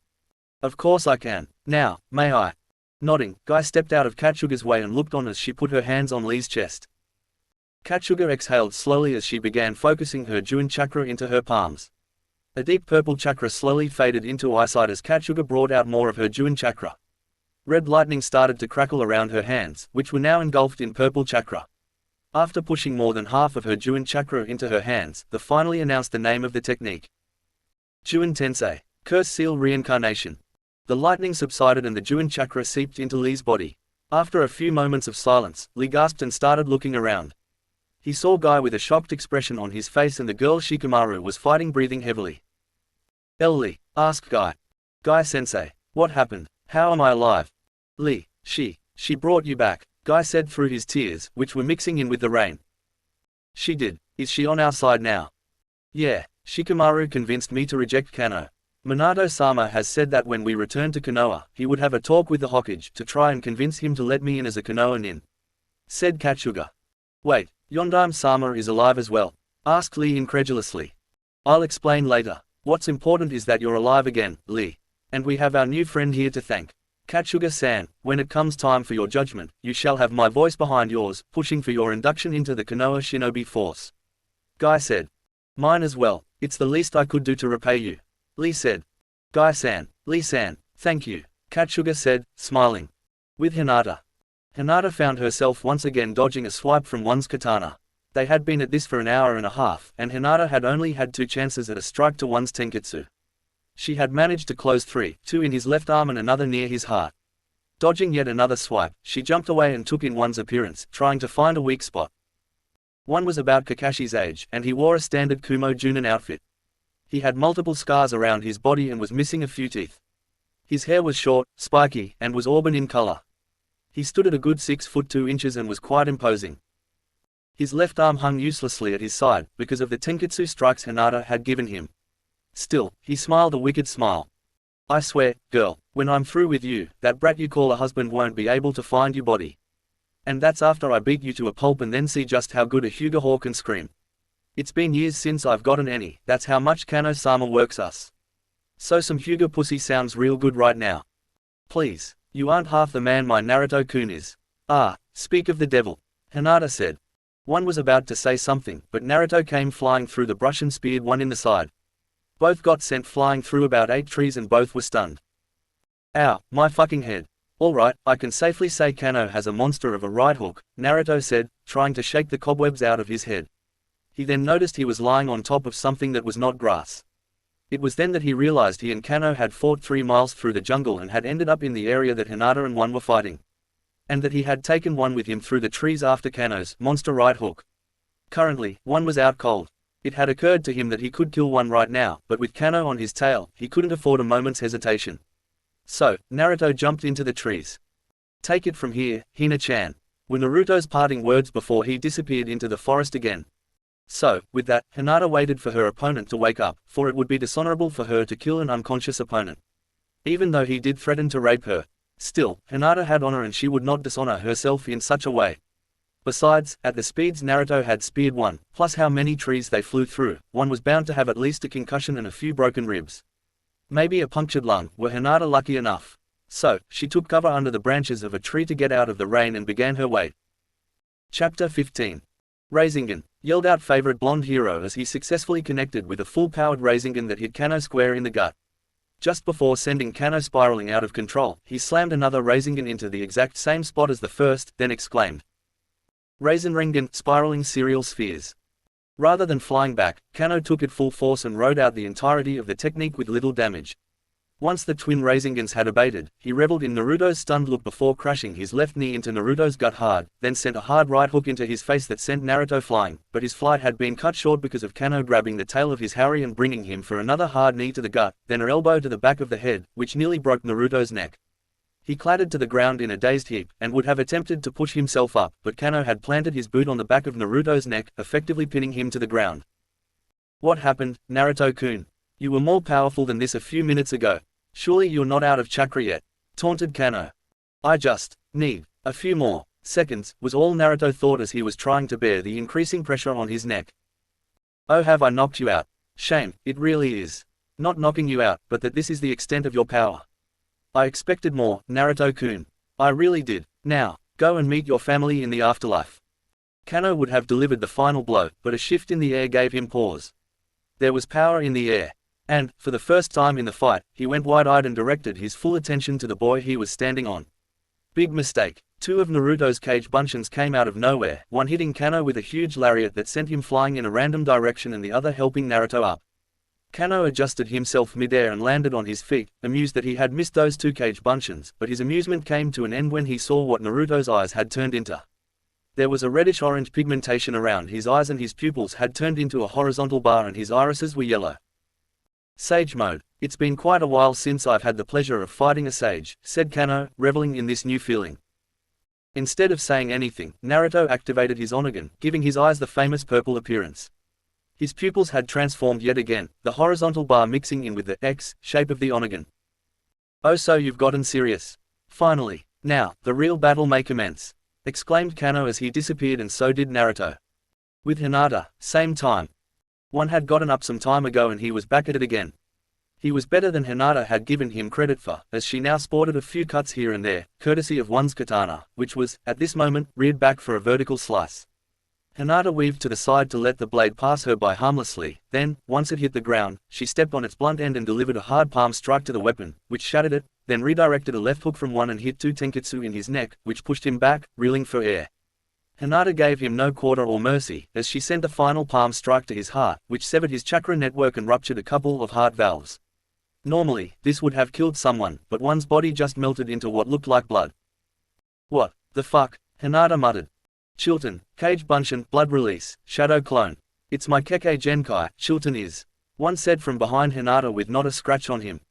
But, a Cage Bunshin is still a Cage Bunshin. It should have, began Hinata. Disappeared. No, Chilton, Cage Bunshins are different. They can take a lot more damage than regular Cage Bunshins with the same advantages of regular Cage Bunshins. It's my favorite technique that comes with my Chilton Kekkei Genkai. My Chilton not only lets me operate with my blood, however. At that, Hinata went wide-eyed and noticed how many bleeding cuts she had on her person, 4 in total. Now you understand your situation, Hyuga Hor. Hinata tried to move, but every time she tried, she felt like she was going to burn up from the inside out. Blood release, blood boil. My second favorite of my Chilton techniques.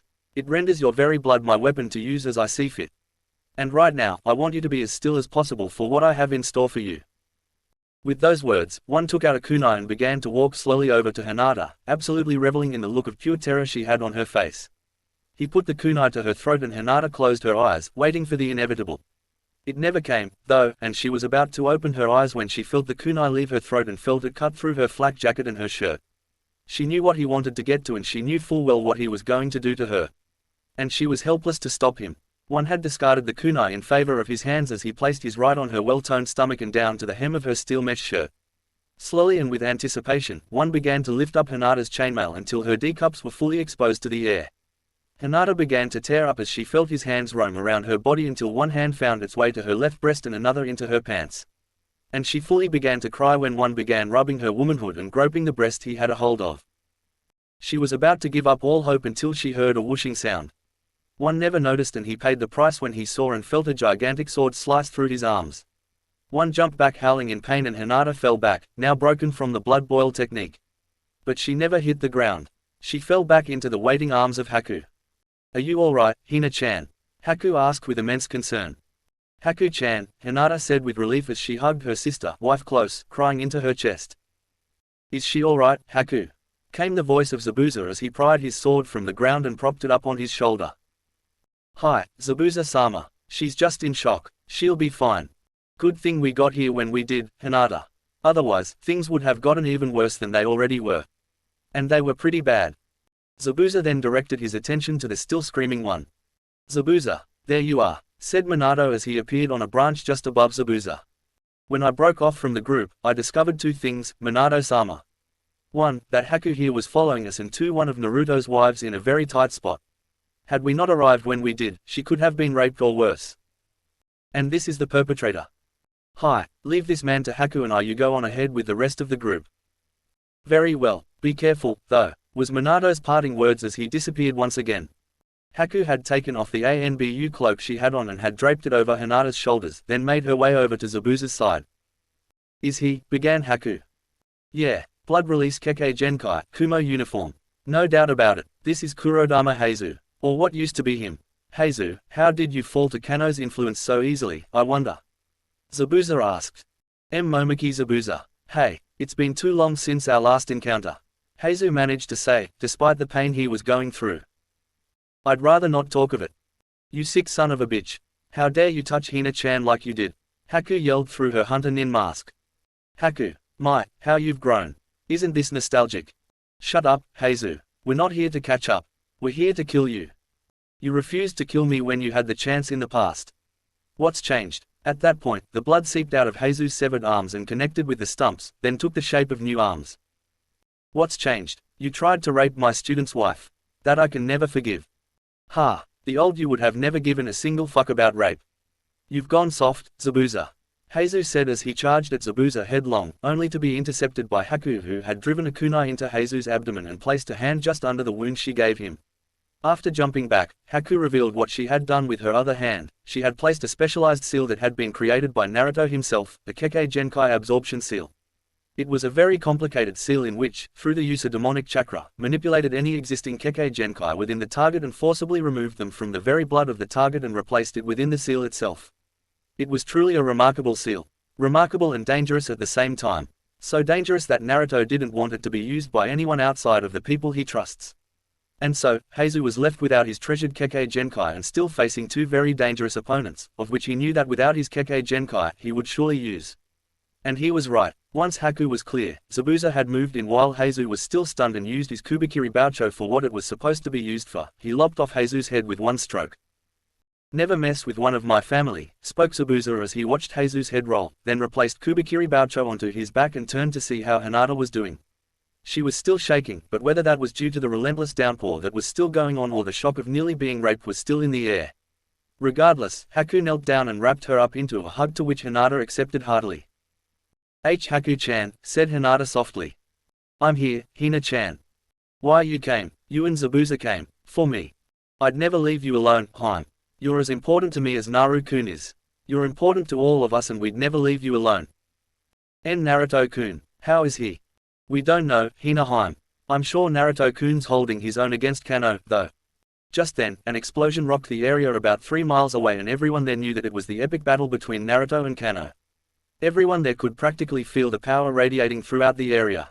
One thought ran through the three's mind, though. I hope he's okay. With Sakura, same time. To call this battle a battle wouldn't be fair. It was a one-sided massacre in Sakura's overwhelming favor. Sakura had nary a scratch on her person while Hinata was covered in them, had a black eye, a broken foot, hyperextended arm and a few broken ribs. You always were weak, Hinata. And even weaker now that you've sided with that evil bastard. Kano must have very low standards if he let you be his number 0. Hinata said nothing, but charged Sakura again, only to be stopped by an expulsion that rocked the area just a mile away from their location. Naruto-kun, Sakura thought as she looked in the direction of the explosion. Out of the corner of her eye, she saw Hinata charging her again. Sakura only sighed and managed to get behind Hinata to deliver a quick chop to the neck. Hinata fell to the earth unconscious. Nodding at her handiwork, Sakura disappeared, heading towards Naruto's location. With Naruto, same time. Both Naruto and Kano crawled out of the crater that had been formed when two of their jutsu clashed. Yes, Naruto had finally pushed Kano to use ninjutsu, which was monumental in and of itself. On the lip of the crater sat one of his Sage Mode Cage Bunshins, who kept watch over the Shadow Clone summoning scroll and kept summoning and releasing the Cage Bunshins which were inside it periodically to refresh Naruto's Sage Mode chakra. Neither one spoke, as there was no use to. Both shinobi knew that this was their final battle, though Kano had to admit that he was quite impressed with how far Naruto had come. He was about to charge Naruto again when a sharp pain racked his body. This was one of the things he feared would happen. That pang of pain was alerting him that more than 3 of his numbers were dead. The pain was so great that Kano had doubled over with both hands clutching his head. He threw his head back and let out a scream that carried for miles and was a definite sign to Naruto that he had been weakened. But by how much, Naruto didn't know. All he knew was that if there were ever a chance, now was it. Naruto took the opportunity and in an instant was in front of his sworn enemy. Kano had received a harsh right knee to the face that lifted him off the ground just enough for Naruto to grab him in a one-handed chokehold. Since he was using his right hand to hold Kano in his vice grip, Naruto had to use his left hand to charge his next attack. A rasengan had formed in his hand, but it kept growing to the size of a watermelon. Then a white shuriken shape formed, going horizontally through the rasengan. He suddenly let go of Kano, only to ram the rasengan into his chest and exclaimed the name of the attack. Futon, Udama Rasengan, Wind Release, Big Ball Rasengan. Kano immediately got blasted back a good ways and hit a tree, back first. The Futon imbued Udama Rasengan then took full effect and exploded into a large sphere, cutting into Kano thanks to the wind release chakra imbued into it. One would have likened it to a mini version of the Rasen Shuriken, but more controlled and cost less chakra. Naruto knew that that attack would only slow Kano down, and he needed every second of time to prepare the jutsu he was going to use to finish it. Chapter 16, Finale. Be human. Slowly, but surely, Kano came crawling out of the crater made by the Futon, Udama Rasengan, and was worse for the wear. His trench coat had been torn to hell, as did his shirt, and he was sporting a few cuts, bruises and burns here and there, mostly centered around the point of impact. His fedora was non-existent and his sunglasses were cracked. Growling loudly, he ripped off what was left of his trench coat and his shirt, then tossed away his sunglasses, revealing, for the first time in years, his eyes. They were the same color as Naruto's, purple. Yet, he didn't have the Onagan. Naruto paid it no mind and continued with what he was trying to do. Slowly, his Baiju chakra made its way through his chakra coils and inevitably made its impression as Naruto's whiskers turned darker and his pupils retained their previous shape plus the slit down the middle, making a star shape of sorts. He took on the appearance of his initial Kyuubi form, and, by this point, was absolutely radiating power that overwhelmed Kano's aura completely. The wind began to pick up, as well as the rain. The trees began to shake violently, some toppling over from just the pressure of Naruto's aura. Seeing this, Kano kept his scowl and flared his own aura of power. At this point, most of the trees surrounding them snapped in two and the very ground quaked underneath the intense pressure that was their Ryutsu, or spiritual pressure, which only demons, half-demons and spirits possessed. Before, Naruto's Ryutsu dwarfed Kano's by miles, but this time, they were both equal. No, Naruto still had the higher Ryutsu, but not by much, and both knew this, both could feel it. As if reading each other's minds, both literally disappeared at the same time and reappeared at each other's throats and were exchanging blows. Hit for hit, they were equal. Naruto would punch, Kano would punch, Naruto would block, Kano would block. This went on for several minutes before Naruto got past Kano's defense and once again grabbed him in a chokehold. Not one to wait around, Kano planted his right foot on Naruto's chest while grabbing Naruto's wrist with his right hand. Simultaneously, he tightened his grip on Naruto's wrist and pushed Naruto back, dislocating Naruto's arm as well as breaking free of the chokehold.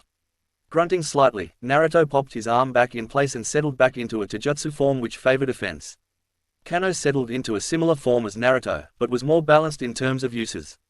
Kano charged again, but stopped when he felt something crawling on his neck. Before he could speculate, he heard just one word. Checkmate. That one word wouldn't have surprised him, but the fact that Naruto had made it behind him in an instant was all the proof he needed. He had gotten tagged. He had gotten tagged. No, it can't be. No, just a ploy to make me lose my nerve. Yes, that's it, thought Kano to himself, but there was no doubt about it. He had indeed been tagged. Just that one thought alone set his mind off into overdrive, calculating ways to beat his fate, and all plans ending in his death. Death. Ha! I can't die, and even if I could, it won't be by the hands of this kid. It's over for you now, Kano. I've tagged you and there's no way for you to belay your fate any longer. Came the stone-cold demonic voice of Naruto as he slid a Hiraishin kunai into place at Kano's neck. No, you will not kill me this day, Namikaze. So, it's Namikaze, now. Calling me by our family name, are you? Kano Gigi. Shut up, shut up, shut up, shut up, shut up. You know, if you think about it, you killed yourself when you fucked that Namikaze woman. Because you couldn't keep it in your pants, Tusan was born. And because of Tusan, I was born. It's tragic, really. You literally gave life to your death. And with that lat taunt, Kano reared back his head and yelled to the high heavens, only for his yell to be abruptly cut short by Naruto slitting his throat. Now, normally, a human would have collapsed, but Kano was definitely not human. And, instead of dying, the wound closed up on its own. A silence then befell both men standing there, which was brought to an end by two spikes shooting out of Kano's back, nearly impaling Naruto, had he not reacted when he did. The spikes were a pale white and were about 5 feet long. And were they growing feathers? Yes, black feathers grew from the spikes, forming what looked like to be a pair of wings. Kano had grown taller and had grown claws. His skin was now the same pale color of the spikes from earlier, his sclera was pure black, his eye color was still the same purple as Naruto's, his fangs had grown, and he had a pair of 2-inch horns protruding from his brow. He had transformed into what Naruto would later describe as his half-demon form. In response to this sudden transformation, Naruto released more of his Kyuubi chakra and his appearance had changed even more drastically. His claws and fangs had grown, his whiskers were a deeper black if it were at all possible, his body became slightly more streamlined, like a fox, and he was now sporting a full-sized red-orange fox tail, signaling what would have been his one-tailed, though, two more materialized, signaling his three-tailed form. And, as if being a fox, Naruto dropped down to all fours and growled loudly at his opponent, who growled back in return. Both Naruto and Kano had entered their half-demon forms and the Ryutsu being flared was enough to choke anyone who came close enough. And once again, the two charged at each other, intent on this being the final phase of the fight. Claws flashed, fangs bared, both half-demons were still on equal footing. Kano was able to keep Naruto's three-tailed form at bay easily, and even when Naruto pushed it to four, Kano was still able to keep up. Slashing one of Kano's wings off, Naruto ignored Kano's shriek of pain and grabbed the severed appendage, then thrusted it into Kano's gut pointy end first. He pushed Kano back until he felt the pointy end of the wing sink deep into the bark of a tree. Once done, Naruto bent his end slightly, making it impossible for Kano to just walk out of it without pulling out his own spine. Quickly activating the Stage 0 Onegan, Naruto focused in on Kano's head and lit it alight with the demon's flames. Cowing that would only stall his opponent, Naruto quickly went straight into his mini Nine Tails mode, with all nine tails swishing behind him. Going through the first of the hand seals, he looked to his right to see Sakura standing there. "Sakura-chan, you don't need to back me up. I have this well in hand. You know damn well why I've come here, Naruto-kun. I don't need any help with this. I can handle it. What do you plan on doing, then?" Quote ellipsis. "You'll see. Just get clear. Please, Sakura-chan. And tell everyone else that's here to stay back as well." Quote ellipsis. "Okay, just, please, come back alive." With those words spoken, Sakura disappeared just as Naruto landed on the last seal necessary. Within seconds, a giant oval barrier surrounded both Naruto and Kano and the area around them for over a half-mile. Once the barrier had been fully formed, Naruto settled on the ram seal and began chanting something. "You think I'll let you finish it, Naruto? You've got another thing coming," yelled Kano as he was finally able to put out the flames in his face and, instead of forcing himself off his own wing, he simply pulled it out of the tree, then charged headlong at Naruto. 3 seconds. Naruto only needed 3 seconds to complete the jutsu he had planned. 2 seconds left, Kano rears back his severed wing. 1 second left, Kano lets out one last yell of frustration as he thrusts the wing forward. Everything fell silent for that one moment. Just the sound of the rain pattering on the ground broke the silence that befell everyone there. Outside the seal, same time. Minato, Obito, Zabuza, Temari, Haku, Hinata and Sakura stood there unmoving, unbelieving, not wanting to accept what they were seeing. Suddenly, a sob escaped Sakura just about the time that her knees gave out. She fell to the ground, eyes wide as saucers and the waterworks about to open up, all because of what she had just witnessed. An impossibility, a genjutsu to be sure. No, it was no genjutsu. Inside the barrier. Our blonde hero slowly looked down to where his chest was and was unbelieving himself. He coughed up an amount of blood and slouched forward slightly, onto the very wing that pierced his chest. And all throughout the experience, Kano's damnable chuckle could be heard. "Checkmate, Naruto-kun." Outside the barrier. Sakura wasn't the only one sobbing now. Hinata had fallen next to Sakura in the same fit. Haku sought out comfort in the arms of Zabuza, her face buried into her master's chest, not wanting to look at the scene in front of them, and Temari had taken a grief-stricken step forward, but a hand on her shoulder stopped her. The hand belonged to Minato, who was crying like everyone else there. He slowly shook his head to Temari and she, in return, turned on her heel and buried her face in her father-in-law's chest, screaming away her agony. No, it's not possible, Naruto-kun, Naruto-kun, Sakura yelled as if to Kami herself. And Kami surely heard her. The court, Kami's throne room. Naruto-kun, Kami heard Sakura yell with all the pain in the world and she couldn't help but be moved. "Then, this is the end. My son has won," Shinigami said dejectedly. "Prepare the army, Shinigami. Code 1 alert status," ordered Kami. "Wait," yelled Kushina as she saw something move. "What's wrong, Kushina?" asked Kami. "Look, he's outside the barrier." "Sensei, look," Obito said, unbelieving. Minato did as his student said and looked up at the barrier. What he saw surprised him. "Everyone, look, it's inside the barrier."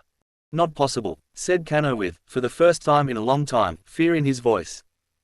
"Believe it, 6 paths secret technique, destruction of all things."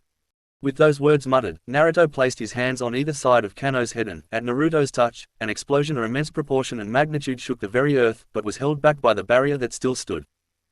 Nu, was the last thing that Kano's earthly body yelled out, as if to Kami. As if to his father.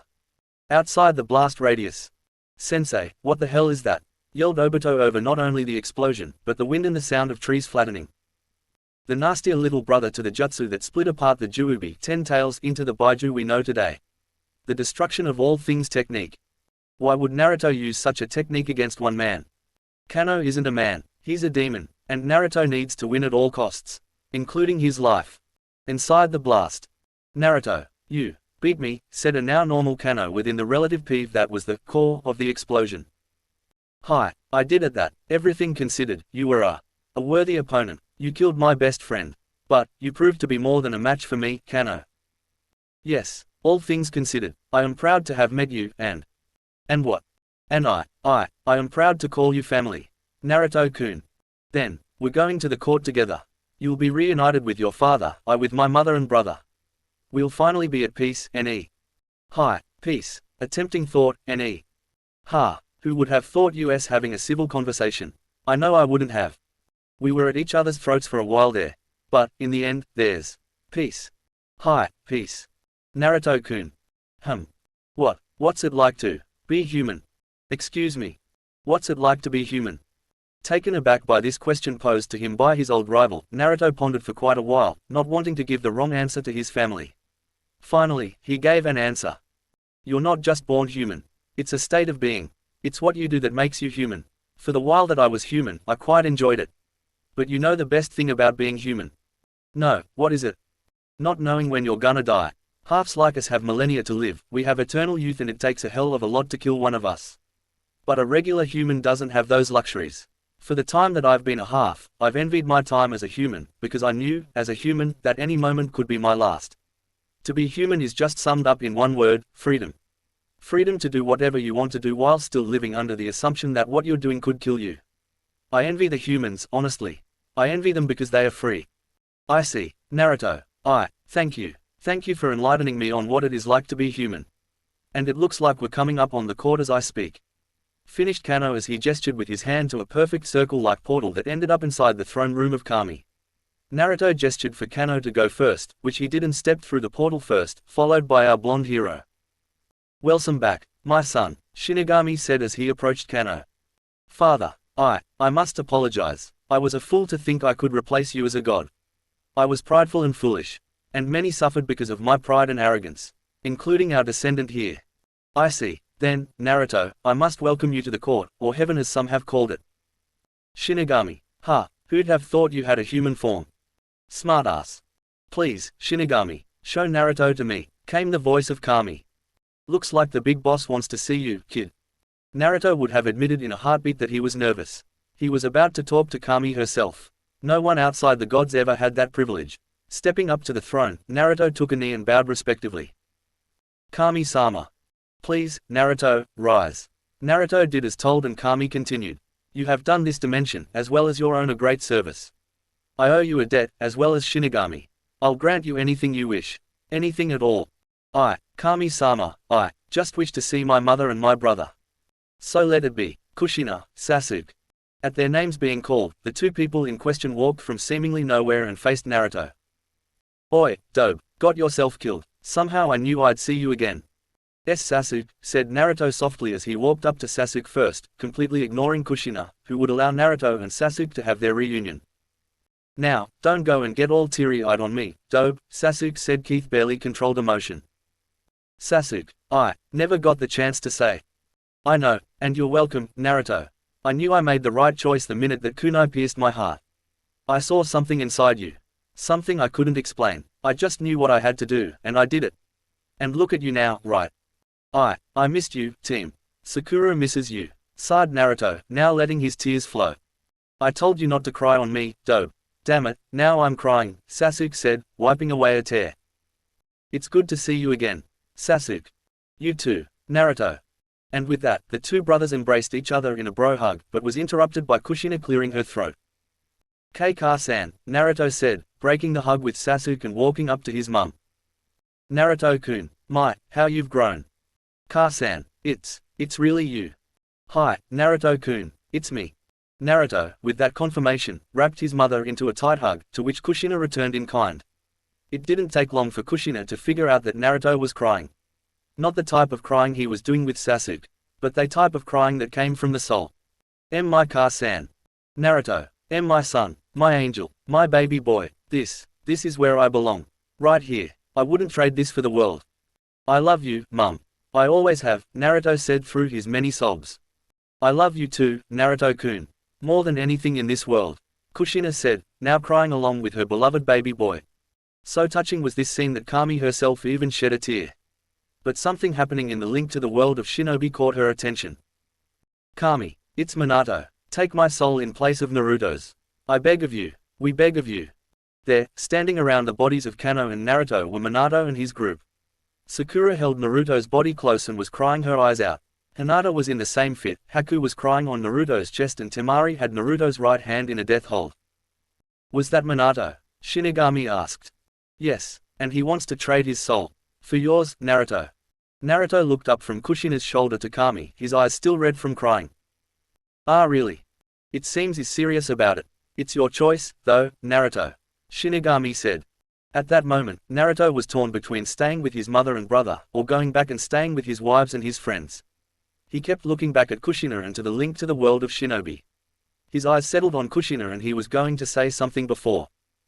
Go, Naruto-kun, they need you more than I, Kushina said with a motherly smile. Car-san, are you? I'm sure, Naruto-kun. You have much more to do in your life and I won't be the one to hold you back from your destiny. Car-san, thank you. I love you, so much, sighed Naruto as he began crying again. Shush, it's okay, Naruto. Just know that wherever you go and whatever you do, I will love you now and forever. You're my baby boy, my angel. And I want you to go back down there and be there for your loved ones. Hi, I'll make you proud, Car-san. It's a promise of a lifetime. He hugged his mother one last time, shook Sasuke's hand one last time and made his way over to the link. Kami-sama, do it. Nodding her head, Kami surrounded Naruto with her will. Just before he disappeared, he looked over to Kano, who was, for the first time Naruto had ever seen, genuinely smiling. He nodded his head at his great-grandson, who returned the gesture and disappeared from the court. World of Shinobi. She didn't listen. Damn it, Minato said, kicking the ground that had been glassed in some parts. Is he not coming back to us? Hinata asked through her many sobs. No, Kami's keeping him in the court. He's gone. Not just yet, I'm not. Came the voice everyone was so desperate to hear. Everyone looked down to Naruto's body. And it began to stir. Finally, his eyes opened and he was greeted with everyone staring at him. Something on my face. His answer came as a flood of tears from 4 of the women he loved more than life itself. Naruto, Kami, she let you come back. Hi, that was more or less her favor to me, Naruto said as he pushed himself up and stood up to face his 2 san, with the 4 women hanging onto him for dear life of course. Her favor. Hi, and Shinigami still owes me a favor as well. That I do, smartass. Shinigami said as he materialized in his human form in front of everyone, who jumped back, not expecting to see a human Shinigami. Before you ask, Minato, I'm here to collect on Naruto's favor. And to bring you back to the court. Hi, I understand, Shinigami. Naruto, what's your wish? Tell Shinigami so he can get back to the court. Shinigami. Glancing from Minato to Sakura, then back to Minato, then settling on Sakura, he continued. I want Uchiha Sasuke to be brought back. A soul for a soul, Naruto. Someone else must be sacrificed. You know the rules. Then take me back, Shinigami-sama. Obito said. You volunteer, Obito. Naruto, is this acceptable? An Uchiha for an Uchiha. Hi, only if Obito is sure. Naruto said. I am, Naruto. I'm ready to go back. Then so it shall be. Everyone, I shall probably never see you again. And Naruto, I'll see you. Whenever you summon me again. Until then.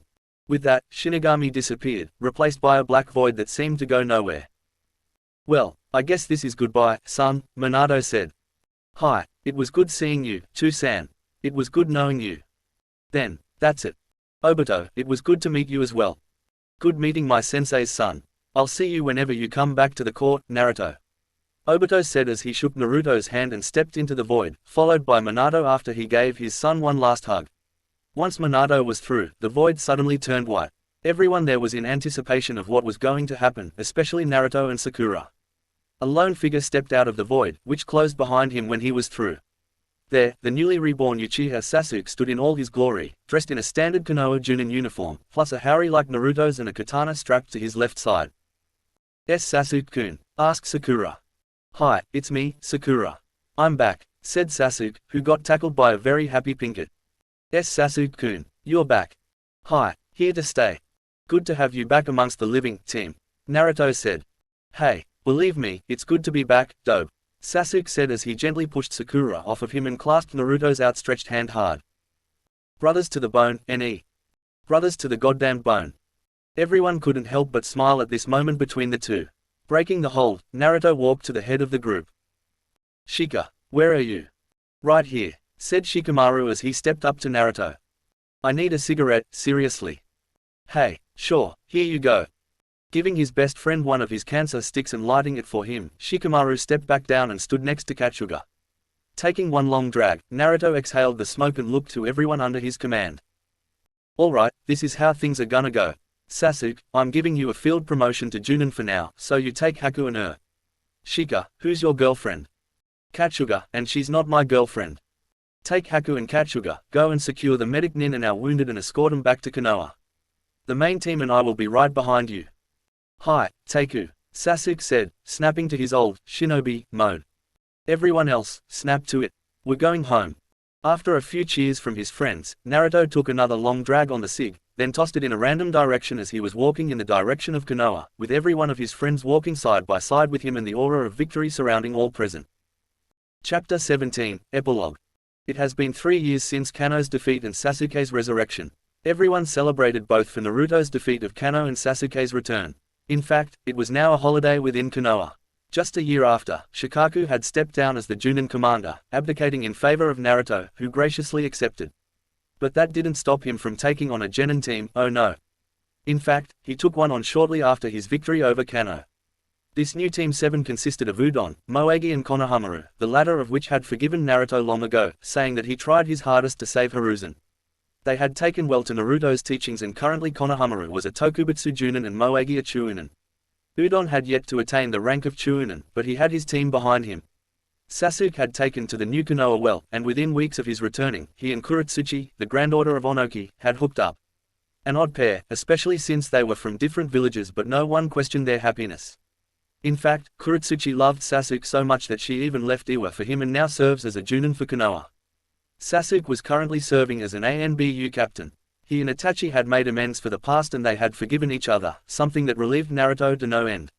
Both Naruto and Sasuke had a seat on the Konoha Council, Naruto because he was the Junin commander and Sasuke because not only was he in ANBU, but he had re-established the Konoha police force as a viable means of civil security, which took a hell of a load off Naruto and his shinobi force.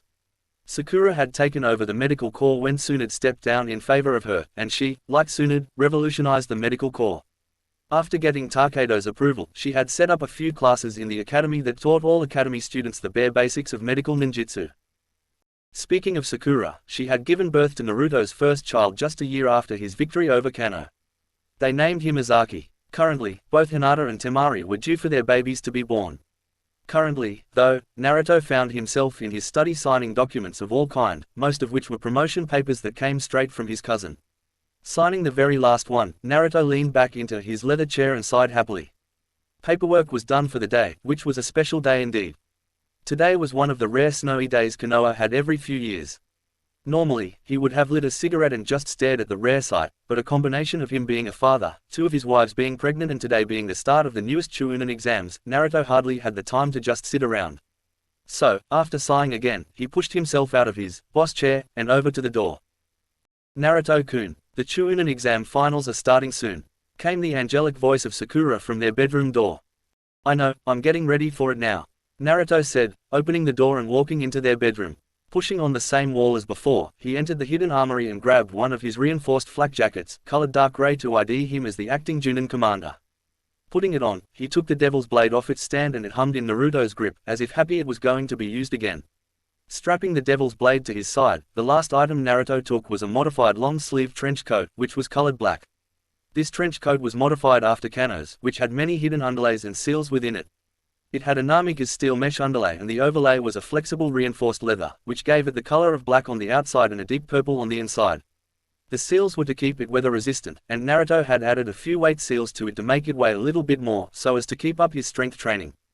Currently, the trench coat alone weighed 75 pounds.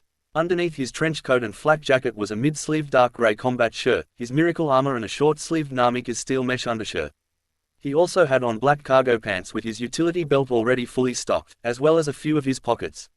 Finally, Naruto slipped on his black steel-toed boots, which were also weighted, at about 40 pounds, tied his hide to his forehead and slipped on a necklace that had a black crystal hanging from it he had given his old red one to Sakura. Since he had entered his mini-QB state while fighting Kano, a few changes had befallen his appearance. His eyes were still purple, but they held the fox-like pupil he would normally have in his demon state, his canines had grown into fangs, his body was slightly more streamlined and his fingernails had sharpened slightly into claws. He was just about to drop into the Haraishin to go to the Junin standby station before Sakura interrupted him. Naruto-kun, Shikamaru's here. Oh, I was just about to go and see if he was at the office. Thanks. Naruto then walked down the stairs to greet his Junin captain, intent on getting just one matter out of the way. Getting to the base of the staircase, Naruto addressed his best friend. Shika, I didn't think you'd come to see me. I half expected you to be at the office. Waiting at the office was troublesome, so I came here. Though we probably should take a walk. Taking the hint, Naruto followed Shikamaru out the door, and the two commenced to walking randomly around Konoha. The progress reports from Mother Island are back. Looks like most of Orochimaru's research was still intact and is still usable. Also, the area still holds amounts of demonic chakra left over from your battle with Kano, but for the most part it's non-lethal, so our people there are in no harm at all. Well, that's another base down. When you get the chance, relay orders back to the team to pack up and come back home with what they've found. Will do. And what? She's still holding fast. 0. Damn it, will she ever break? Ibuki's close, Naruto. I think one more visit from you'll do it. I can't miss the Chunin exams. Udon's participating again and I want to be there to support him as his sensei and friend. Naruto, we need you there. What she knows could do wonders for Konoha. You know better than anyone how much of a monster Kano was, but what if we could use what he left to her? What if we could repurpose whatever research he had to fit Konoha's needs? Shika, Please, Naruto. Udon will understand, trust me. Quote ellipsis. Alright, but, go to the Chunin exams in my place and tell Udon that something came up. Will do, boss, Shikamaru said after saluting, then disappeared. Naruto, however, dropped into the Haraishin, his target location being the Interrogation Division's HQ, thanks to the tag he had on Hinna. No one so much as jumped when Naruto had dropped out of the Haraishin upon arrival. Good, you came, Naruto, said Ibuki. How close are we, Ibuki? Very. Just one more bout with your Onagon should do it. Are we certain? The last time I tried the Onagon, she damn near broke her restraints trying to get away from me. Very certain. I'm sure it'll work this time. At that point, Naruto turned his attention to the object of their interest. Their Zero sat tied to the chair, spots of dried blood here and there, and dead eyes that not once moved. Keeping her eyes forward, Zero spoke in a monotone voice. Try as you might, Namikaze, you will not break me. We'll see, Zero. I know my Hinna is somewhere in there. I'll drag her out of you if I have to. Hinna is dead. I am Zero. I am Kano-sama's favorite. I am his will, I am his voice. Kano-sama will come back for me. He will not allow you to touch me further. Motioning for Ibuki to follow, Naruto walked off to one of the corners of the room. I say we just go ahead and finally tell her. You think she'll be shaken? Asked Ibuki. Most definitely. If she worshipped Kano that much, then telling her he died that day will probably give me the chance I need to force my influence upon her to counteract Kano's. Will that bring Hinna back? I can't be certain. It might bring Hinna back, or I'll just gain another follower. Another? Naruto, please don't tell me. Yeah, I've started my own numbers unit. I saw how Kano ran his and I basically took that idea as my own, though not to the inhumane extent that he took his. If this fails and Hinna isn't brought back, I can easily put her as my number 2. Why number 2? Kano hadn't unlocked her power like he had done with the rest of the numbers. I think we caught him when he was about to. Had he done so, Sakura-chan would have actually had a challenge.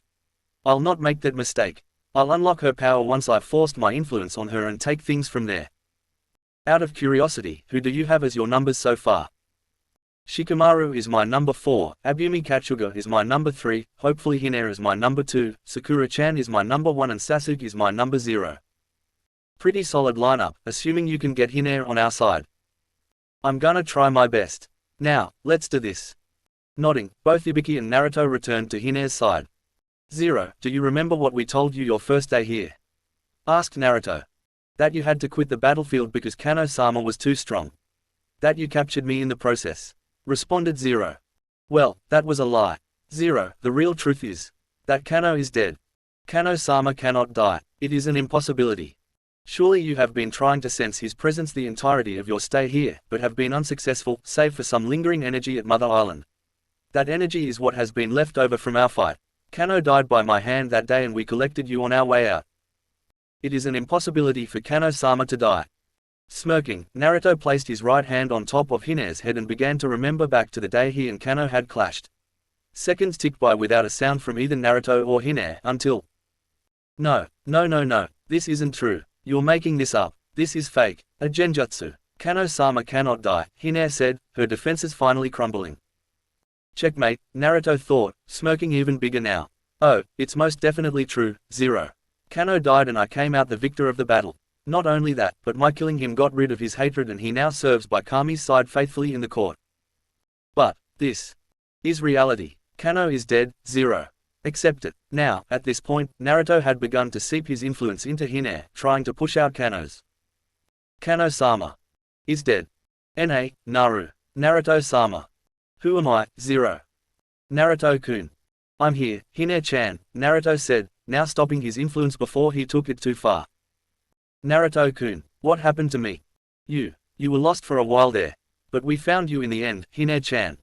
I'm glad you did, Naruto-kun. But, can you untie me at least? Oh, yeah, sorry, Naruto said as he worked on untying his rescued love. Once done, Hine stood up, albeit wobbly, but she had Naruto there to lean on. Come on, Hine-chan.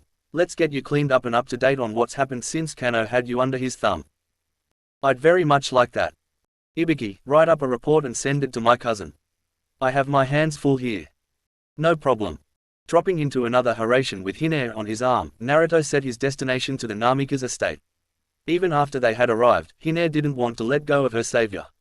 All Naruto could do was comfort her, as the full gravity of her situation had set in. Hine would have collapsed, but Naruto was still there and he would not dare let her go after he had lost her for Kami knows how long.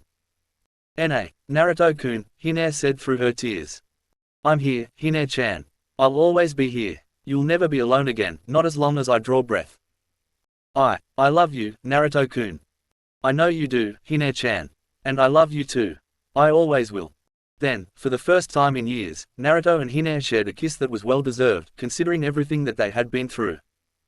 Ending the kiss after 2 minutes, Naruto created a couple of cage bunshin, much to Hine's confusion.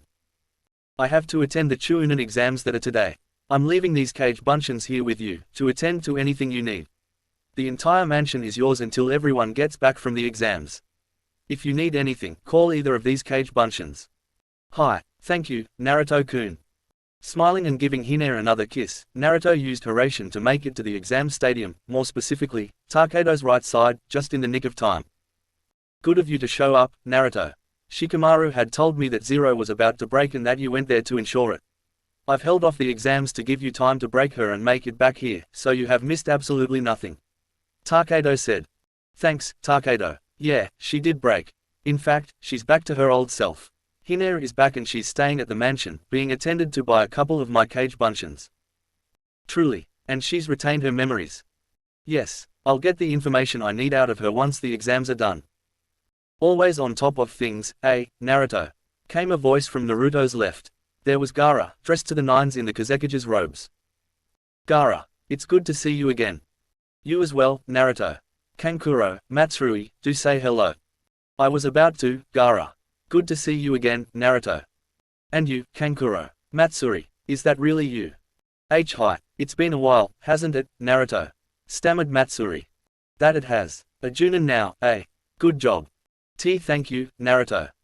Naruto, how about we go ahead and start the exams? You can have the honors. Said Takedo, making Naruto nod as he stepped up to the railing, looking over the stadium. Konoha. Today marks the date of the next Chunin exams. I know that you all have had to wait a little longer than normal, but that makes this event that much sweeter, does it not? Yelled Naruto to the crowd, making them yell their approval. Today, we welcome the Godime Kazekage and my brother-in-law, Sabaku no Gaara, who has graced us with his presence on this glorious day. He, like our dear Takedo, has come here today to watch his shinobi perform their best. Give them the courtesy they deserve for making it this far. Let's hear it for the finalists. Again, under Naruto's voice, the crowd cheered loudly. They really respect him, Takedo-san, said Gaara. That they do, Gaara-san. That they surely do, Takedo said with a smile. Oi, Udon, that's your sensei, isn't it? Asked one Konoha genin. Hi, that's my sensei, Udon said, surprised that Naruto had made it. Now, who says we get this show on the road? Naruto yelled. Naruto-sama, we have a request, yelled out one of Naruto's junin. Oh, and what's that? We want to see you fight, the junin yelled, getting a loud cheer from the crowd. Very well, who shall I be fighting? Uchiha Sasuke, yelled the same junin, making the entire stadium erupt into a cheer of approval. Sasuke was first to jump out from his position in the stands and onto the field. Naruto, after smoking, jumped off of the cage's box and onto the field, directly in front of Sasuke, who had removed his ANBU mask. Both Naruto and Sasuke had unbeatable smoke spread across their faces. About time we settled this dispute, dope, spoke Sasuke. I agree, team, this'll settle it once and for all. With nothing else left to say, both Naruto and Sasuke nodded to the proctor, which was Haku again. Fighters ready, begin, yelled Haku as she booked it out of the line of fire like Naruto was fighting Onoki once again. And not a moment too soon, as Naruto had launched 5 shuriken at Sasuke, followed by drawing the Devil's Blade, sending 2 arc slices following the shuriken. Sasuke was able to swat away the shuriken with his katana and, with the use of Raiden chakra running through his katana, was able to stop the arc slices, then block the incoming sweep from Naruto, who disappeared in a puff of smoke upon contact. Jumping back, Sasuke was just able to avoid Naruto jumping out of the ground, katana poised. Like last time, Naruto had disappeared in a puff of smoke. Sasuke, however, anticipated where Naruto was going to attack next and backflipped in the air, avoiding another katana swipe from Naruto, who, like the last few times, disappeared. Finally making it back to the ground, Sasuke growled in frustration. Come on, Naruto, give me a heads-up fight. Show me the power that killed Kano. Very well, came the voice of Naruto just a few feet behind Sasuke, who turned on his heel, katana ready for a sweep. All Naruto did was chuckle as he raised his left hand and literally caught Sasuke's katana with not so much as a scratch. Sasuke only had time to widen his eyes in surprise, as Naruto had flared his ryutsu, which felt like, to Sasuke, a 300-pound weight on his back. He quickly fell to his knees, gasping for air and sweating profusely.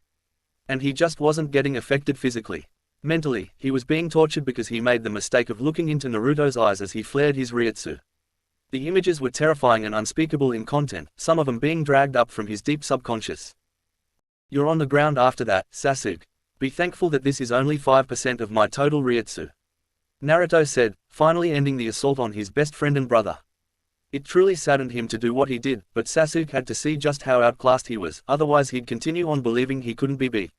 So, turning on his heel, Naruto started to walk away when Sasuke was on his feet and charging again. Naruto only flared his ryutsu again, this time up to 15%, which knocked Sasuke completely to the ground. This time, Sasuke couldn't move a muscle and couldn't breathe. He was truly powerless. For the first time since his death, he could do nothing. The relentless pressure, though, ended abruptly, followed by, "Give up, Sasuke. Please, just give up," spoke our blonde hero. How are you? So goddamn powerful. Because I had to be. You would still be dead otherwise. Along with me, Sakura-chan and the rest of this world. Are you the only one that made the deal with your Baiju? Honestly, no. I had told Fu-chan about the deal that I made and she inquired about it to the Nanabi, Seven Tails, who confirmed it. Since then, Fu-chan has struck the deal and is now a half like me. And Gaara sitting up there. He's a half as well. Yugito is a half, Kiribi is a half and Roshi is a half. Chojuro, Utakata and Han have refused to strike the deal for various reasons. So, no, I'm not the only one, Naruto said, helping his brother to his feet. And Fu is to be your next wife as well. I pity the future enemies of Konoha. Future enemies, you say, Sasuke-san? Boomed an unknown voice from the stands. It was at that moment that everyone in the stadium, save for Naruto and Sasuke, fell asleep under the power of a genjutsu. The source of the voice in question was standing just above the cages, on the roof of the cage's box. The man looked to be in his late teens, about the same age as Naruto, had on a pure blood red trench coat over a red short-sleeved combat shirt, black cargo pants, black leather gloves, black shinobi sandals, steel shinguards, a black scarf that was loosely tied around his neck and a black Omegakure-style flak jacket. He had no height, however. And his hair was blonde and spiky. Blue eyes as well. No, something must have been wrong. The man standing before everyone looked like he was Naruto's brother, and he could have been had he whisker marks and purple eyes. Who are you? Demanded Naruto. Come now, Anarchy. Don't you recognize your twin? T-twin. Impossible. No, it's very possible, Naruto Nii. And as for a name, you can call me Menma if you so wish. And I bring news of, well, the destroyer of this world. Destroyer of this world. No, it's impossible. The prophecy. The prophecy only spoke of it once. It stated that there would be a foil to the savior of this world, and that he or she would be named destroyer of this world. And that the two would have to meet at the end of days to decide the world's ultimate fate. Fear not, though, that day is not today. I merely wish to 1. Tell you of this threat, and 2. See my twin for the first time. And I must say, I'm nowhere near disappointed with what I'm seeing. No wonder Tu-san and Ka-san kept you. And threw me away. Threw you away? What do you mean? When the great Toad Sage gave his prophecy to Jiraiya, he spoke about the child of the prophecy. You, Anarchy. What most don't know, though, is that Jiraiya took our Tu-san to see that decrepit old Toad so his future could be read as well. Tu-san's future was that he would be the father to both the savior of this world and the destroyer of this world, and that he would have to determine which was which on his own. Ultimately, when your Baiju attacked, he saved you, Anarchy, and left specific instructions that I was to be sent to the farthest reaches of the world. I was banished because of a split-second decision by our father. Can you fault him, Menma? Kurama was on a rampage and he had to make a decision. True that he chose me over you, but I in no way didn't suffer. I was the pariah of Konoha until I turned 13. That's when I realized my destiny. I had a goal, I had a girl that I was head over heels in love with, I had the most amazing friends, good teachers and the support of my Baiju. I rose to the occasion and I forged my own path. And what about you, Menma? Are you gonna let some time-old prophecy hold you down? Are you going to let your destiny beat you? Oh, you think the destroyer of this world is me? No, it's not I. It's the one you know as Hinna. This one prophecy was the one that the great Toad Sage was wrong about. He never saw Hinna coming into the picture, so he determined that either me or you was destined to become the savior and destroyer of this world. When in reality, it is Hinna. Hinna-chan. No, it can't be her. Naruto, you know that she was taken by Kano, and you know that Kano always had a reason behind his actions. What if he knew about this and wanted to exploit her? Advised Sasuke. Sasuke-san's right, Anarchy. Kano knew about this prophecy and saw the real truth behind it. He tracked down Hinna, and once he did, took her from you. Then, will you help me, Menma? Have you come to terms with your grievances against our parents? Long ago, Anarchy. I came here to both warn you and help you, so yes, you have my sword. Sasuke, accompany Menma and I to my mansion. We'll deal with, started Naruto. What's wrong, Naruto? Asked Sasuke. She's killed my Kage Bunshins and is headed towards the Namika's vault. But the vault has a blood seal on it that only responds to your blood. Surely she knows this. That's what scares me. Let's go. Namika's mansion, Namika's vault. Things went off like clockwork for Hinna.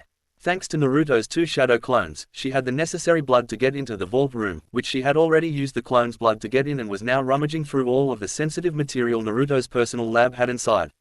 She wasn't interested in the research, however. She was interested in something different, something that was whispered in rumors. Quite frankly, she didn't know if it existed, but she was willing to search.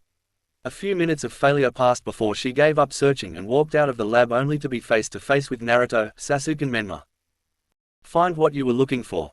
0. Naruto asked. So, you found me out, did you, Namikaze? Yeah, and I can't believe you. I thought. You thought wrong, Namikaze. And, to answer your question, no, I didn't. Good, because it's not there. I know what you're after, and do you think for 1 second I'd leave it in such an obvious spot? Whatever the case may be, we need to carry out her execution now, Naruto. You heard what Menma said. Spoke Sasuke.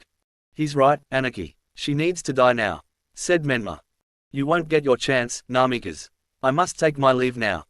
Like hell you will, Naruto yelled as he stepped into Hinna, katana poised for an Iaido way of Iai strike. Just before Naruto could strike, though, his target had disappeared into a plum of white smoke, leaving no trace behind. Damn it, someone reverse summoned her, yelled out Sasuke, seeing what had happened with his Sharingan. I know, I saw it as well, Naruto said, looking on with his Onagan. Then, she got away, Menma said. What exactly was she looking for, Naruto? Asked Sasuke. This, said Naruto, turning to Sasuke and pointing to his black crystal necklace. Is this of significance? I'd say so. This is one of the 10 keystones. The keystones. The 10 keystones are said to be pieces of the Rikudo Sennin's sarcophagus, removed by one of his sons after his death. There are 10 because when the 5 great shinobi nations were created, the 10 were divided equally between the first of the cages. Each cage has one, and the person that is to succeed them as the next cage has the other. It is said that if all 10 of the keystones are brought together, then the location of the Rikudo Sennin's mausoleum will be revealed, at which point the person or people who brought the keystones together could travel to the mausoleum. Inside is rumored to be an untold amount of knowledge and power enough to level this continent if used improperly. And all of what I just told you doesn't leave the three of us. These secrets were told to me by Takedo, who, in turn, learned of this from the Gokage Summit, since Hiruzen passed without naming a successor. Likewise, these secrets were not meant to be known by anyone except for the cages and their successors. I'm telling you two because both of you are my brothers, one in blood, the other in essence. Can I trust that you two will take this to your grave? Do you even have to ask, Anarchy? Asked Menma with an all too recognizable smirk. Better safe than sorry, Ototo. Now, everyone should have woken up from your genjutsu now. Which means I have a hell of a lot to explain to our cousin. I don't envy you, you know. I don't envy myself. Now, let's get this explanation over with. Hokage's mansion, 10 minutes later. Takedo, all throughout Naruto's explanation, never turned his gaze away from his village, nor turned to face his successor. Currently, he was still facing his village, his right hand clutching his keystone as if for dear life. After a few more minutes of contemplating silence, he let out a deep sigh and finally turned to face Naruto. This is very troubling. I don't fault you at all, though, Naruto. You sensed nothing to convince you otherwise of her intentions. But the fact that she knows about the keystones is something of concern. She was a student of Kano's. Maybe he knew about the keystones and told her, but never got to tell her what they looked like. I mean, she had the opportunity to take it from me multiple times while we were in close proximity. That fact alone leads me to believe that she has only heard the legends from Kano and doesn't rightly know what she's looking for. That being said, even if she does figure it out, she'd have to basically declare war on the shinobi nations because nobody but the cages and their successors know about and possess the keystones. True, though, I don't want to be complacent. Put her in the bingo book, S-rank status. And the bounty. 80 million Ryu. Also, send a message out to the rest of the cages that she's after the keystones. Hi, anything else? Go and introduce Menma to the family and show him around the village. He's been away for far too long. Seeing that Naruto wasn't looking at him, Takedo turned around to look out of the window, and had to do a double take when he saw what he saw. There, on a rooftop a few yards away, was Menma, with him was Tenten. And both were making out, blatantly in front of the Hokage and his successor. Naruto, is that? Yeah. With? Yep. And there? Yes. In front of? Definitely. How long has he? A little over half an hour. And he scored. Looks like it. How? Namika's charm, I guess. He's Uzumaki as well, you know. Majority Namikas. Plus, the only Uzumaki who had any sort of charm was my mum. And not me. You heard me, cousin. You have no room to talk. You scored with Henna, and don't tell me otherwise. Both Kiba and I know, and I think Soom does as well. Wait, how? I was there when Kiba found out.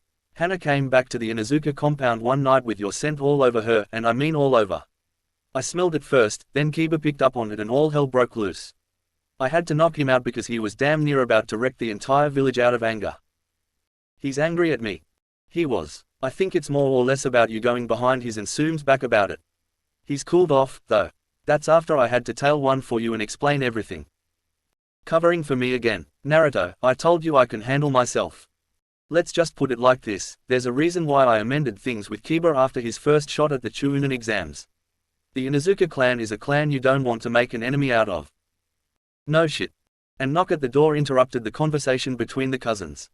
Enter, Naruto said. The door opened, revealing Konan. Naruto-sama, I come with a message from Sakura, said the ex-Akatsuki Kanoiki. Thank you, Konan. What's the message? It's urgent. She says that Hinata has gone into labor.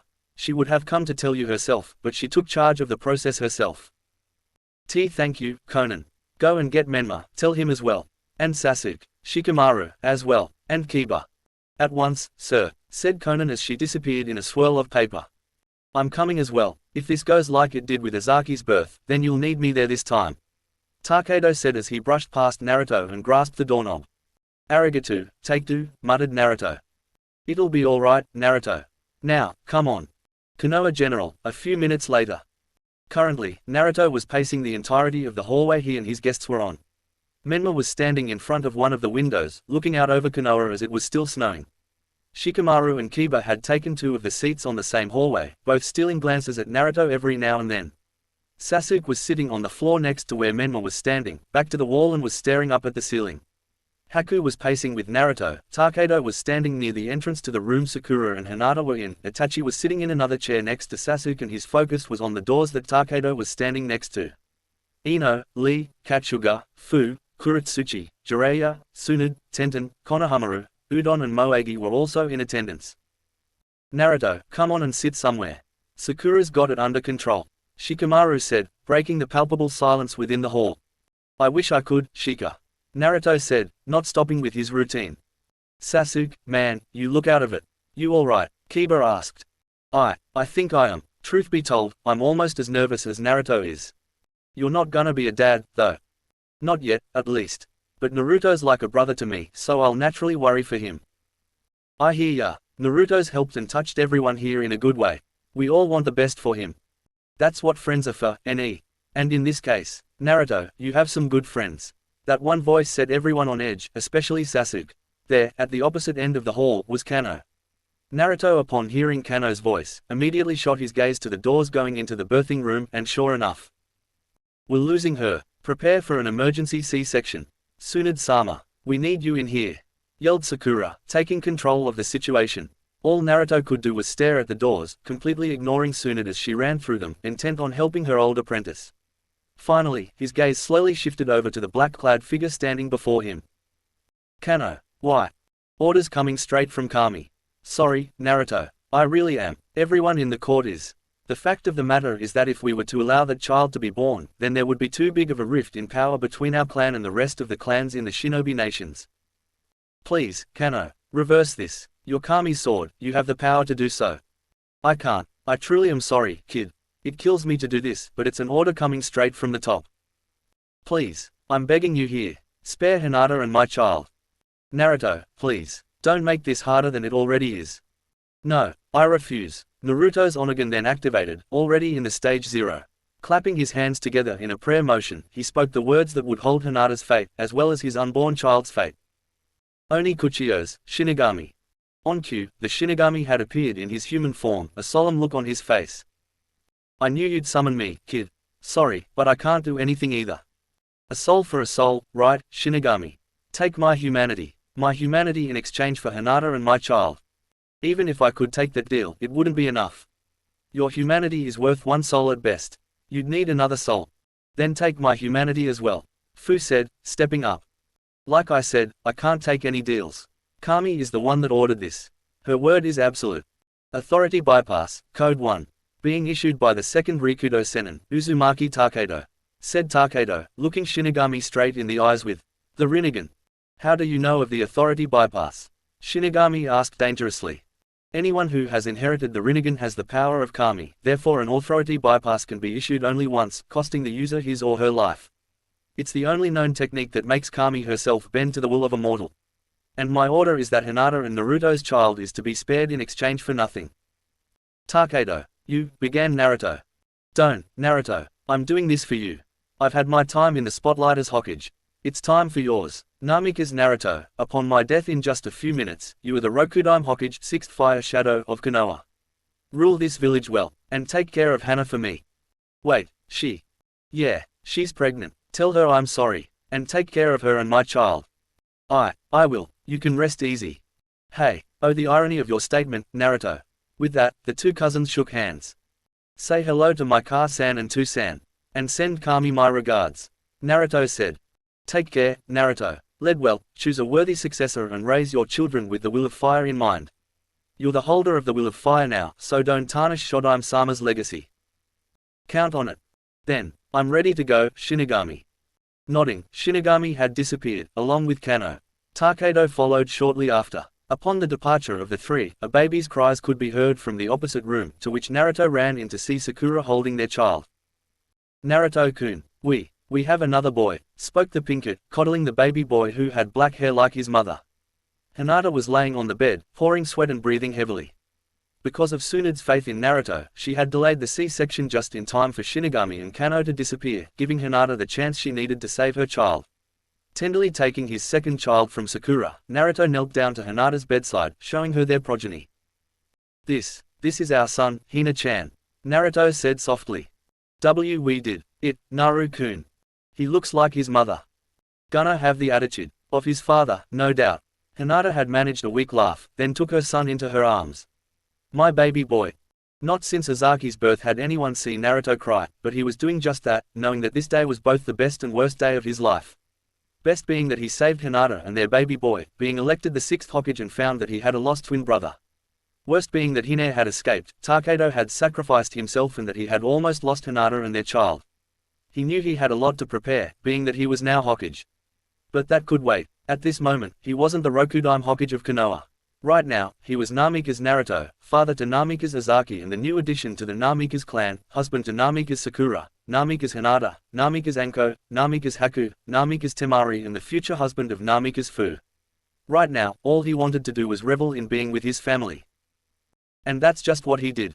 He pulled up a chair and sat next to Hinata, who had fallen asleep with their child in her arms. The child, however, opened his eyes and looked straight at Naruto, his piercing light grey eyes burrowing straight into Naruto's soul. The child had managed a small smile before succumbing to the call of sleep himself. Hey, we definitely have a keeper, Hina-chan. But what are we gonna name him? Kitai, maybe. Yes, Namikaze Kitai. That sounds good to me, thought Naruto as he settled into his seat and fell asleep himself. Time skip, 3 days later, Hokage's tower, Hokage's office. You ready, Naruto? Asked Sasuke, looking on at his friend and brother, who was wearing what he had on the other day, plus holding the Hokage's hat in his right hand and was looking over what was going to be his village in a few minutes. Hi, can you believe it, Sasuke? Me, Hokage. I actually can. You deserve this, Naruto. Konoha respects you and they'll respect you even more once we swear you in as Hokage today. I know the villagers do.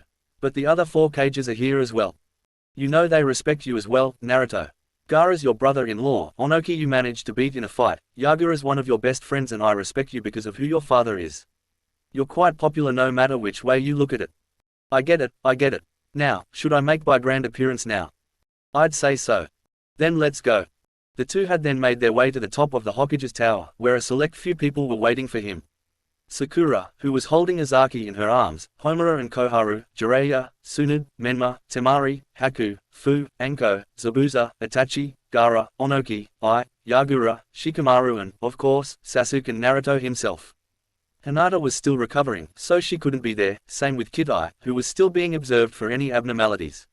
Seeing that Naruto finally made it, Jiraiya addressed the village. Konoha, it is with great pleasure that I now present to you your new leader. The Rokudaime Hokage of Konohagakure no Sato, Namikaze Naruto. And at Naruto's name the entire village erupted into a frenzy of cheers and whoops and cries of joy and approval, which intensified when Jiraiya stepped to the side to allow Naruto room to see his village. Placing the Hokage's hat atop his head, Naruto raised his right fist, as if encouraging Konoha to celebrate. Off to the side, where no one could see, stood the past Hokages of Konoha, who had been allowed to watch Naruto's inauguration by Kami. The will of fire burns brightly within him. You've made a good choice, Takedo. Spoke Hashirama, the first Hokage. I agree. Naruto will do good things for this village. Spoke Tobirama, the second Hokage. Naruto-kun, I knew you'd make it one day. I'm proud of you. Hiruzen spoke with a smile. Naruto, my son, congratulations. You've made me so very proud, Minato said, smiling as well. Naruto, my cousin, make us all proud. I picked you because I knew you would be able to lead Konoha better than any one of us ever could. Don't make me regret it, spoke Takedo, with a proud smile on his face. Sakura and Sasuke had made it to Naruto's side, Sakura to his left and Sasuke to his right, and both couldn't help but smile themselves. There was the all-grown-up Team 7, Sakura as the medical nin head, Sasuke as the newly appointed Junin commander and Naruto's successor, and Naruto himself, Rokudaime Hokage of Konoha and the new holder of the Will of Fire, all three smiling proudly, especially Naruto, who was glad that his 2 teammates could share in this celebration. He grasped Sakura's hand tightly and slung his other arm over Sasuke's shoulders just as a photographer somewhere pressed a button, immortalizing the moment with just a flash of light. And with that one flash of light, so ended one chapter of Naruto's life. And turned the page to another chapter that had yet to be written.